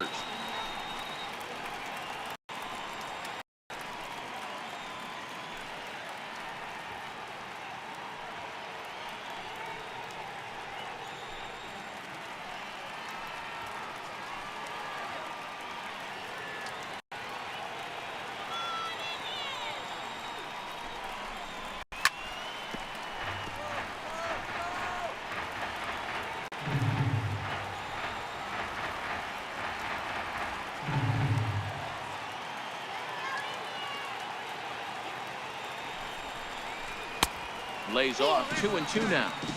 As a veteran pitcher, he knows if he's going to have success in this one, he's got to establish that pitch in, get those guys to respect it, and open up that outer half of the plate.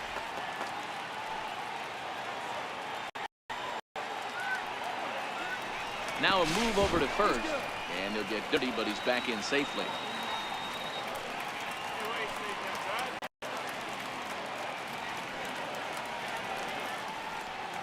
He's set. Here's the 2-2. On the ground to second base. This could be two. One there. On to first, and that takes care of Kipnis. A double play. Time now in Cleveland to take a glance at the Tribe's starting lineup. The key for a home victory tonight, Hero.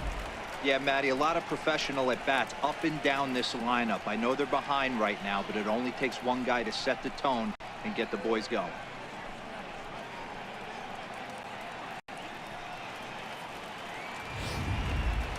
Striding in for the Indians, Jose Ramirez. No one on base for him after the double play.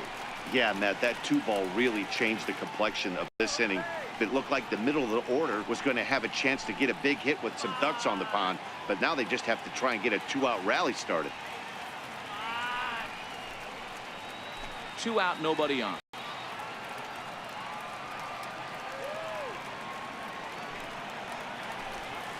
Slow roller back to the mound.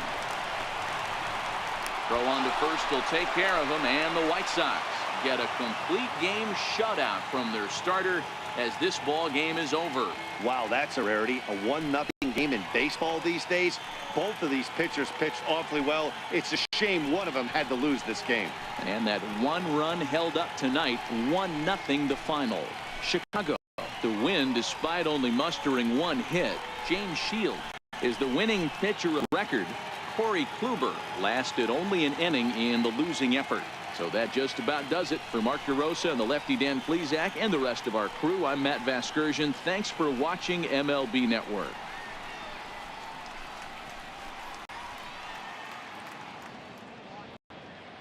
Our final line score tonight. First for the victorious White Sox. 1 run on just 1 hit. No errors. They left no runners on base. For Cleveland, no runs.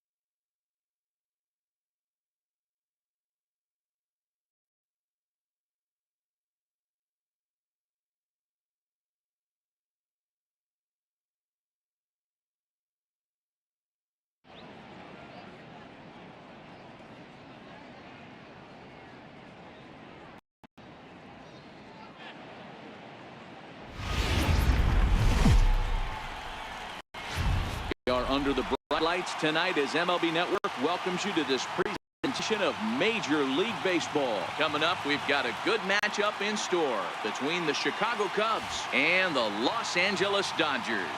It's a battle of elite pitchers next on MLB Network.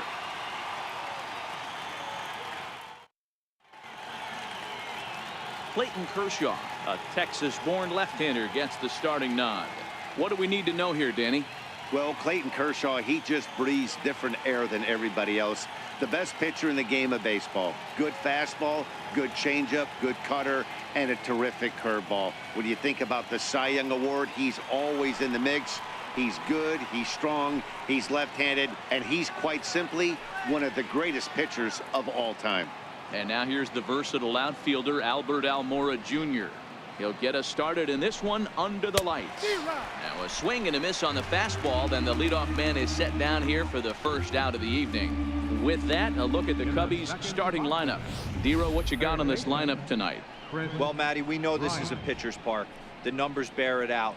Look for the managers to play a part in this one. Hopefully the guys listened in the hitters meeting. They're going to stay up the middle, big part of the yard.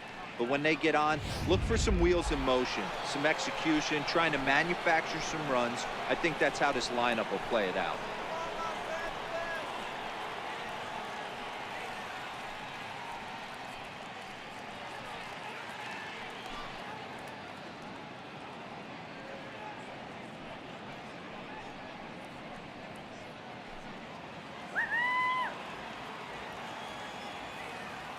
Into the windup, ready with the payoff pitch. And a fastball blew it right by him, and there are two down. The main job of the number 1 and 2 hitters is to set the middle of the order up with an opportunity to do some damage. So when you strike both of them out, you're putting yourself in a pretty good position to make it through the teeth of the lineup without a whole lot of stress.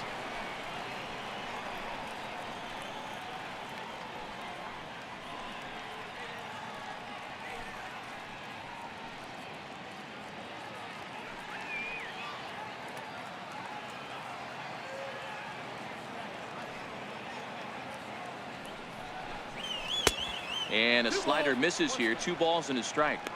Well, it's 2-1 now, and we haven't seen a fastball from him in this at bat yet. As a hitter, you've probably got to sit on that right now.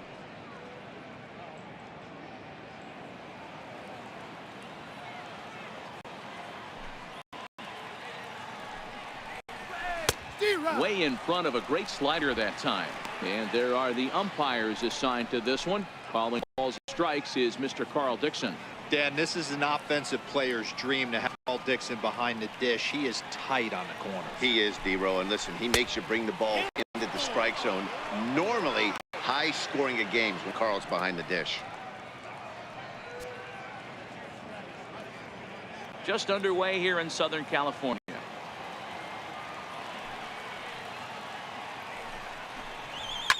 In the air, down the line in left. And this will wind up a foul ball. Another full count pitch on its way. Fouled off.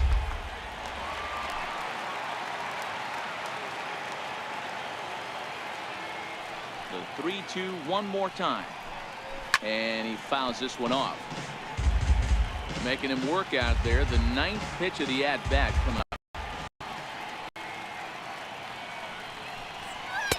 Check swing here, but he holds up far too late as it's strike 3 and the inning is over. 3 up, 3 down, 3 strikeouts. Not too shabby. It's on to the bottom of the first. No score on the MLB Network.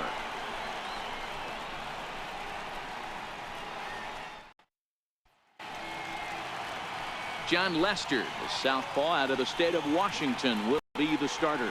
Dan Plesac, what's the word on him? Hey, this ought to be fun to watch in this one here today. A guy with over 2,000 career strikeouts. Think about it. He knows how to get swings and misses, and he knows how to paint the corners. Hopefully, he'll bring some of that in this one here, and he should be fun to watch. Play Chris Taylor. He'll lead things off here in the bottom half of the first.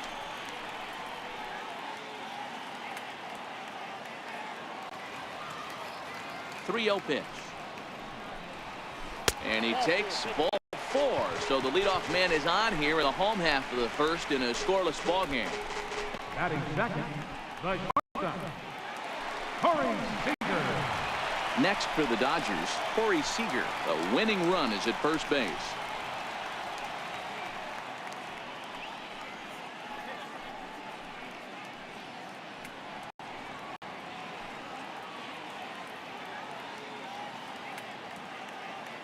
Looking for the strikeout. Here's the 1-2. Hit in the air to shallow center. On the run is Almora. Oh, no. Looked like he had it, but it goes right by him. Throw comes into the infield, and the winning run moves up to second now with nobody out. Well, the bad news is he botched what looked like a routine fly ball.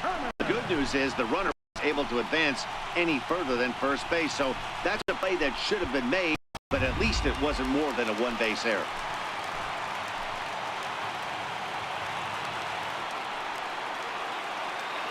Into the box now, Justin Turner.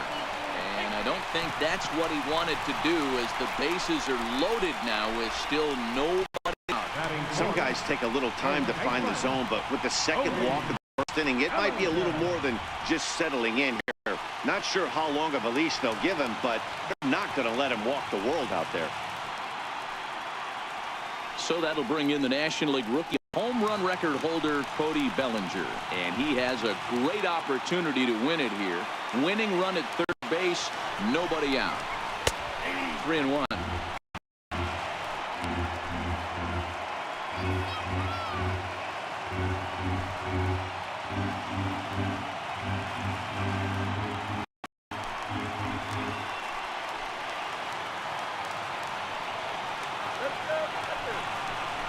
And that misses. Ball 4. A run will come in to score. Well, the way things unfolded, you got a sense that this thing was going to end in dramatic fashion.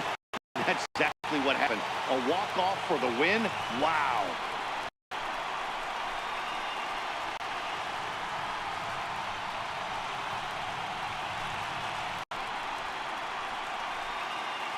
And fellas, the outing turned in by the man you see there certainly can't go unrecognized. Clayton Kershaw. Strike opposed. He's our top player of the game. Yeah, there's absolutely no debate as far as I'm concerned. He dominated this game, and he really never allowed the opposition to gain any kind of momentum. This was fun to watch.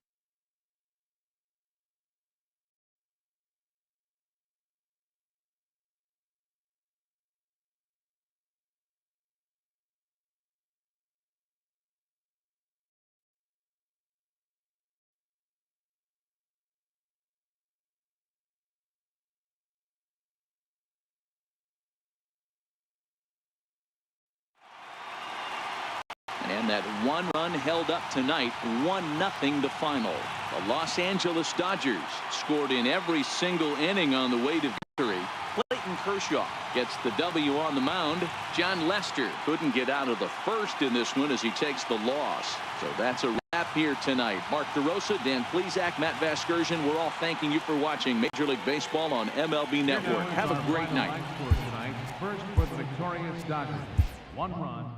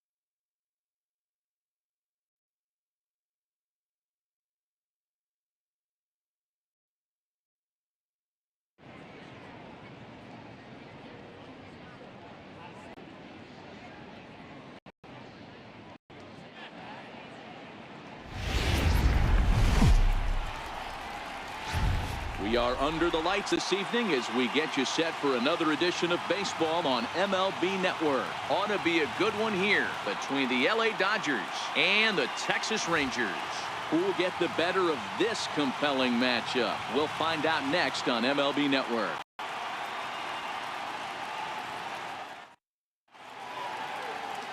Cole Hamels, the southpaw out of the Golden State, gets the call here.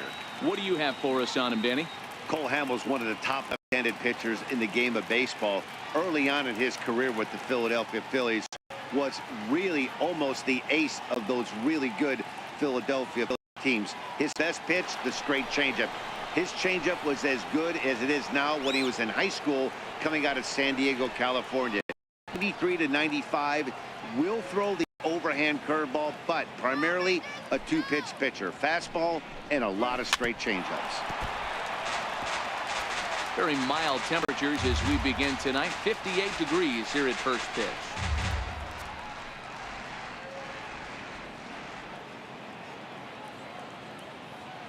The 1-2 is laid off for ball 2.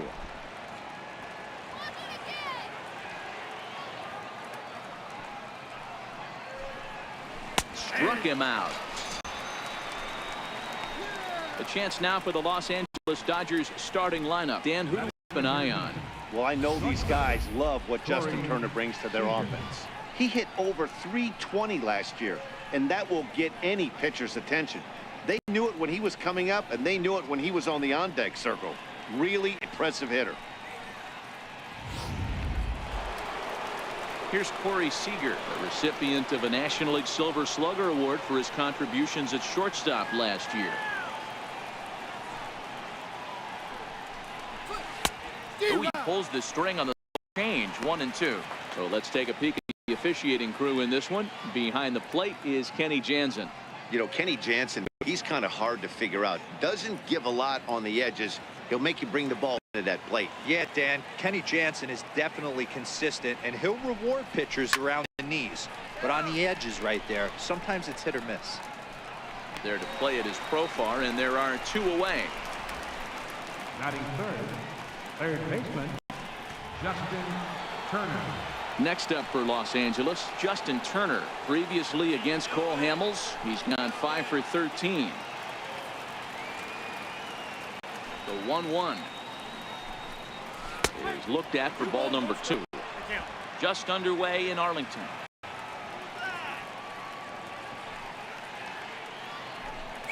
Turner in front at 3 balls and a strike.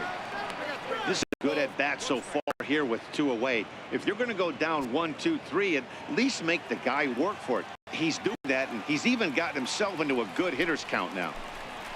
And we'll have the first base runner of the ball game here as that misses. It's a 2-out walk. Batting fourth, first baseman number 35. And next for the Dodgers cleanup hitter, Cody Bellinger. There are 2 gone and the possible go-ahead run at first.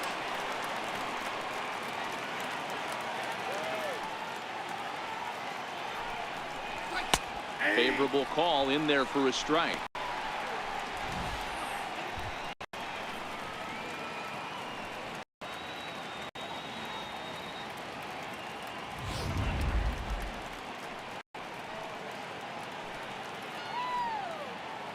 Ready with the 1-2. A fastball down near the shoe tops.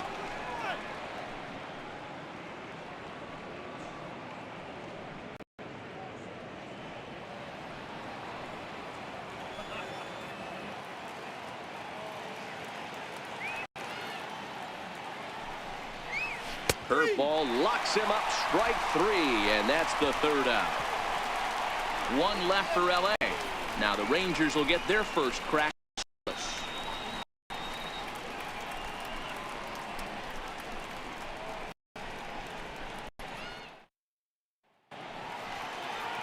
Clayton Kershaw is on the mound for the Dodgers in this contest. Dan, any thoughts? Well, Clayton Kershaw, he just breathes different air than everybody else. The best pitcher in the game of baseball. Good fastball, good changeup, good cutter, and a terrific curveball. When you think about the Cy Young Award, he's always in the mix.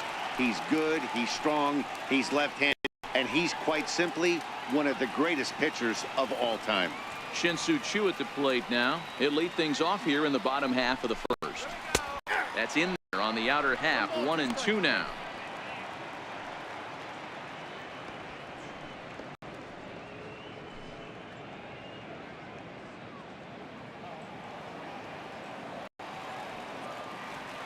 1-2.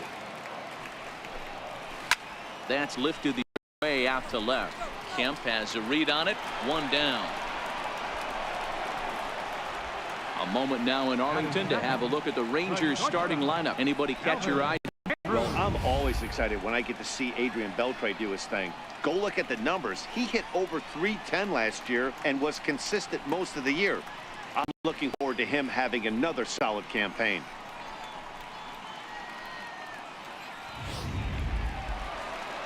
So next to the plate for Texas, Elvis Andrus, as he'll get his first opportunity in this one.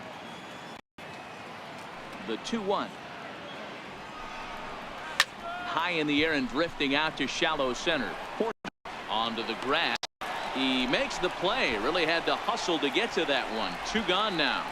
Boy, he showed some pretty good range, hitting pretty deep into the outfield to bring that one down. Thought the outfielder might call him off, but he clearly had it under control.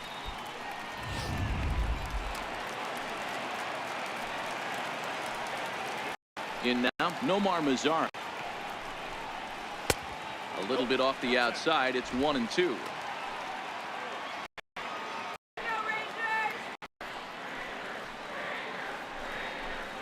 Swing and a miss as he chases one out of the zone for the 3rd strike, and that's the 3rd out of the inning. Here go the Rangers, and this is still a 0-0 ball game.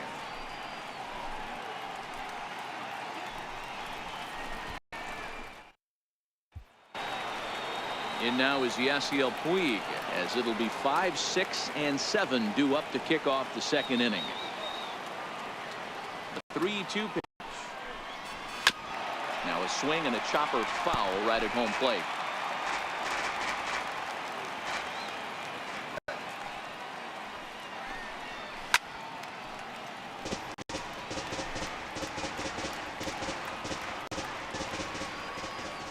Neither guy giving in. Here's the next one.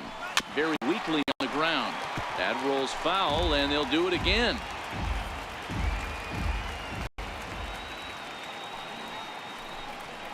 Line down the left field line. But this is going to get fouled. A payoff pitch one more time. Smacked into the gap, and this might be extra bases. And he's going to kick off the 2nd with extra bases. And it's a good start to the end of the Dodgers on the leadoff double. Man, I don't think he could have bisected those fielders any better if he tried. Drove that one into the alley for a gapper that'll bring him easily into 2nd base.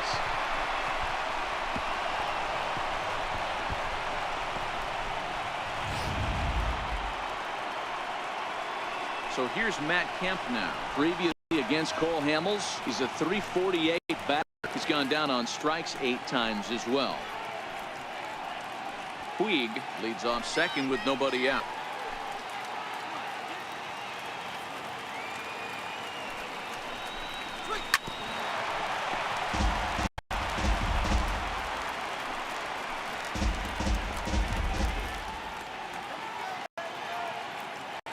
Three-two pitch. Hit sharply, but foul down the right side.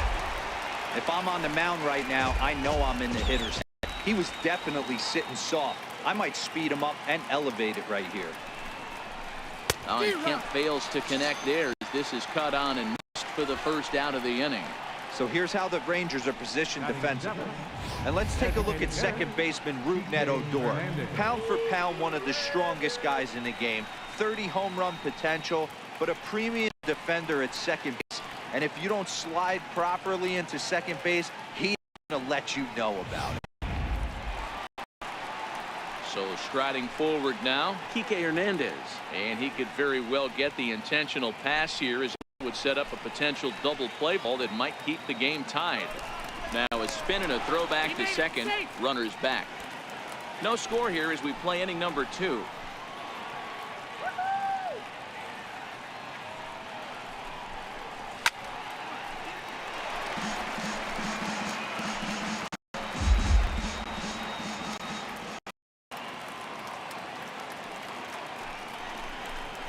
Got him swinging in the dirt. And he makes the throw to 1st. Hernandez is retired. 2 down now. Good pitch there, and that was a nice job battery mate to complete the play first after the ball hit the dirt.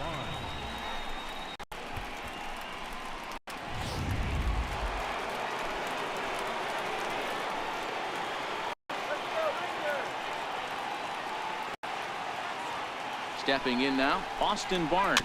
Swing and a little tapper. That winds up foul for the second strike.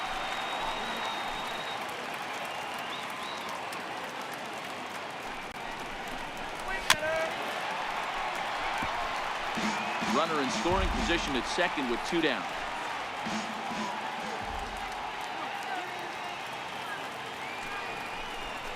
Two to the Dodgers catcher. He's been laboring a bit through these first 2 innings of work. That's 37 pitches, and ideally he'd be closer to 27 instead.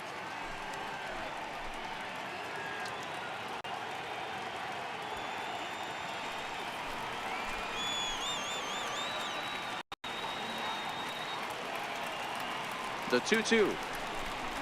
High in the air down the right field line. But this is just going to wind up being a foul ball.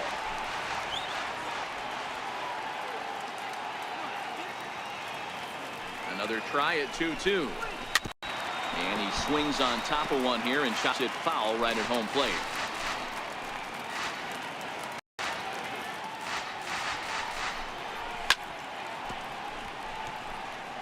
Two out here and a runner at second.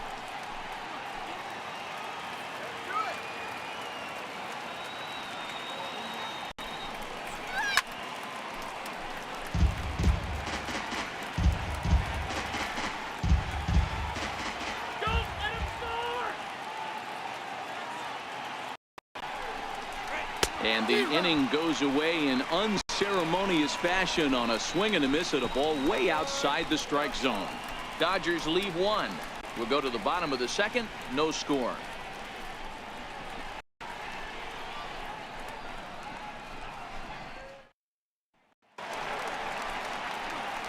So now it'll be the 4-hole hitter, Adrian Beltre. He's set to lead off the home half of the second.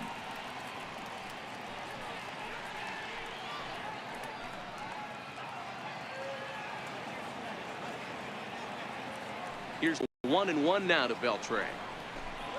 And oh, he can't get out of the way of that one. So the leadoff man beyond to open the frame. And this guy loves to throw the slider, and it's a very effective pitch. But here's the flip side of that coin. He starts this one too far inside and plunks the hitter.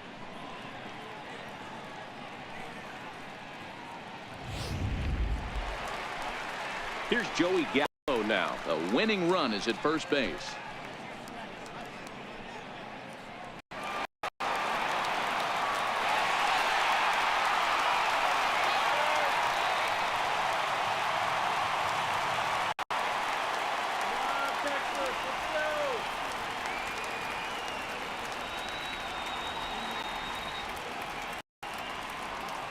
Now the 3-0 offering, and that misses for ball 4, and it's first and second now with nobody out. Batting 6, second baseman, Rougned Odor. Here's Rodon now. The winning run at second. However, the double play in order here.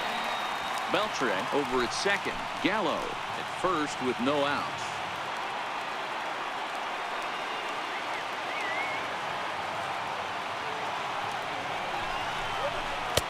One and 2 now.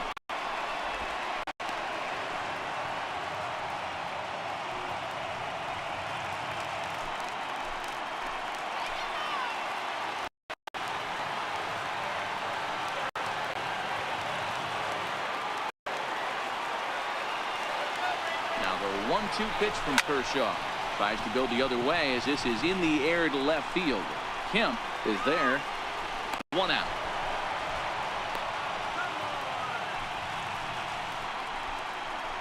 All right, guys, here's the defensive alignment for the Los Angeles Dodgers. The guy I want to spot shadow today is Cody Bellinger. Versatility is his game. The bat plays no matter where he hits in the lineup, but a guy who can play Gold Glove first base and move to the outfield. So digging in now, Robinson Chirinos, as he'll look to get the ball into the outfield and bring home what would be the winning run from second base.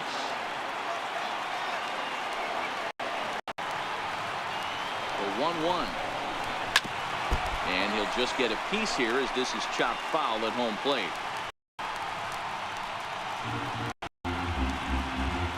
Bottom of the second here with no score.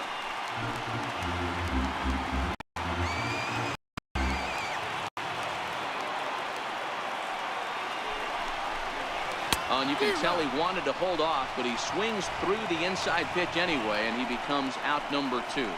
That was a nasty looking slider that time.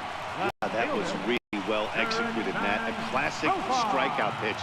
You think it's fastball middle in, then it starts bearing in on your back leg, and unless you hit it out front, there's nothing much you can do with that.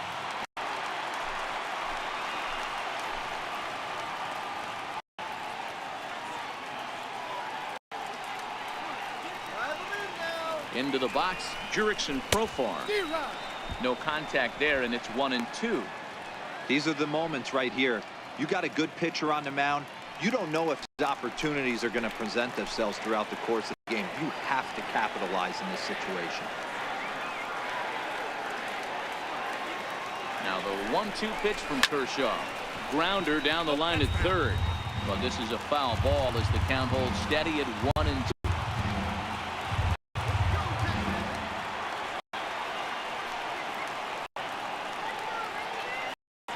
Here he comes again, 1-2.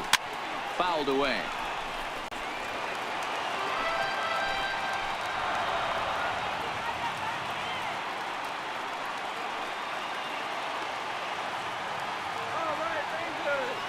Another 1-2 delivery. Got him swinging as he runs the fastball by him to end the inning. Back-to-back strikeouts keep him out of danger. 2 complete. Scoreless here on MLB Network.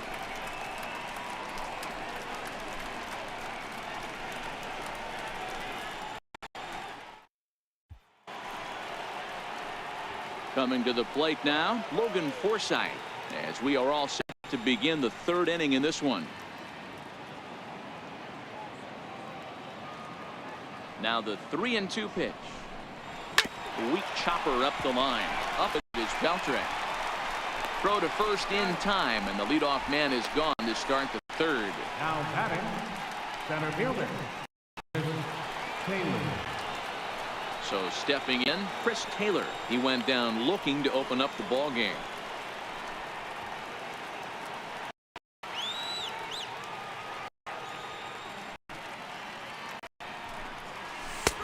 No offer on that one. 2 balls and a strike. 3rd and no score to this point.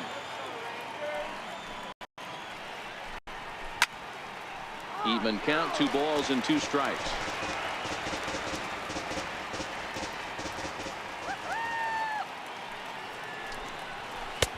Cutter, and it doesn't make it back. 3-2.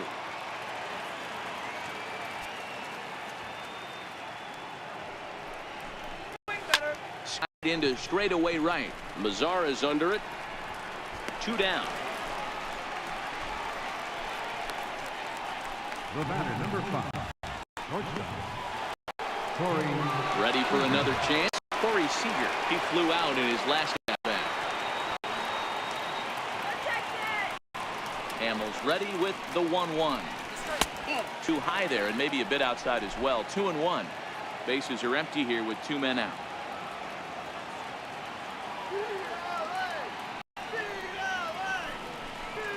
Two balls and 2 strikes to Corey Seager.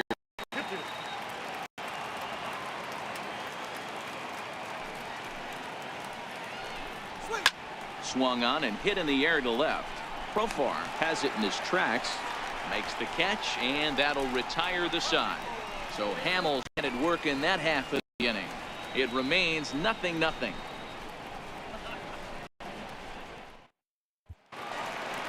And here's the 2nd generation big leaguer Delino DeShields.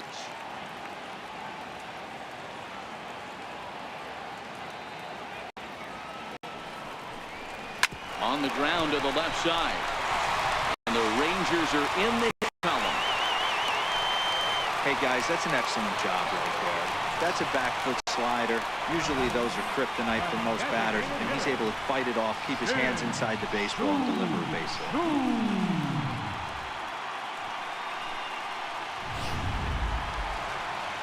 Up next for the Rangers, Shin-Soo Choo. 0 for 1 for him here in this one.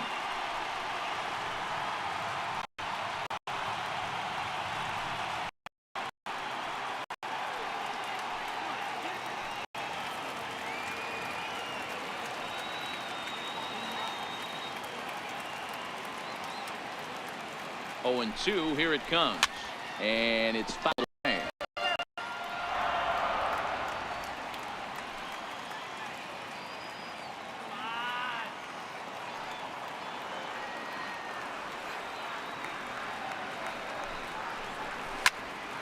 Swung on, fouled off to the left.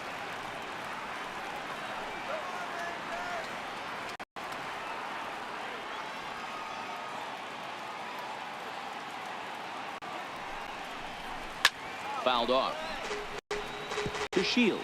Aboard here at first with nobody out.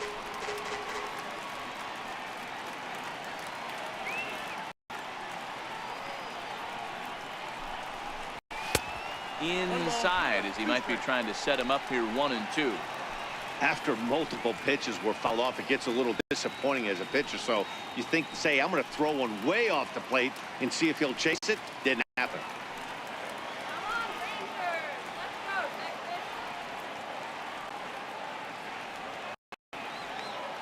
High set by Kershaw. Now the pitch.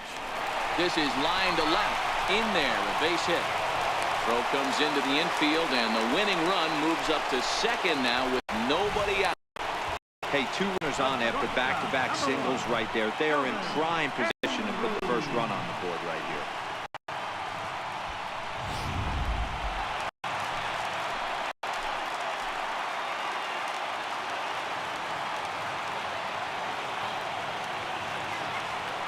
Standing in now, Elvis Andrus. Popped him up. And he'll stay with it here as he puts the squeeze on it for round number 1. The batter, right fielder, Nomar. So coming to the plate, Nomar Mazara as he'll look to get the ball into the outfield, and home would be the winning run from second base.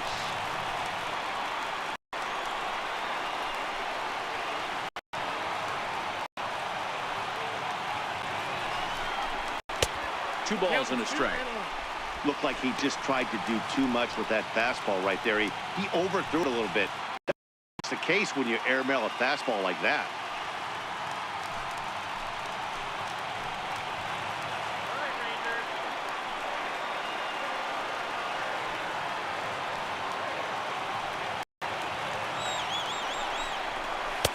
Two and 2 now.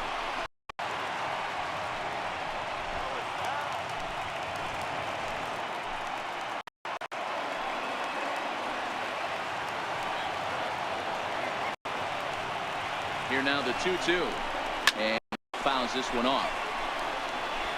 Bottom of inning number 3, 0-0 our score.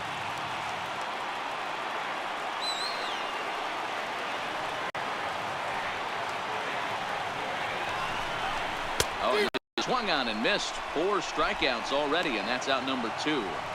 Looked to me like he had the right idea to swing on that pitch, and he just didn't get the bat through the zone in time. The pitch was away. He let it get deep, maybe trying to take it the other way, but it got too deep and was by him by the time his barrel could get in the correct position.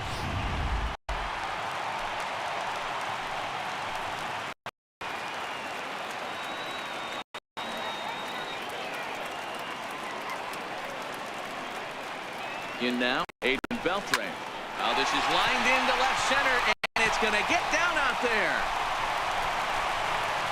And the Rangers are going to win this one walk-off style. Hey, this game looked like it was going to be one of those wild ones right from the beginning. When you can win this thing in walk-off fashion, what a way to win a ball game. A walk-off win?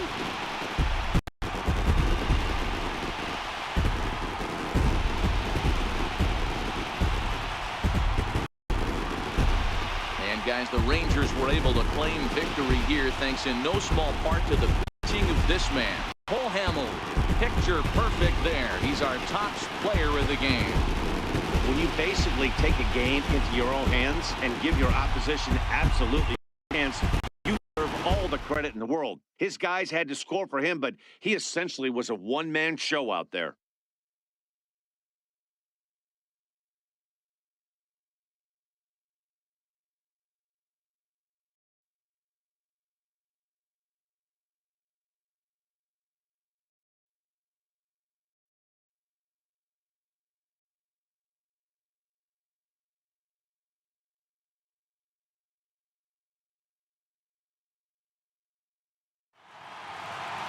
And that one run held up tonight, 1-0 the final.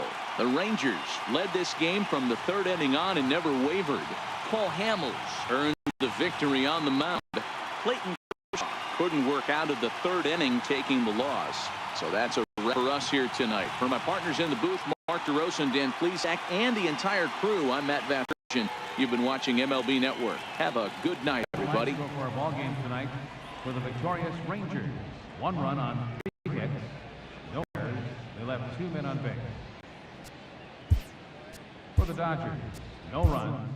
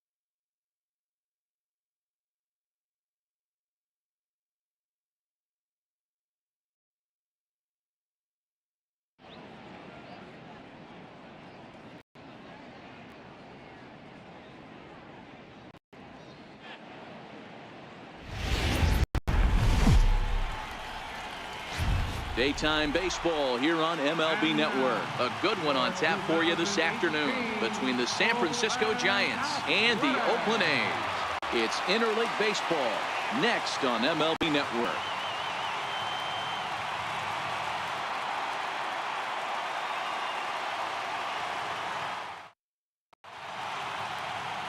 Sean Manaea gets the ball for Oakland in this one. What do we need to know here, Danny? Hey, on the mound now is Sean Manaea, the pride and joy of Indiana State University. Low three-quarter arm angle. He reminds me a lot of former Met pitcher Sid Fernandez. Mid to upper 90s fastball, a true slurve. He also has a straight changeup and a funky arm angle. He's really tough on lefty.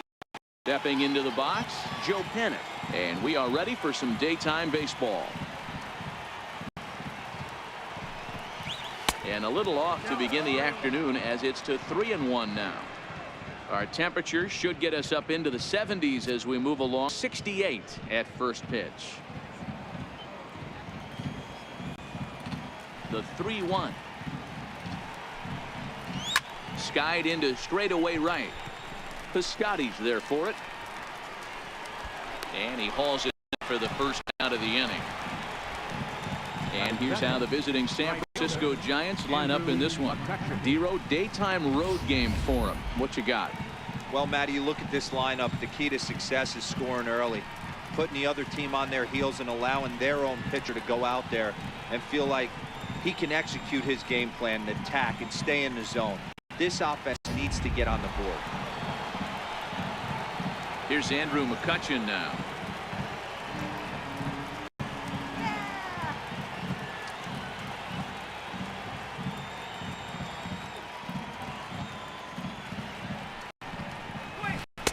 Helping him out here as he swings and misses to fall behind a ball and 2 strikes. And there are the umpires working this one. Calling balls and strikes is Mr. Patrick Johnson. You know, D-Roll, Patty Johnson, decent strike zone but isn't always super consistent. I think that's one of the things that irritates players and pitchers. Yeah, you're going to see a few glares, not only from the offensive guys, but maybe the guy on the mound as well. He needs to be a little bit more consistent. Chapman is over now, and he's got it for route number 2. Here's Buster Posey now. His career numbers against Minaya, pretty good success. He's 4 for 5.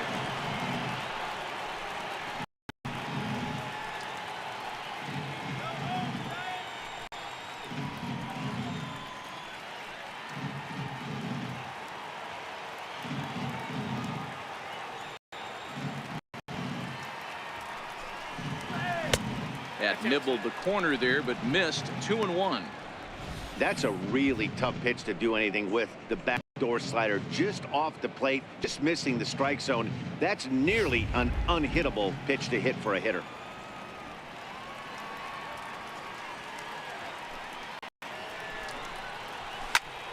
Hit out towards second. Gloved by Lowry. He'll whip this one to first in time, and that ends the inning. Giants down in order. Giants turned away. A's coming up. It's the Babe Ruth Series on MLB Network.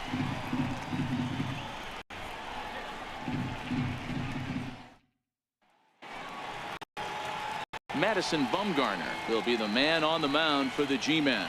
What's your take on him, Dan? Quite frankly, one of the toughest and baddest dudes in the game of baseball. We all remember coming in Game 7 of the World Series against the Kansas City Royals. Every team thinks that they have an ace. Well, guess what? This guy is a true, legitimate ace. Low to mid-90s fastball, good curveball. It does have the straight changeup, and just in case you didn't know this, the guy can swing the bat a little bit too. One of the best pitchers in the game. A shortstop behind with a 1-2 count. Wow, there's a pitch right there that this guy would like to have back. Very rarely you see a pitcher of this quality throw one right down the middle, and boy, he took that one. He'd like to have that one back and be able to take a good hack at that. Got him. With that, let's look at the starting lineup for the hometown A's. Mark, what's your take on him against one of the best starters in the game? Matty, you focus on this lineup, the middle of the order jumps out at you because of the big power. But my focus today is on the table setters. The guys that set the tone. They have to be willing to work the count and find ways to get on base and create a little bit of havoc on the defense. Here's Matt Joyce now. Bumgarner has his target. 2-1 on its way. A swing and a miss at the good old Uncle Charlie.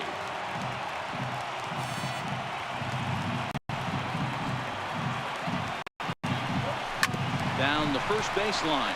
But this is going to be a foul ball. That keeps things at 2-2.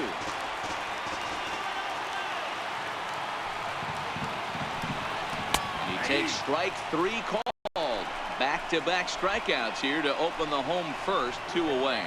The main job of the number 1 and 2 hitters is to set the middle of the order with an opportunity to do some damage. So when you strike both of them out, you're putting yourself in a pretty good position to make it through the teeth of the line without a whole lot of stress.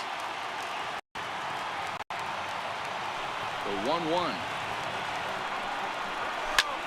High in the air down the right field line. McCutchen is there, and he'll make the catch to retire the side. An inning in the books. Scoreless on MLB Network. Next to bat for the Giants, Evan Longoria. He'll get us started in the top of the second.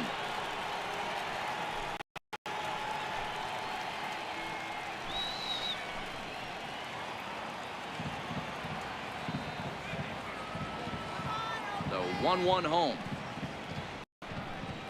Misses, ball 2.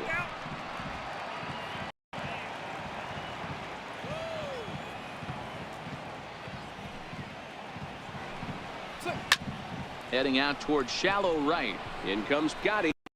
He gets there and makes the play for the first out. All right, guys, so here's how the Oakland A's are lining up on defense for this one.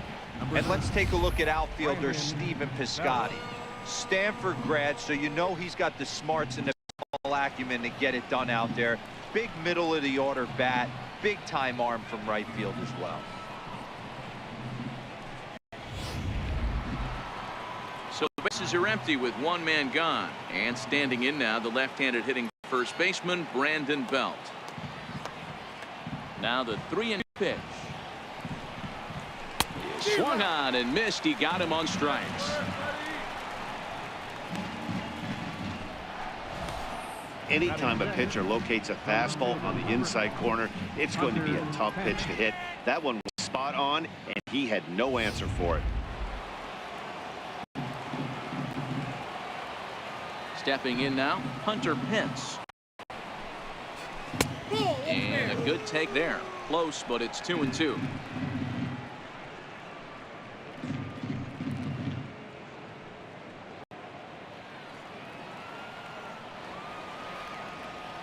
Here now the 2-2.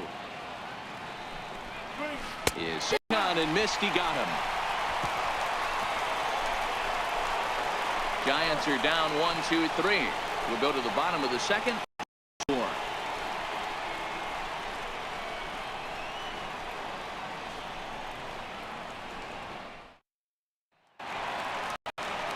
Striding in for Oakland, Chris Davis. He's set to lead off the home half of the second.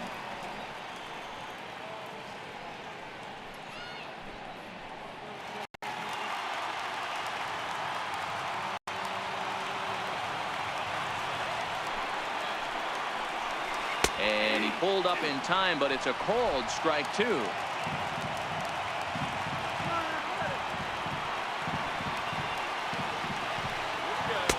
And he takes ball 3, so it's a full count now. Matt Olson will be next.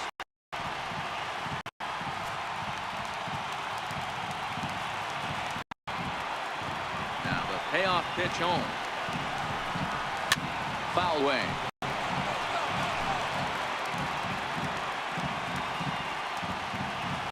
Another full count pitch home. And he takes ball 4. Leadoff man's aboard here to begin the home half of the second. Batting fifth, first baseman, Olson. That'll be power hitter Matt Olson. A winning run is at first base.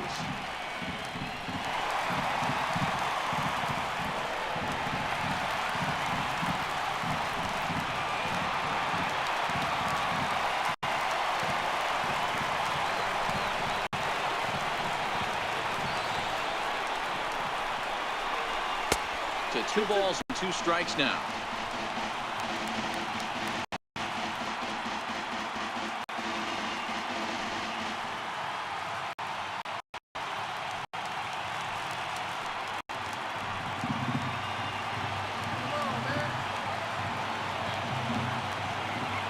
The 2-2.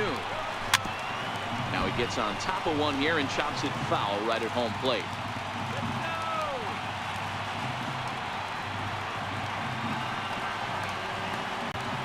Ready with another 2-2. Again, he sends it out of play.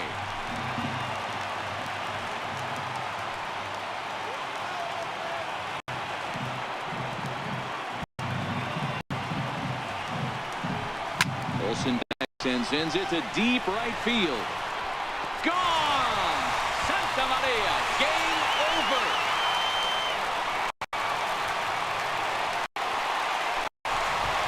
A 2-run blast to straightaway right field, and none bigger than that one as this ball game is over.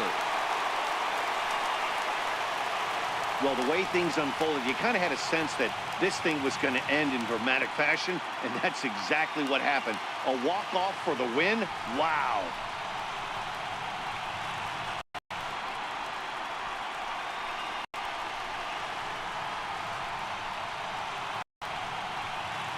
Starting pitching, so obviously important to a team's success, and a great performance given here in this one by the fella you see on your screen. He's our top player of the game. Yeah, no need to offer any debate this time. All you have to do is look at the box score. No hits, no walks, not even a base runner. We talked about his brilliance all game long, and you can bet he's going to celebrate this one tonight.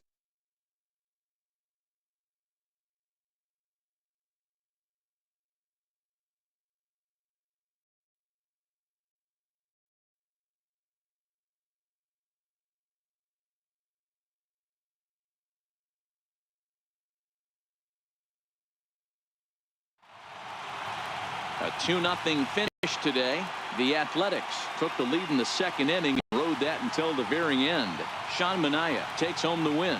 Madison Bumgarner was unable to work out of the second inning as he battled with the loss. So that'll just about do it for us.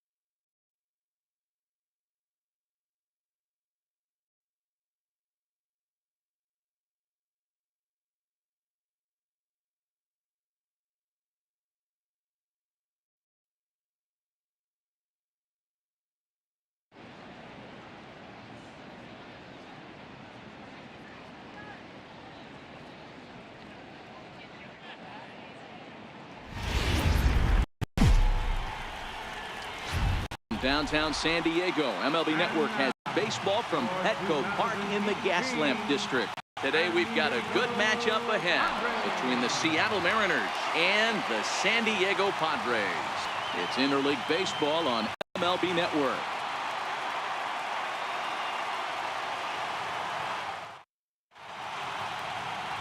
Clayton Richard, a lefty from Indiana, is on the mound here.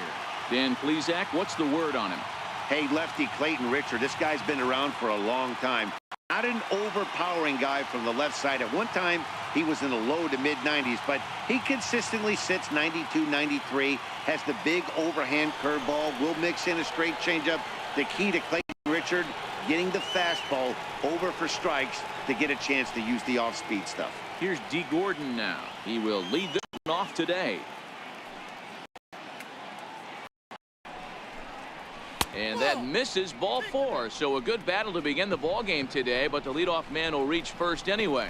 That is not the way he wanted to start off this half inning. It's one thing to walk the leadoff hitter, but it's even more painful when the leadoff hitter is an absolute burner and he can really wreak some havoc on the bases. Gene Segura standing in. Go ahead run at first, nobody out.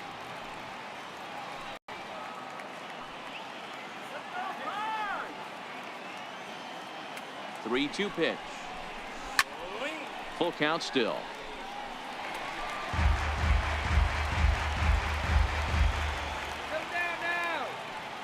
Now we'll snap one off over to the bag, and he'll be back in standing up.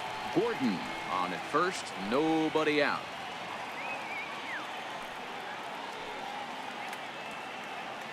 Runner. And there he goes towards second. Pitch strike 3 called. The throw not in time as he steals second. And here's a look at the starting lineup for the visiting Seattle Mariners. What's going to be the key for him today, Mark? Well, Matty, we know this is a pitcher's park. The numbers bear it out. Look for the managers to play a part in this one. Hopefully the guys listened in the hitters meeting. They're going to stay up the middle, big part of the yard. But when they get on, look for some wheels in motion, some execution, trying to manufacture some runs. I think that's how this lineup will play it out. So striding forward now, Robinson Cano, and he could very well get the intentional pass here, as that would set up a potential double play ball that might keep the game tied.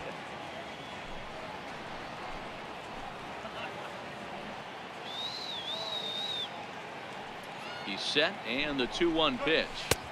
And he lays off again, ball 3. You would think in this situation, maybe with a base open, he'd just pitch around him and put him on first. But not with the guy in the on-deck circle. He's going to attack this hitter.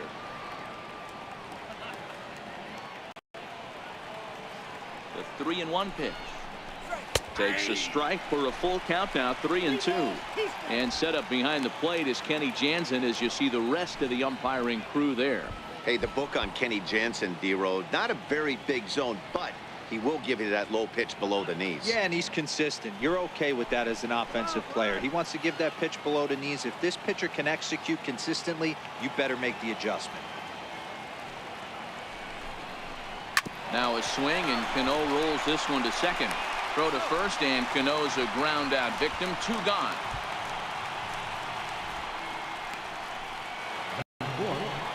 Right fielder. Digging in now for the Mariners, Nelson Cruz. And he bats in a big spot here. Go ahead run at third. 2 men out.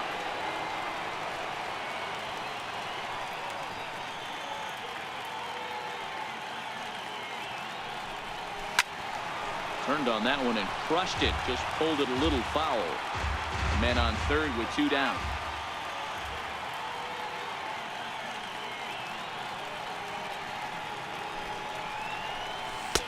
And the fastball misses high and away there. It's full. 3-2. Kyle Seager would be next.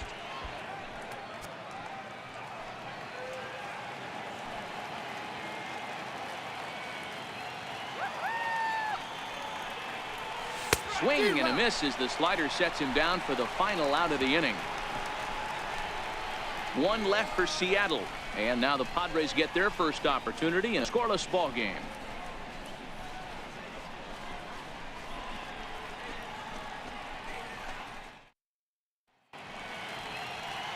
Felix Hernandez, the right-hander from Venezuela, gets the starting nod in this one.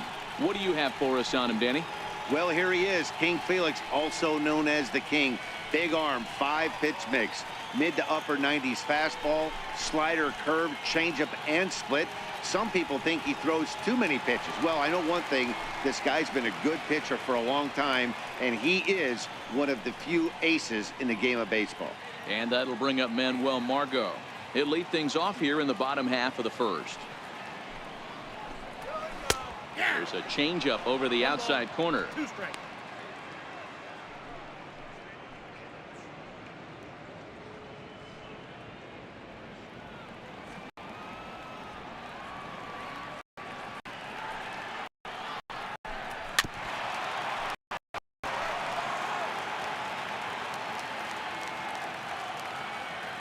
Ready on 1 and 2. Great ball, and he gets him to chase it in the dirt. And he makes the throw to first. Margot is retired, and there's 1 away. With a moment here down in San Diego, a look at the Padres starting lineup. Thoughts, Dan? Who stands out? Well, keep an eye on the dynamic abilities of Will Myers. The guy is in the middle of the lineup, and when he's in the middle, things just happen. Guys in front of him get on, he drives them in, and if not, he has the ability to get things started and set the guys up behind him. He's a force. Next to the plate for the Padres, Carlos Asuaje. He'll get to take his first cuts here.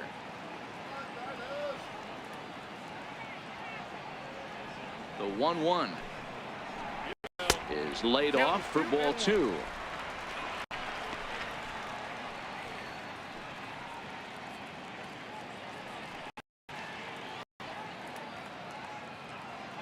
Bases are empty, 1 man out.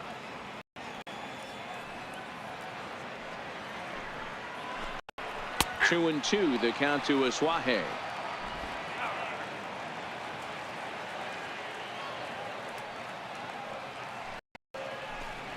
And a changeup here, but that's taken low in the dirt for a ball. Will Myers waits on deck.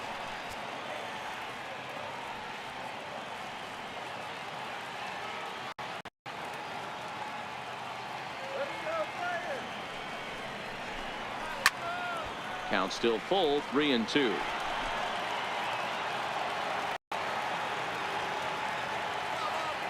Now here it comes. And he missed with that one. It's ball 4. A 1-out walk here in the home first. Well, he battled to get into a 3-2 count, but that pitch wasn't even close. Now he's got a man on with 1 out, so he's got to focus on trying to get the ground ball. Here's Will Myers. He's got a chance to end this one and send these fans home happy if he can get a ball deep enough into the gap.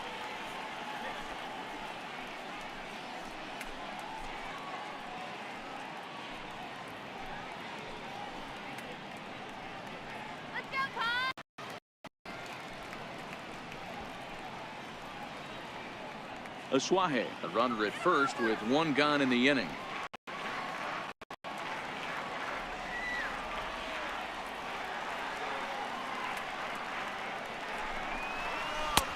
Way outside, nearly to the backstop. 2-1.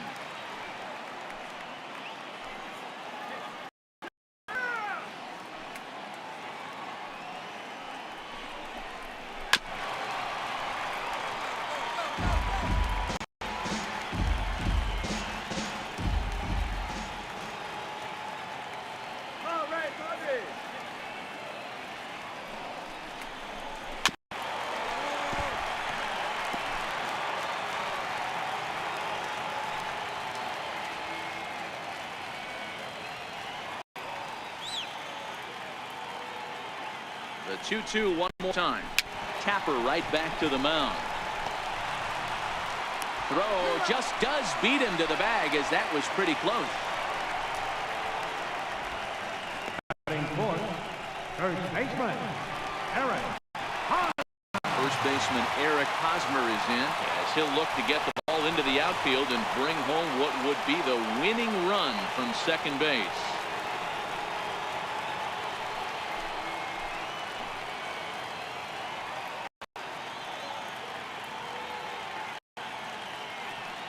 Hernandez readies the 1-1. This one's down to third. There is Seager. Throw in time, and the side is retired. Padres leave one. We are still scoreless.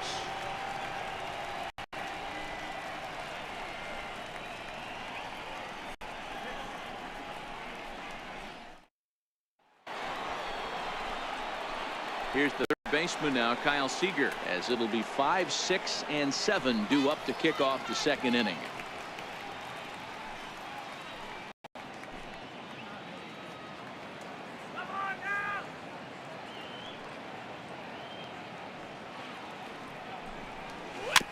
Weak grounder back to the mound. Throw to first will be in time, and there's one gone here to start the second. All right, guys, let's take a look at how the Pods be. And let's take a look at infielder Freddie Galvis, a guy who bounced around in the early part of his career. But his glove is his calling card, and he's settled at one of those premium positions up the middle. And look for him to have a big day on defense.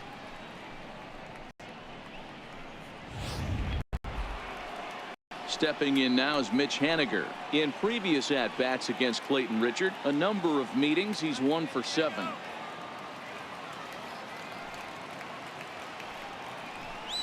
And he misses here for ball 4.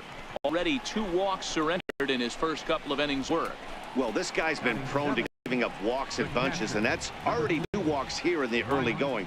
We'll see if this continues to be an issue for him as this start continues.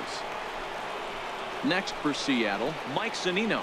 There's one away. The runner presents the potential go-ahead score. Double play is in, however.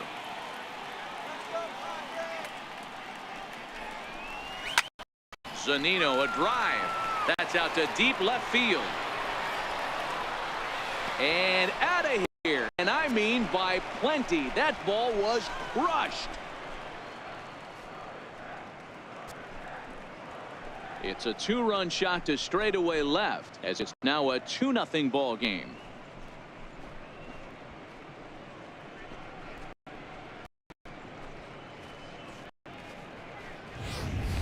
I can tell you one thing, you might get away with throwing a ball in that location in the minor leagues, but when you get one up like that in the zone right over the plate against these guys, you're going to get exactly what he got, a really bad result.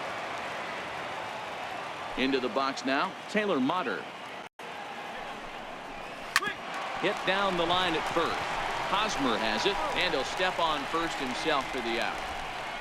Batting ninth, pitcher, Felix Ben will get the call here as he'll hit for the pitcher. Number 16, Ben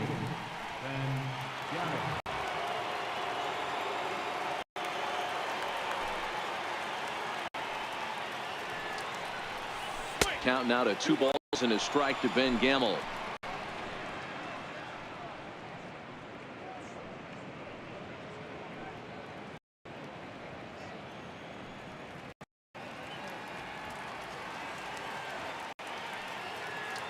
the 2-1. It's a sharp slider taken low for a ball.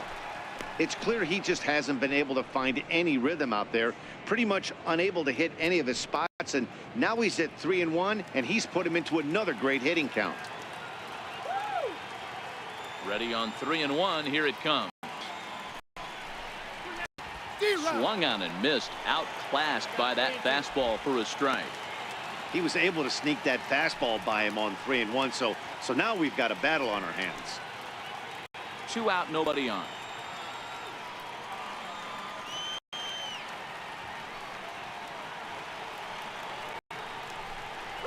And he lays off ball 4. So he comes right off the bench and works the walk.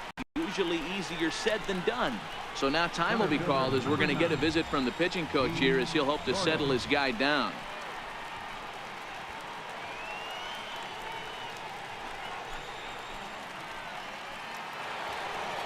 Into the box now, D. Gordon. He drew a walk first time up.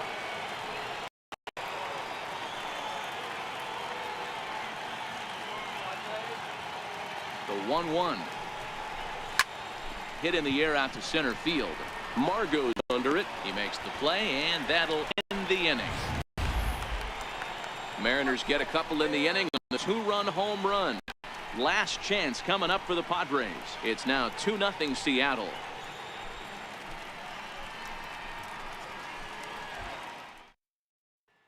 David Phelps, a 6' 2" right-hander, jogs in to take over on the mound. David Phelps.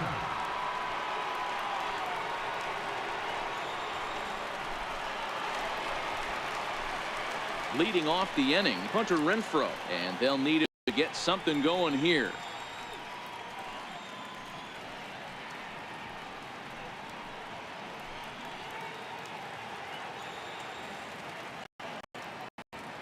Now the 0-2 pitch.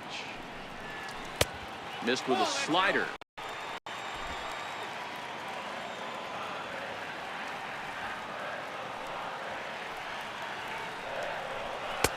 And that misses 2-2.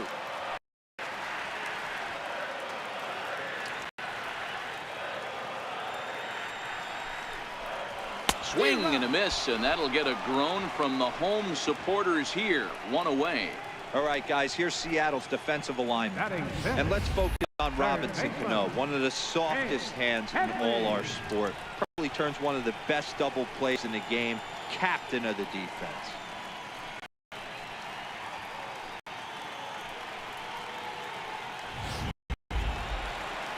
Here's Chase Headley. His past batting line against David Phelps. He's hitless in 3 at-bats.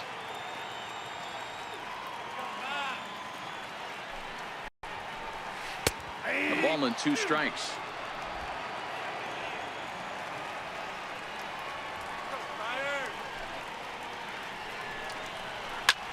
Skied in the air to straightaway left. Waiting on it is Henniger. And that's the 2nd out of the inning. Now at the plate, Freddie Galvis trying to make something happen with 2 gone in the bottom of the 2nd. San Diego down to their final strike. And he squares up on this one. Deep to straightaway right. Cruz is there to make the catch, and the ball game is over. You might think it's just another win, but it's awfully hard to win in this game, especially on the road. But they find a way to get it done, and they should be very happy with this performance. A 2-0 finish today. The Seattle Mariners get the win despite only mustering 1 hit. Felix Hernandez is the winning pitcher of record. Clayton Richard only completed 2 innings and is charged with the loss. So that's a wrap for us here this afternoon. For Mark, Dan, and the rest of our crew, I'm Matt Vasgersian. You've been watching MLB Network.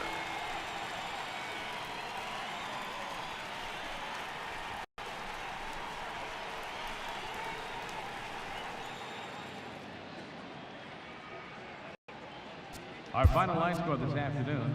First, for the victorious Seattle.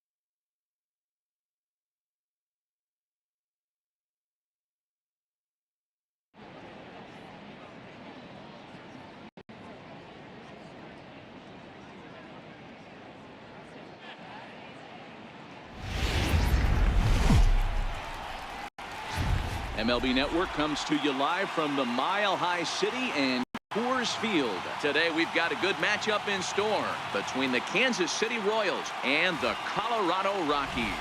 Two great hitters lead their teams to battle next on MLB Network.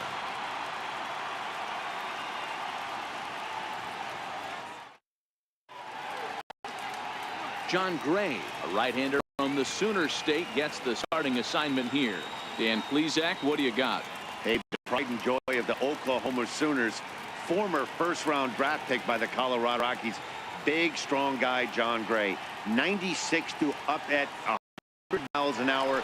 Good, hard breaking ball, and his changeup has gotten better every year that he's pitched. The key for John Gray, throwing strikes. If he keeps the ball in the strike zone at 98 to 100 miles an hour, he is really tough to hit. Swung on and missed. Really fooled him that time for the first out. A chance now for a look at the Royals starting lineup. Dero, what's the key for a road victory in this one? Well, Matty, if I could tell this lineup one thing, it'd be let's get on this guy early. Day game in this ballpark, the sun starts glaring, starts getting later in the day, those shadows start creeping in right around the time that bullpen starts getting warmed up. Gotta find a way to scratch a few across early. One out, nobody on.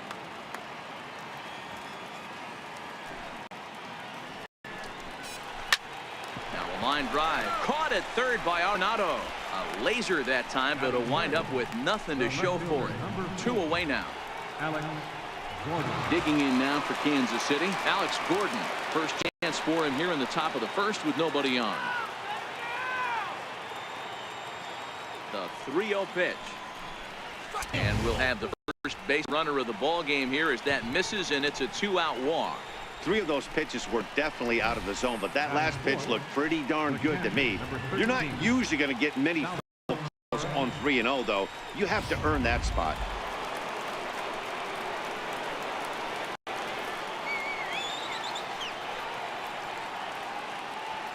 Standing in now, Salvador Perez. Started that swing a bit too early. Time for a look at our umpires in this one. Behind the plate is Patrick Johnson. Yeah, Dan, we got Patrick Johnson behind the dish, and a fairly standard strike zone most of the time, but he's definitely a pitcher's umpire. I always felt like this. He'll give a little bit on the corners, both inside and outside. I think he's a... And we'll have to leave it there as this is strike 3, and that will retire the side. Royals leave 1. The Rockies coming up. We've got no score.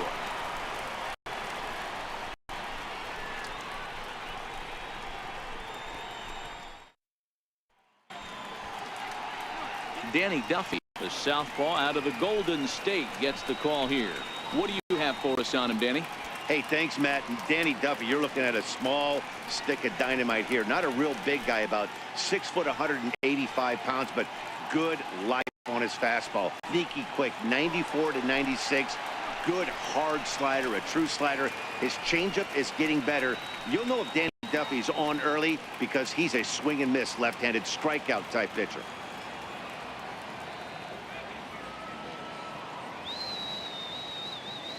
Now the 2-1 pitch. Taken, strike 2. There's a called strike on a changeup, a particularly good one. That changeup up in the zone like this oftentimes gets hit very hard. Was able to get away with it that time, but if he's going to be successful, he's going to need to get that changeup down in the zone around the knees.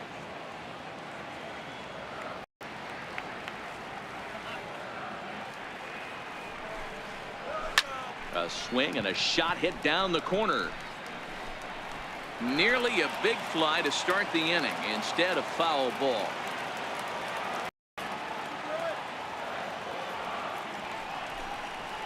Now the fastball is right by him as he swings and misses for the first out of the inning.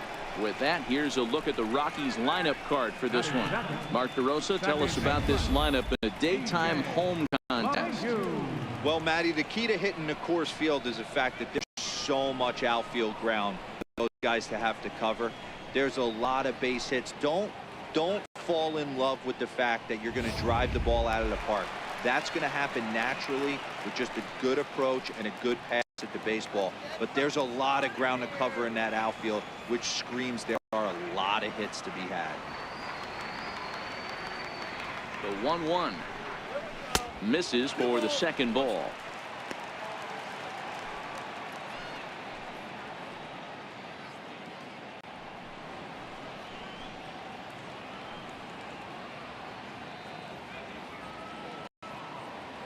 Bases are empty, one man out.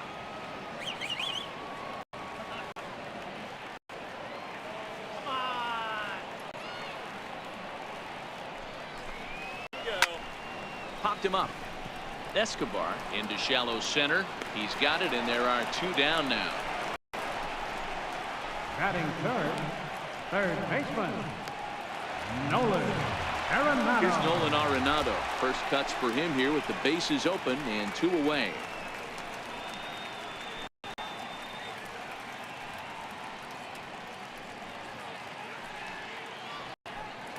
Bases are empty here with two men out.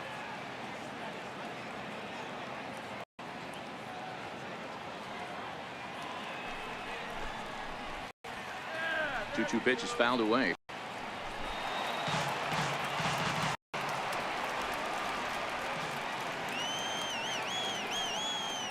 The 2-2 one more time. There's a fastball that misses. Gerardo Parra would be next.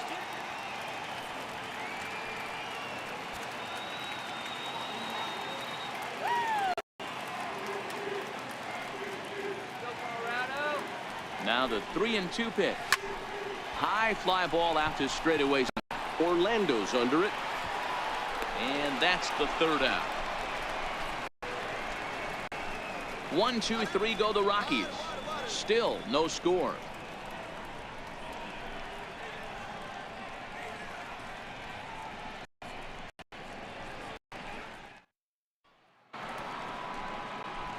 Here now is Cheslor Cuthbert.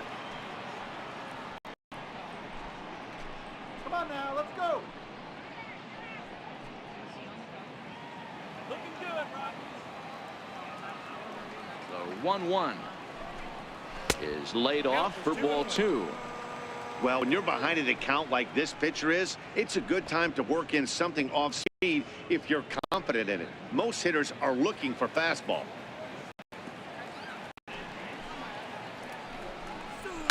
And it's fouled away.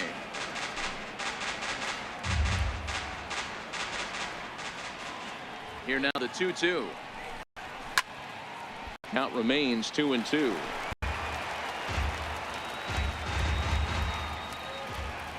Here's another 2-2.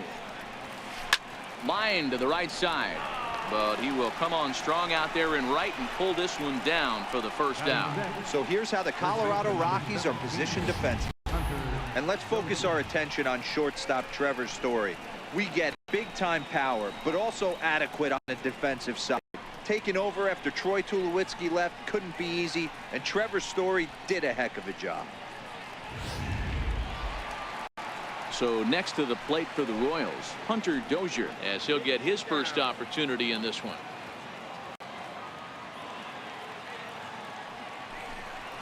Two and two to Hunter Dozier. Well, that's what you want from your curveball on 1 and 2. You start it in the zone and let it break out of the zone where it can't be punished. Didn't get him the weapon, but the execution was nice. Still looking for our first hit in the ball game. Back up the middle, backhanded, and there's out number 2. Batting seventh, center fielder number 16. Stepping up now, Paulo Orlando. They'll work on keeping this top of the second alive. The 2-1. Hit in the air down the right field line. Parra is after it into the corner. He makes the catch to end the inning. AC down in order. We'll go to the bottom of the second. No score.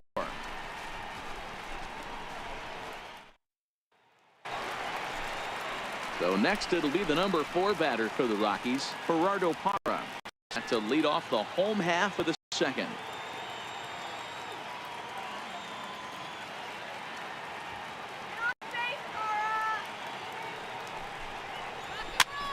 Popped him up. Cuthbert has room in foul territory, and he brings it in on the warning track. So here's how the Kansas City Royals are positioned defensively. And we're fortunate enough to watch one of the best outfielders in the game. The Gold Glover resides in left field. Can go back on balls as easily as go in on balls. Strong, accurate throwing arm. Look for him to make a play today.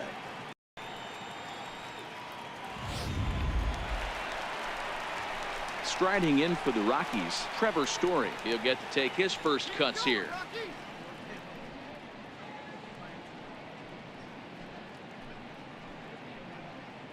Go, Trevor.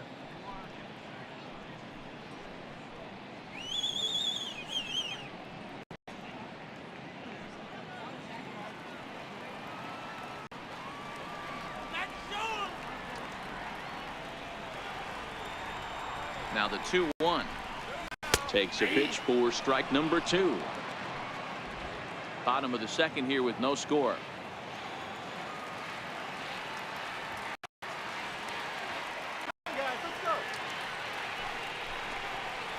A great pitch there as he couldn't get extended on that one, and he's down on strikes for the second out. That was a nasty looking slider that time.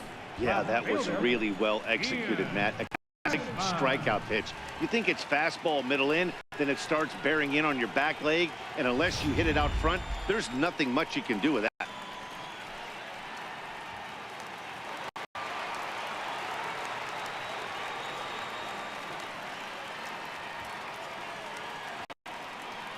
In now, Ian Desmond.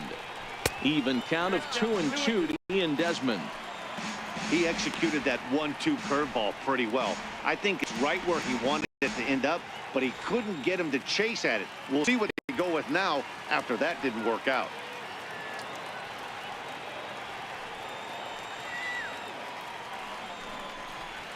Swing and a miss at a big breaking ball, and that's how the inning comes to an end. 3 up, 3 down for Colorado. We'll move to the third with no score.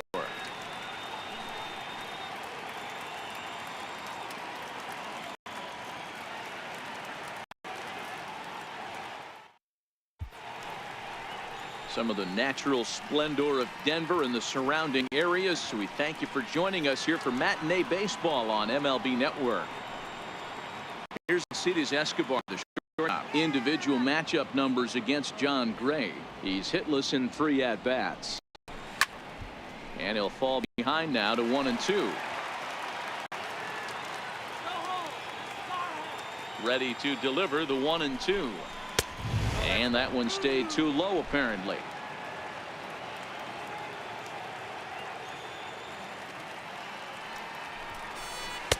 Outside in a full count, 3-2. You can bet they'd love ball 4 here. That gives the pitcher on deck an obvious bunt situation to move the runner into scoring position. And the payoff pitch. And he lays off there, ball 4. So the lead man is on here to begin inning number 3. They haven't been able to register a hit against this guy, but at least they have a base runner here. We'll see if that leads to something. Jorge Soler will grab a bat and hit for the pitcher here. Number 12, Jorge Soler. Nobody out, runner on first.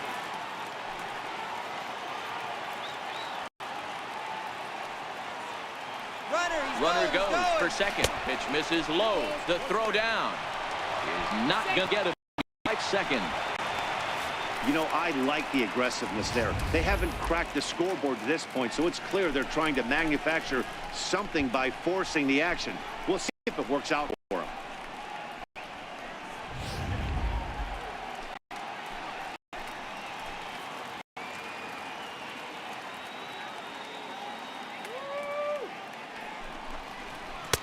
Off-speed pitch misses here, and he runs it to 3-1. Well, this has been a good job to work the count from 0-1 to 3-1, and now he's really in the driver's seat to see a heater that he can do something with. The 3-1 pitch. High fly ball out to straightaway center. Blackman on the move. He gets there to put it away, but the runner tags and breaks for third.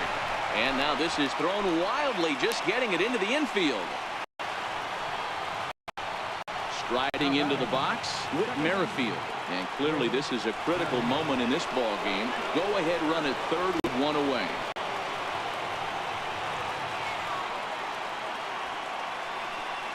set. Here comes the 1-1.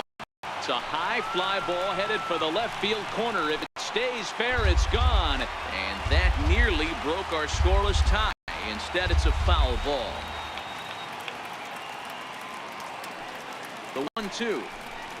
This fastball taken high for a ball. Amazing he was able to lay off in this situation. Your eyes light up when you get something above the belt, especially with a man on third base. Here now the 2-2 is swung on and missed. He got him. Well, their chances of pushing across a run took a pretty good hit after that strikeout. It's so much tougher to score a guy from third with 2 outs instead of 1. Basically, you need a hit or you need to get lucky with a wild pitch or a pass ball. So digging in now, Jorge Bonifacio. Although there are a couple of bases open, and we'll see if they think about working around him. He's set. Here comes the 1-1. Count is 1-2 now.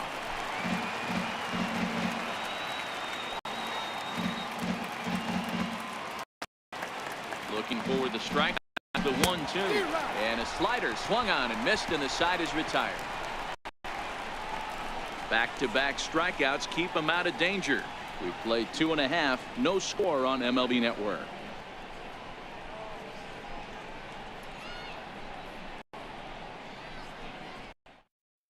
Jesse Hahn, the 6'4" right-hander, comes in out of the bullpen to do the pitching.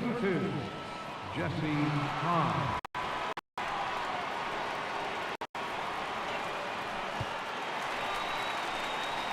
Here's Ryan McMahon now.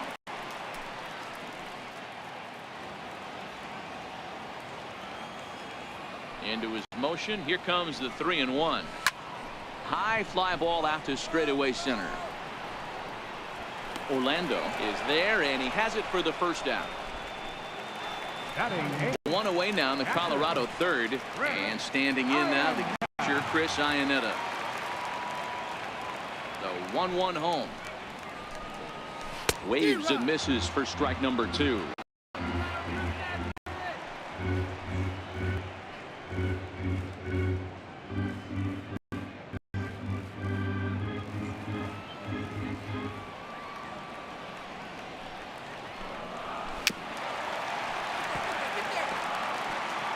Both teams so far yet to crack the hit column. And he struck him out. Good job of making him chase a pitch for the strikeout there. Yeah, Matt, that's the advantage of getting ahead in the count. You can really force hitters to expand their zone and protect. And when they're in that mode, getting them to go after a pitch they can't do much with becomes a lot easier. David Dahl will get the call to pinch hit here, as we'll see what he can do with 2 out and the base is empty. David Dahl.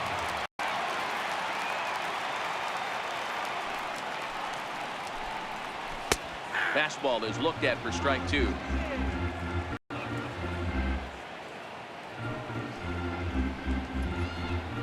Oh, got him looking at the 2-seamer, and that'll end it. See Alex Gordon to start things out when we come back. We'll head to the 4th, still scoreless.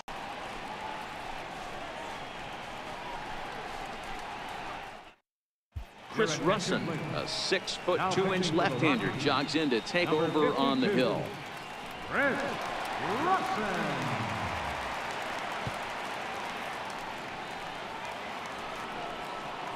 Now to the plate, Alex Gordon.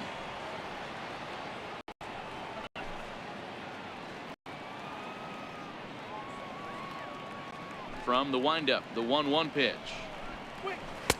And a breaking ball stays outside.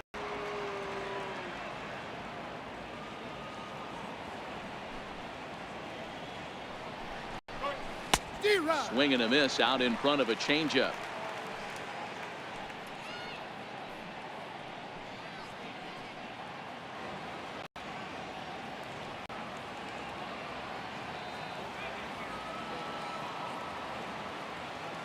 Here now the 2-2 is ripped into the gap. This could be extra bases. That gets down, and the Royals' first hit of the game is going to be for extra bases. Gordon not stopping. He's heading for third. And he will make it there safely as he fires off the fourth with a leadoff triple. So there goes the no-hit bid as they finally get their first knock of the game. Better late than never, huh? It was a memorable first hit, too. I thought maybe he was going to be content to stop at second, but no way. He barrels into third with a triple. That wakes up the dugout, too.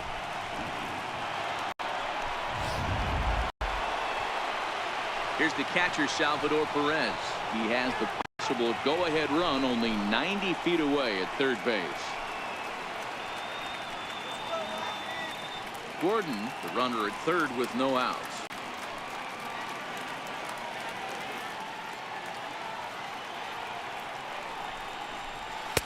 To 2 balls and 2 strikes now.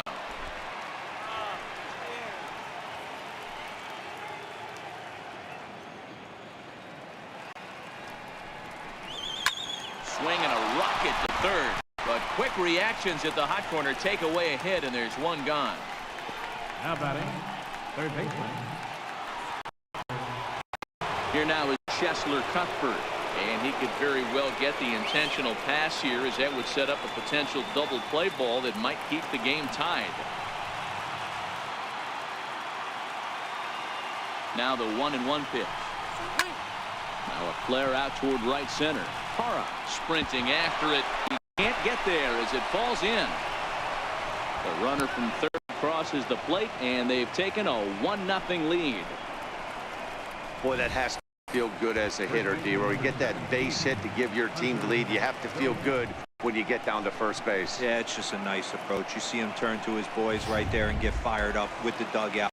100%, not trying to do too much, able to quiet the moment down, center himself, and come through in a big spot. Stepping in now, Hunter Dozier. Line drive to left. That's his first base hit, making 1 for 2 now. The relay throw, and he is in there. Wow, he almost made a heck of a play in left. Yeah, Batty, you can't fault the left fielder there. You'll see he makes a tremendous effort, but he just can't. And it gets past him for an extra base hit. Like the effort, though.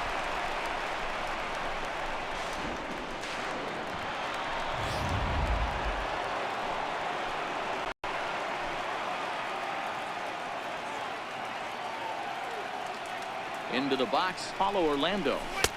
Not a bad pitch there with 2 strikes, but it misses 1 and 2. 1 run on 3 hits, and no errors so far for the Royals. Struck him out, and now they'll likely need a base hit to get that runner home from third. Flat out locked him up with the changeup right there. Usually you're trying for a swing and miss when you throw that pitch in a 2-strike count, but clearly he wasn't looking for it, so it's a backwards K for him. Settling in now, Alcides Escobar reached base via the walk in his first plate appearance.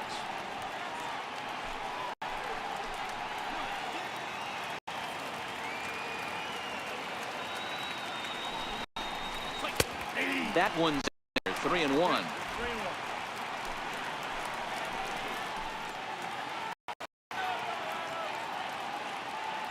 The 3-1 finds the zone to fill the count. 3-2. He's got a chance to ring up back-to-back Ks here, and that would be huge in this situation.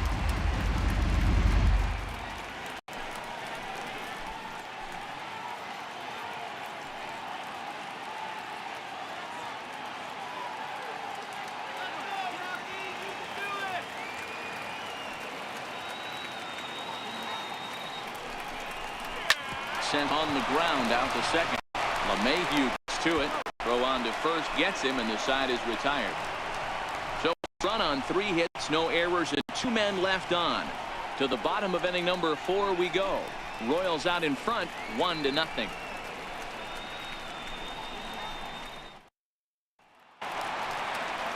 In now for Colorado, Charlie Blackmon. He's a dangerous hitter indeed. The reigning batting champion in the National League.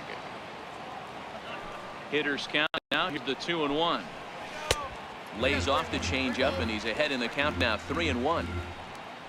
DJ LeMahieu will be next. Into his motion comes the 3-1.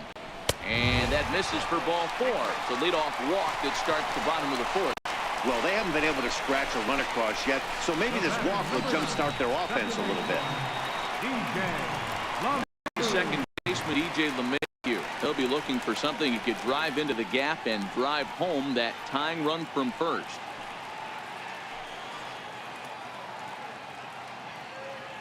Ready with the 1-1 pitch.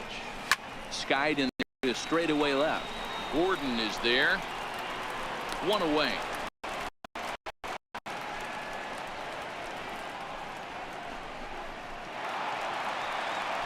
Here's Nolan Arenado. Lifetime against Jesse Hunt. A number of meetings. He's 1 for 7.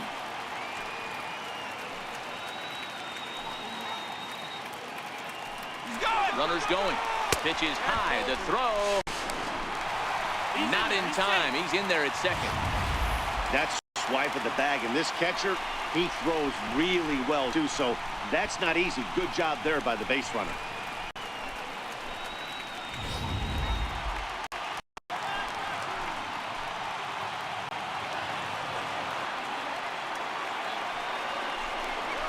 Two balls, 2 strikes to Nolan Arenado. Ooh, I'm shocked he got away with that one, boys. Curveball right down the middle of the plate, and for him to take that pitch looking, he had to be sitting on something else, but he should have pulled the trigger. 2-2. Fouled off.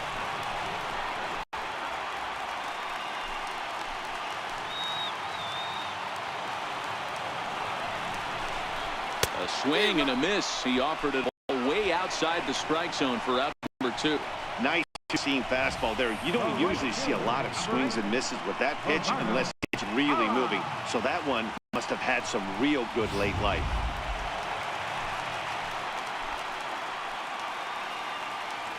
Into the box now, Gerardo Parra.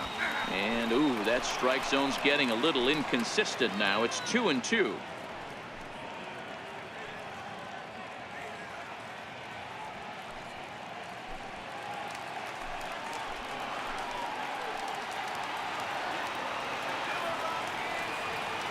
Last strike now for Colorado. And a fly ball. And this should do it. Bonifacio's under it. He's got it. And it's official. It's a no-hitter. Wow, that game flew by. That's what happens when you get a well-pitched one-run game. Both hurlers battled, and it's almost a shame somebody had to lose this one. A single run good enough to do it today. 1-0 the final score. Kansas City claimed the victory despite being held to only 3 hits. Jesse Hunt is credited with the win.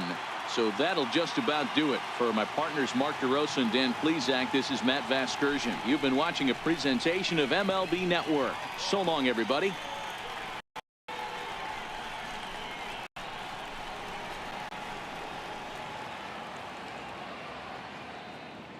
Our final line score this afternoon. First for the victorious Kansas City Royals.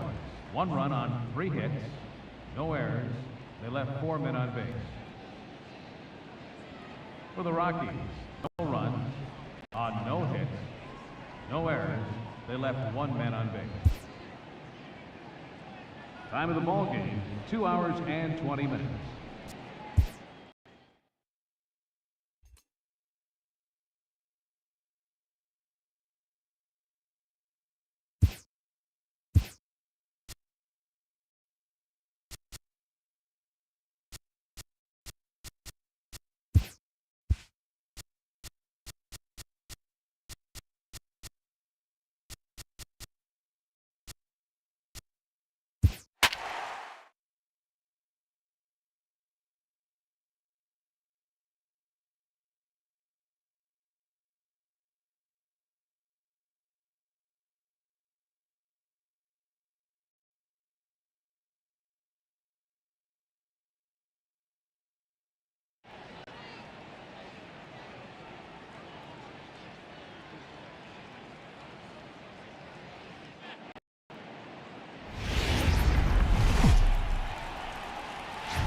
MLB Network's coverage of Major League Baseball is on the air. Tonight, an intriguing matchup between the Arizona Diamondbacks and the Los Angeles Angels of Anaheim.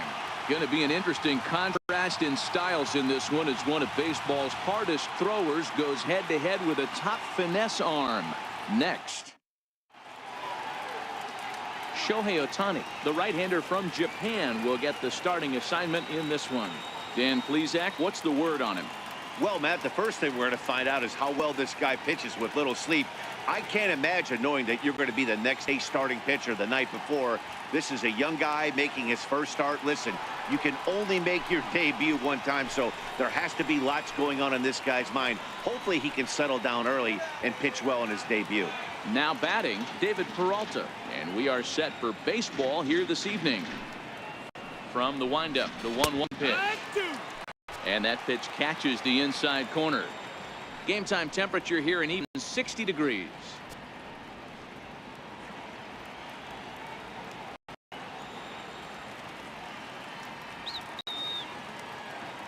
The 1-2 is lined into right center. Base hit. That gets down, and he's got himself a base hit. Nice piece of hitting right there. When you're facing a young blood on the mound, young starting pitcher, you want to get him into the stretch as quick as possible. You want to see how he handles the moment, to see if maybe you can run on him. A lot of things going to open up with this next at bat. Up next for Arizona, A.J. Pollock. Go-ahead run at first, nobody out.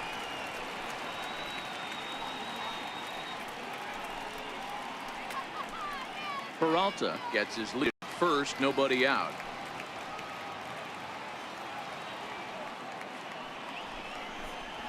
Hit in the air toward the gap in right center. On the move is Calhoun. Looks it into his glove, and there's one gone.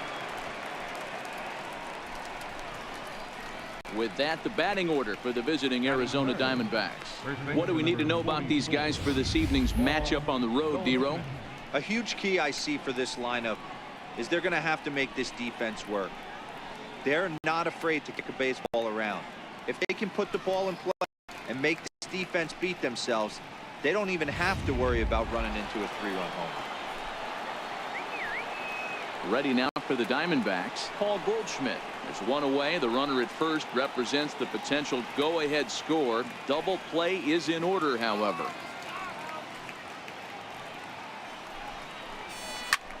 Fly ball out toward left center field. Upton's under it. 2 down.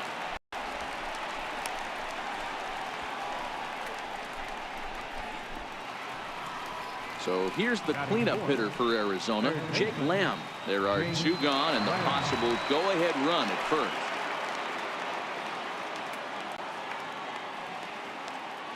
Out of the stretch, the 3-2 pitch home.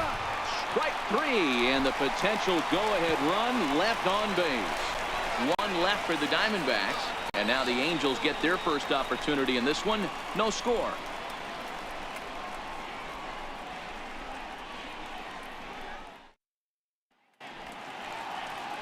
Zach Greinke will be the one towing the rubber for the Diamondbacks. Dan, any thoughts? Zach Greinke, one of the most complete pitchers in the game of baseball. 4-pitch mix. I don't think anybody commands the fastball as well as Zach Greinke. Up, down, in and out. He can dot the fastball. Good curveball, good change. Has a slider that he'll throw to both righties and lefties. If Zach Greinke brings his A game, he can shut anybody down. And striding in is the second baseman Ian Kinsler now to get things rolling in the home half of inning number 1. Here's a swing and a high pop-up. And he'll stay with it here as he puts the squeeze on it for out number 1. Here's a look now at the Angels starting lineup. Dan, who do we keep an eye on? Well, you always have to beware of Mike Trout. This guy hit over 300 last year, and man, it was impressive. Just hitting over 300 is really something special to look at. He's a consistent hitter. I love watching his approach. He doesn't make a lot of mistakes. He'll be there again this year if he continues to stay within himself. Ready now for LA, Mike Trout.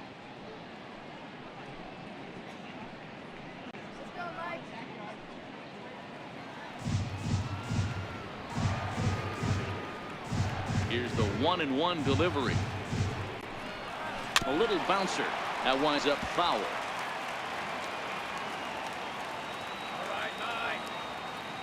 The 1-2. And another foul ball.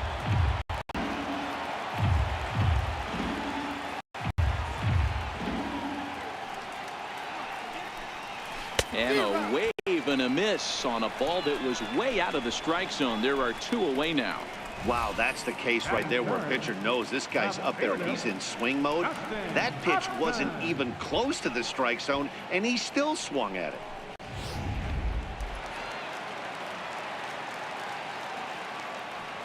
In now, Justin Upton. And Upton won't chase that one. It's 1-2. Well, I think that's a great spot for that pitch. In on the hands. It wasn't a strike, but if he can command the movement in there, he's going to be very effective in this one.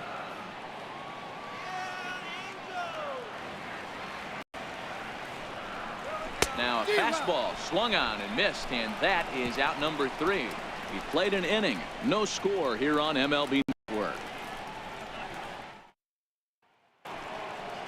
To the plate now is the designated hitter, Steven Souza. He'll get us started in the top of the second.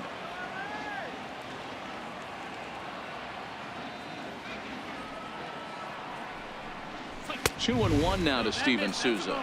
Well, fans of the art of pitching are in for a treat. One of the game's big-time flamethrowers faces a top craftsman here today. And you're going to see 2 different mindsets from both offenses, Dan. Facing the power guy, he's going to come at you. He's going to pitch to his strengths and not your weakness. And on the flip side, the finesse guy is going to try and keep everyone off balance. And I want to see what off-speed pitch he has working. You know, Dero, that's one of the beautiful things about the game of baseball. Good pitchers come in all different shapes and sizes, and they come with all different type of weapons. We're going to see one flamethrower and one guy that throws below the speed limit. Now a fastball inside, and he works it back to a full count now. Chris Owings is on deck.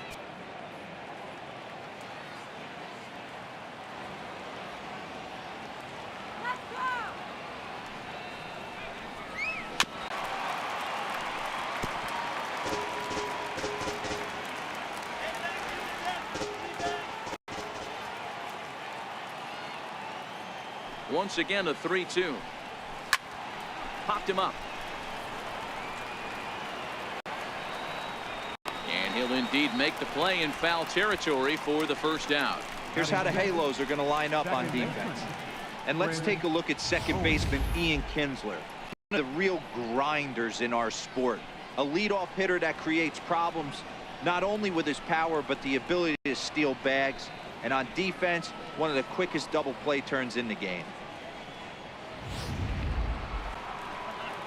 At the plate, Chris Owings, as he'll get his first opportunity in this one.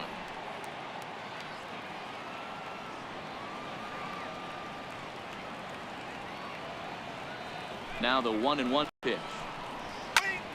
Count moves to a ball and 2 strikes now.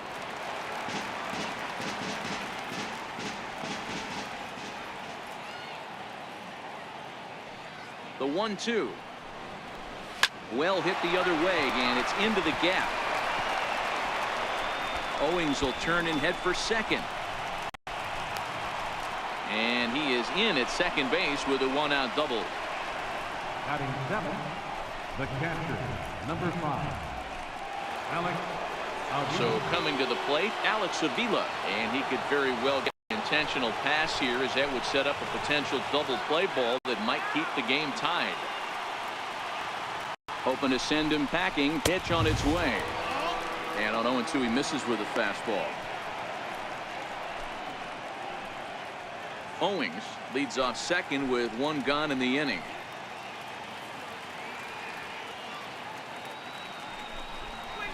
Line hard to the left side, but this will be a foul ball.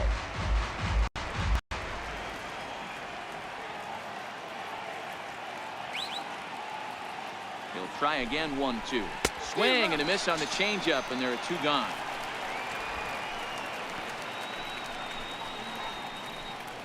Batting 8, shortstop. Now in the box, Ketel Marte. Opportunity for him here to pick up that runner from second, 2 away.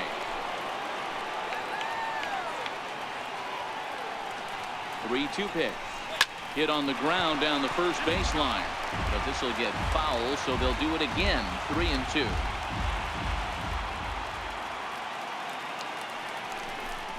Got him swinging on the splitter that time, and with that, the side is retired. Back-to-back strikeouts keep him out of danger. Through an inning and a half, no score on MLB Network.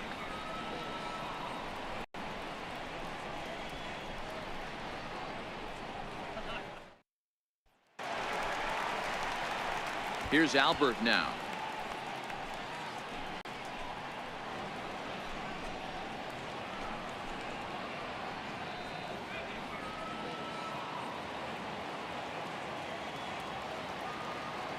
The 1-1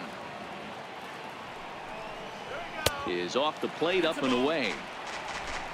2-1's the count.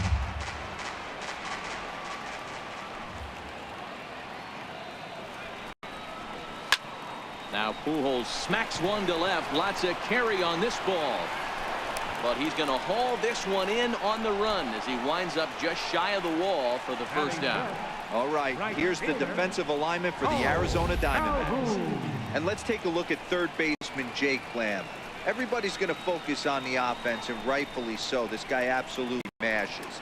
But he's an adequate defender over at the hot corner. And be on the lookout for him to make a big play today.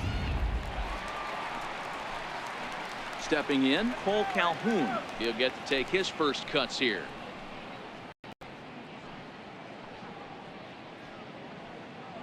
Looking good, Angels.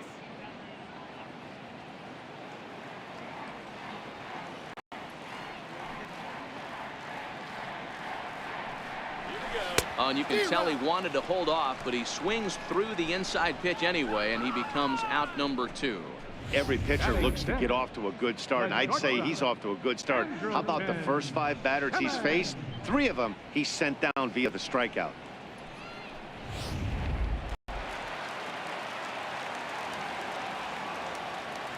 Standing in now, Andrelton Simmons. Here's a little chopper up the middle. Marte gloves it. And a close play at first, but he's called out and the side is retired. Good work there by Zach Greinke. Still nothing.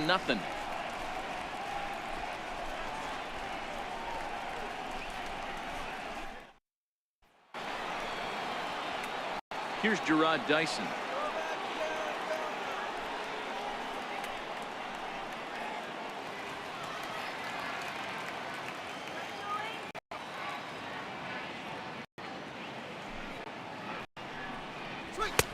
Fastball stays way up that time for ball 2.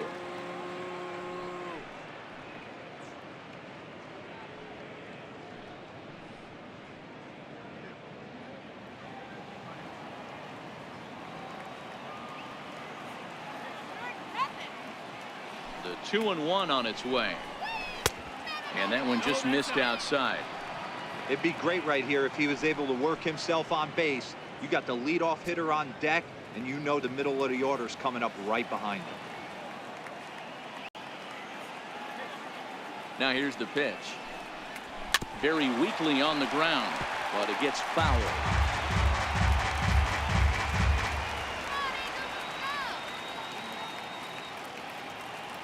Now the payoff pitch home. Hit on the ground to short. Taken in by Simmons. And a low throw to first that bounces as he can't hang on. Well, the first baseman tried to do his part and help his partner out, but the throw was just way too off target. He almost made a great save, but that's going to be a throwing error all the way.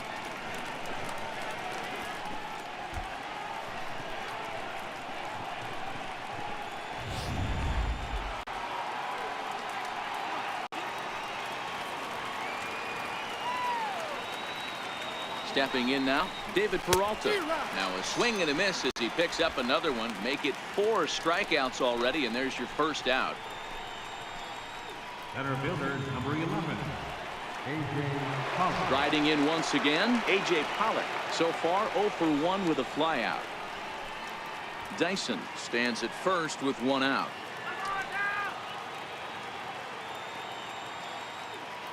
Runner. Dyson off for second. Pitch outside. The throw is well behind the play. That's an easy stolen base. You know, I like the aggressiveness there. They haven't cracked the scoreboard at this point, so it's clear they're trying to manufacture something by forcing the action. We'll see if it works out for them.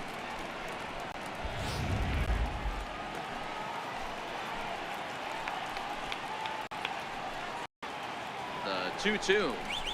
Rounded down the third baseline. Fielded by Kozar. And there are 2 away now.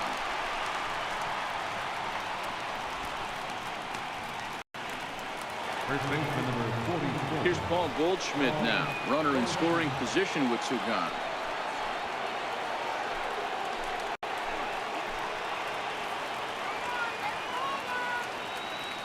Out of the stretch, here's his 3-1 home.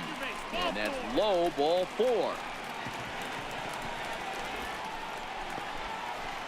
Now batting, third baseman, Jake Lamb. Jake Lamb standing in now. 2 on, 2 out for him here in the third.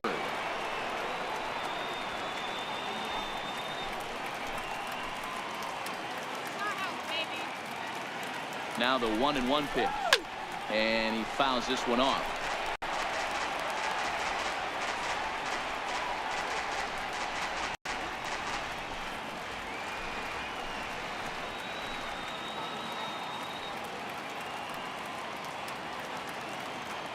The 1-2. Fouled away.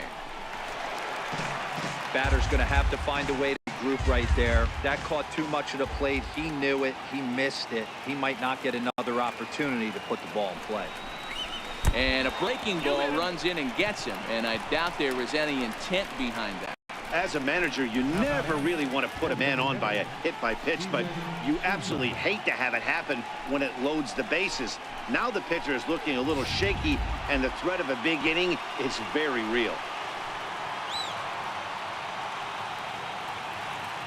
Into the box, Steven Souza, and he comes back to get him. So a great job pitching out of it with the bases loaded. Diamondbacks leave them loaded. Home half of the third coming up. No score.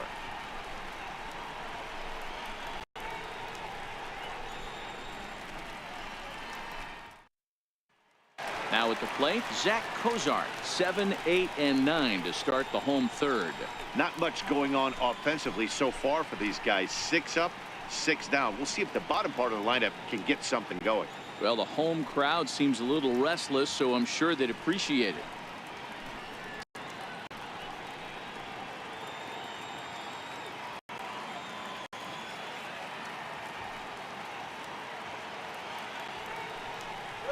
Angel shortstop behind in the count at 1 and 2 strikes. 1 ball, 2 strikes.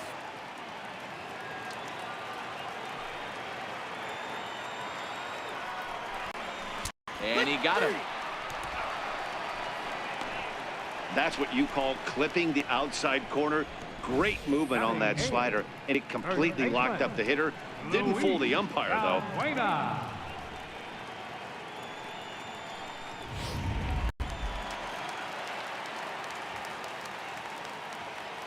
In now, Luis Valbuena. Tries to change up on him there, but it's a ball, 2-1.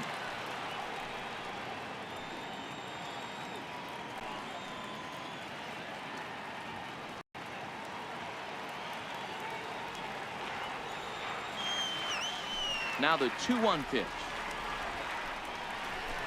Right side and right into the shift. And he'll step on first for the out. 3 unassisted. Batting ninth, catcher. Digging in, Martin Maldonado. 2 away in the inning, and Dan, it looks like this could be another 1-2-3 inning for him.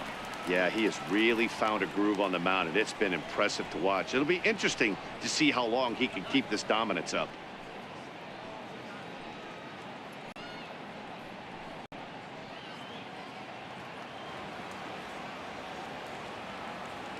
Now the 3-2 pitch. Hard on the ground towards short. Marte has it. Throw in time, and the side is retired. Angels go down 1-2-3. We'll head to the 4th, still scoreless.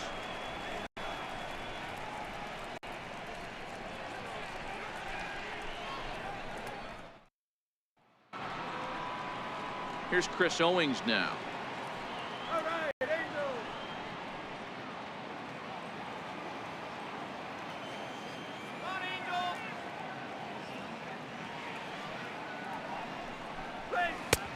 Sliders in for a strike. You playing golf today?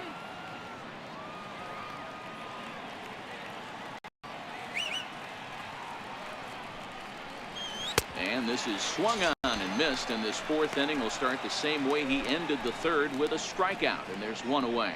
He's looked great on the bump the first few innings of this game, and I think his ability to change speeds effectively has been a big reason why. That was a good change of speed for the strikeout there, and I've seen a lot of hitters look pretty off with their timing so far. Into the box now, Alex Avila. This is pulled into right. And Avila's going to reach. He's got a base hit.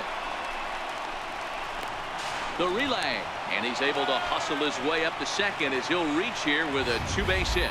Absolutely scorched that base hit. Worthy of some show track love, and as you see it, it came off the bat at 110 miles an hour. That's definitely squaring a ball up.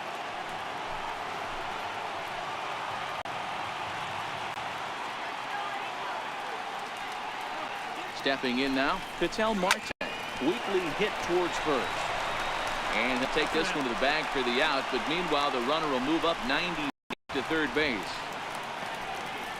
The left fielder, number 1. So striding forward now, Gerard Dyson, as he'll hit with the go-ahead run at third and 2 away.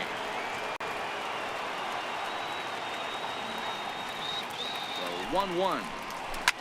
Hit to short. Simmons has it. Throw, got him by a step. Would have been a run if he beat it out, but the inning is over. 1 left for Arizona. On to the bottom of the 4th now, still with no score.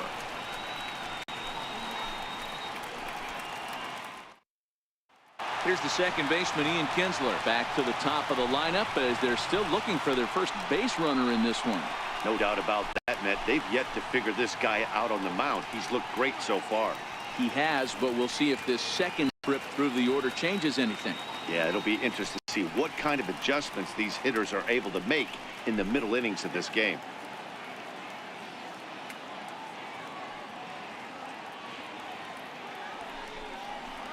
Two balls and a strike to the Angels leadoff hitter.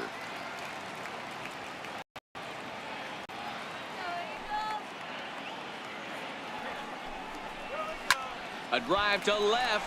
Get out of here. Get out of here. Gone. They win it. Santa Maria.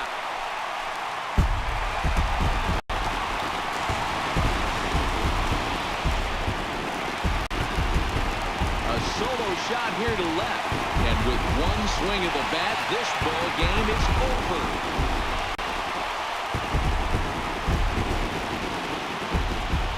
Hey, this game looked like it was going to be one of those wild ones right from the beginning. When you can win this thing in walk-off fashion, what a way to win a ball game. A walk-off win?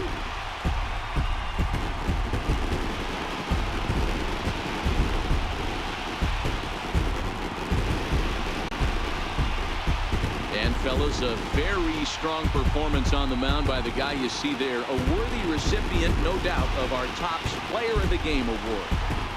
Yeah, there's absolutely no debate as far as I'm concerned. He dominated this game, and he never allowed the opposition to gain any kind of momentum. This was fun to watch.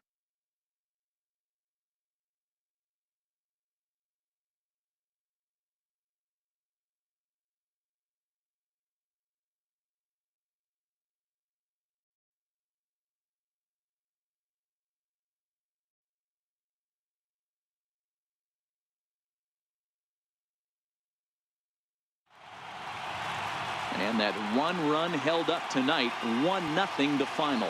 The Los Angeles Angels get the win despite only mustering 1 hit. Shohei Ohtani pitches well enough to get the W.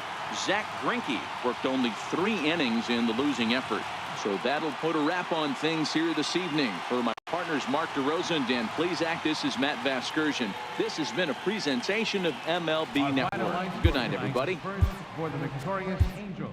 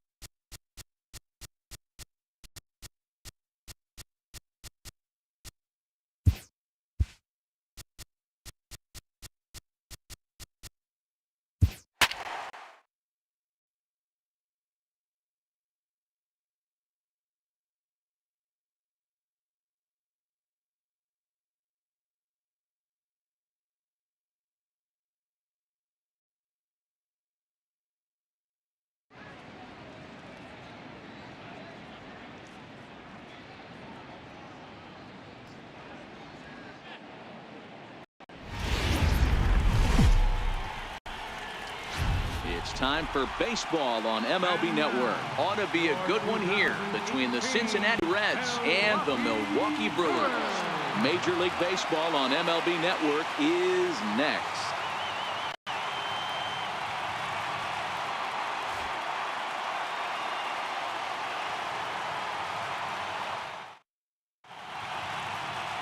Zach Davies, a Washington-born right-hander, gets the starting assignment. What do you have for us on him, Danny? Hey, thanks, Matt. Zach Davies coming on to pitch. Not a big, strong guy, but he's a control guy that pumps the strike zone full of strikes. 89 to 92 miles an hour with sink. Has a curveball, has the slider, and also the straight changeup. He needs all four of his pitches, not overpowering. You'll know if he's on early, he'll be throwing a lot of ground balls. So striding in, Billy Hamilton. And we are ready for some daytime baseball. Temperature about what you'd expect for this time of year. 56 degrees at first pitch.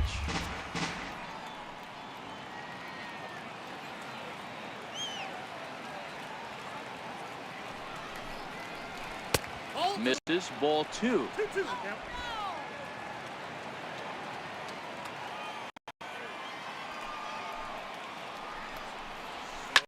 Pulled toward right center field. And that's in there. Base hit.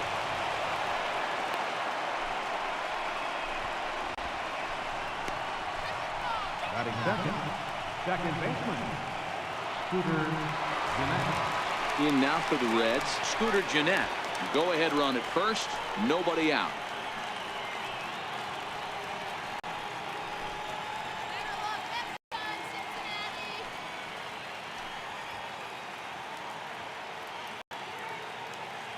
The 3-1 pitch. Tried to crush that ball and now perhaps needs to shorten up with 2 strikes.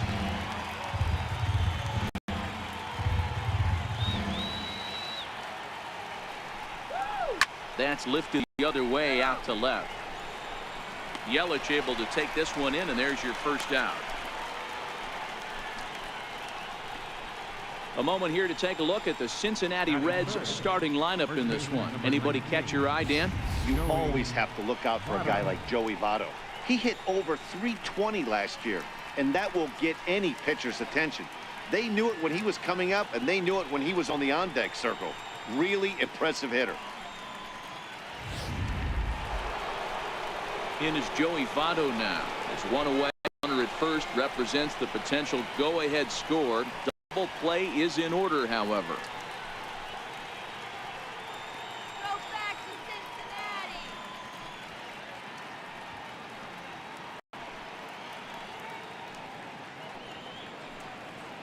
Sit him down.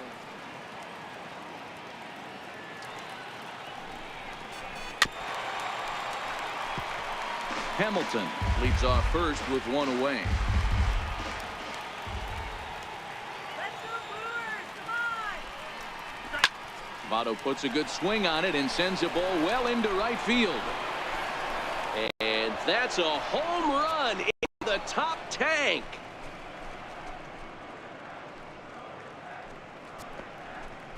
A 2-run blast to straightaway right field as they've taken a 2-run lead.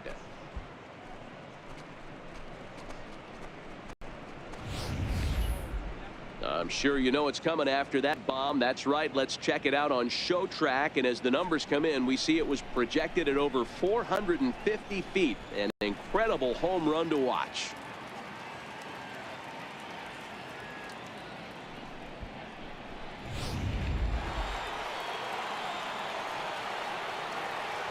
Standing in now, Adam Duvall. Very really on the ground, but that one rolls foul. Still only one out in the inning. And a fastball in the dirt that's taken for a ball. Well, I kind of wonder if he's not being as aggressive as he was before that home run. Hey, this is a guy that can burn you again, so I don't really blame him. Set to deal on 2-2. Had him fooled as he swings through the curveball. 2 down. It's never easy to rebound after serving up a 2-run shot, but that at bat was a good indication to me that he isn't letting it get to him. He went right after him for the strikeout.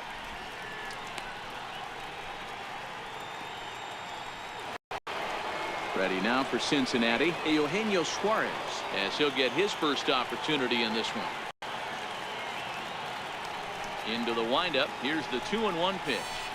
A wave and a miss, a tick behind a good fastball. And set up behind the plate is Joe McDonald, as you see the rest of our umpiring crew in this one. Hey, Joe McDonald, he's a tough guy to figure out sometimes, D-Row. One inning, he'll be given that inside corner. The next inning, he doesn't give much of that inside corner. His zone fluctuates a lot. You know, Dan, you could see some definite confusion on the face of some hitters today. Questioning the strike zone. One pitch is a strike on the outer half. The next time it's a ball. Kind of a little cat and mouse with the umpire when you should be focused on the pitcher. Struck him out. But the Reds do push across a couple on this 2-run home run. Last chance coming up for the Brewers. 2-0 Cincinnati.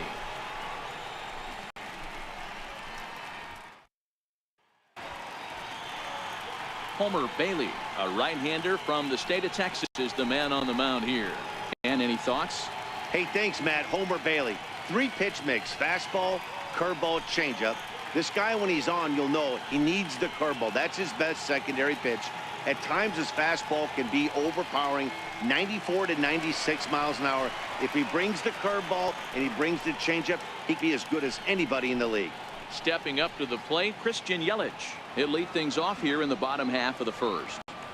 Gets the sign. Here comes the 2-1. And he's in front of a tight little slider that time.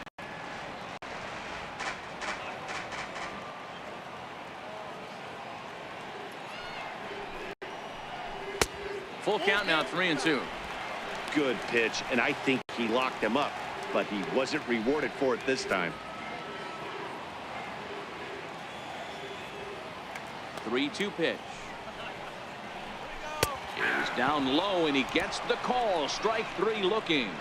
Time now for a look at the hometown Brewers starting lineup. Who are you focused on, Dan? You know, I think everyone should keep an eye on Christian Yelich. He doesn't let the pressure of the big moment get to him. I love watching this guy hit in clutch situations. It's like he takes a deep breath and everything stops in front of him. He plays like the Zen man. In now is Lorenzo Cain. His lifetime numbers against Bailey. He's got a 3-for-5 line. A 1-1 count. Here's the pitch. A bouncer up the middle. Throw, and he's called out on a close play at first. Batting third baseman, Travis. Digging in now for the Brewers, Travis Shaw. No one aboard for him, and 2 gone here in the first.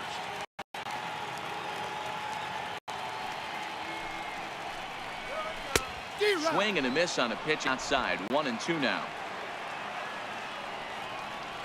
The Brewers down to their final strike. And he lays off a pitch outside as they draw even at 2-2. 2 out, nobody on.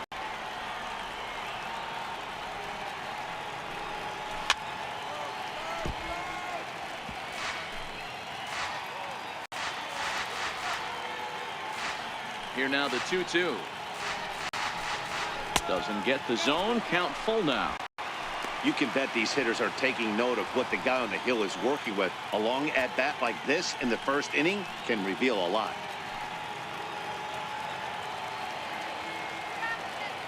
Now the payoff pitch home. Swing, and he pops him up. This should do it. And he'll make the catch there to end it. And the Reds get a complete game shutout from their starter as this ball game is over. Well, as a former pitcher, you know I love these low-scoring games as opposed to those slugfests. This was like a throwback game when home runs weren't so common and pitching was really dominant. No complaints here. A 2-0 finish today. The Cincinnati Reds win this one despite banging out only 2 hits. Homer Bailey gets the W on the mound. Zach Davies lasted only an inning in the losing effort. So that'll just about do it for us this afternoon. Thanks to Mark DeRosa, Dan Plesac, and the rest of the crew. This is Matt Vasgersian. You've been watching a presentation of MLB Network. See you next time.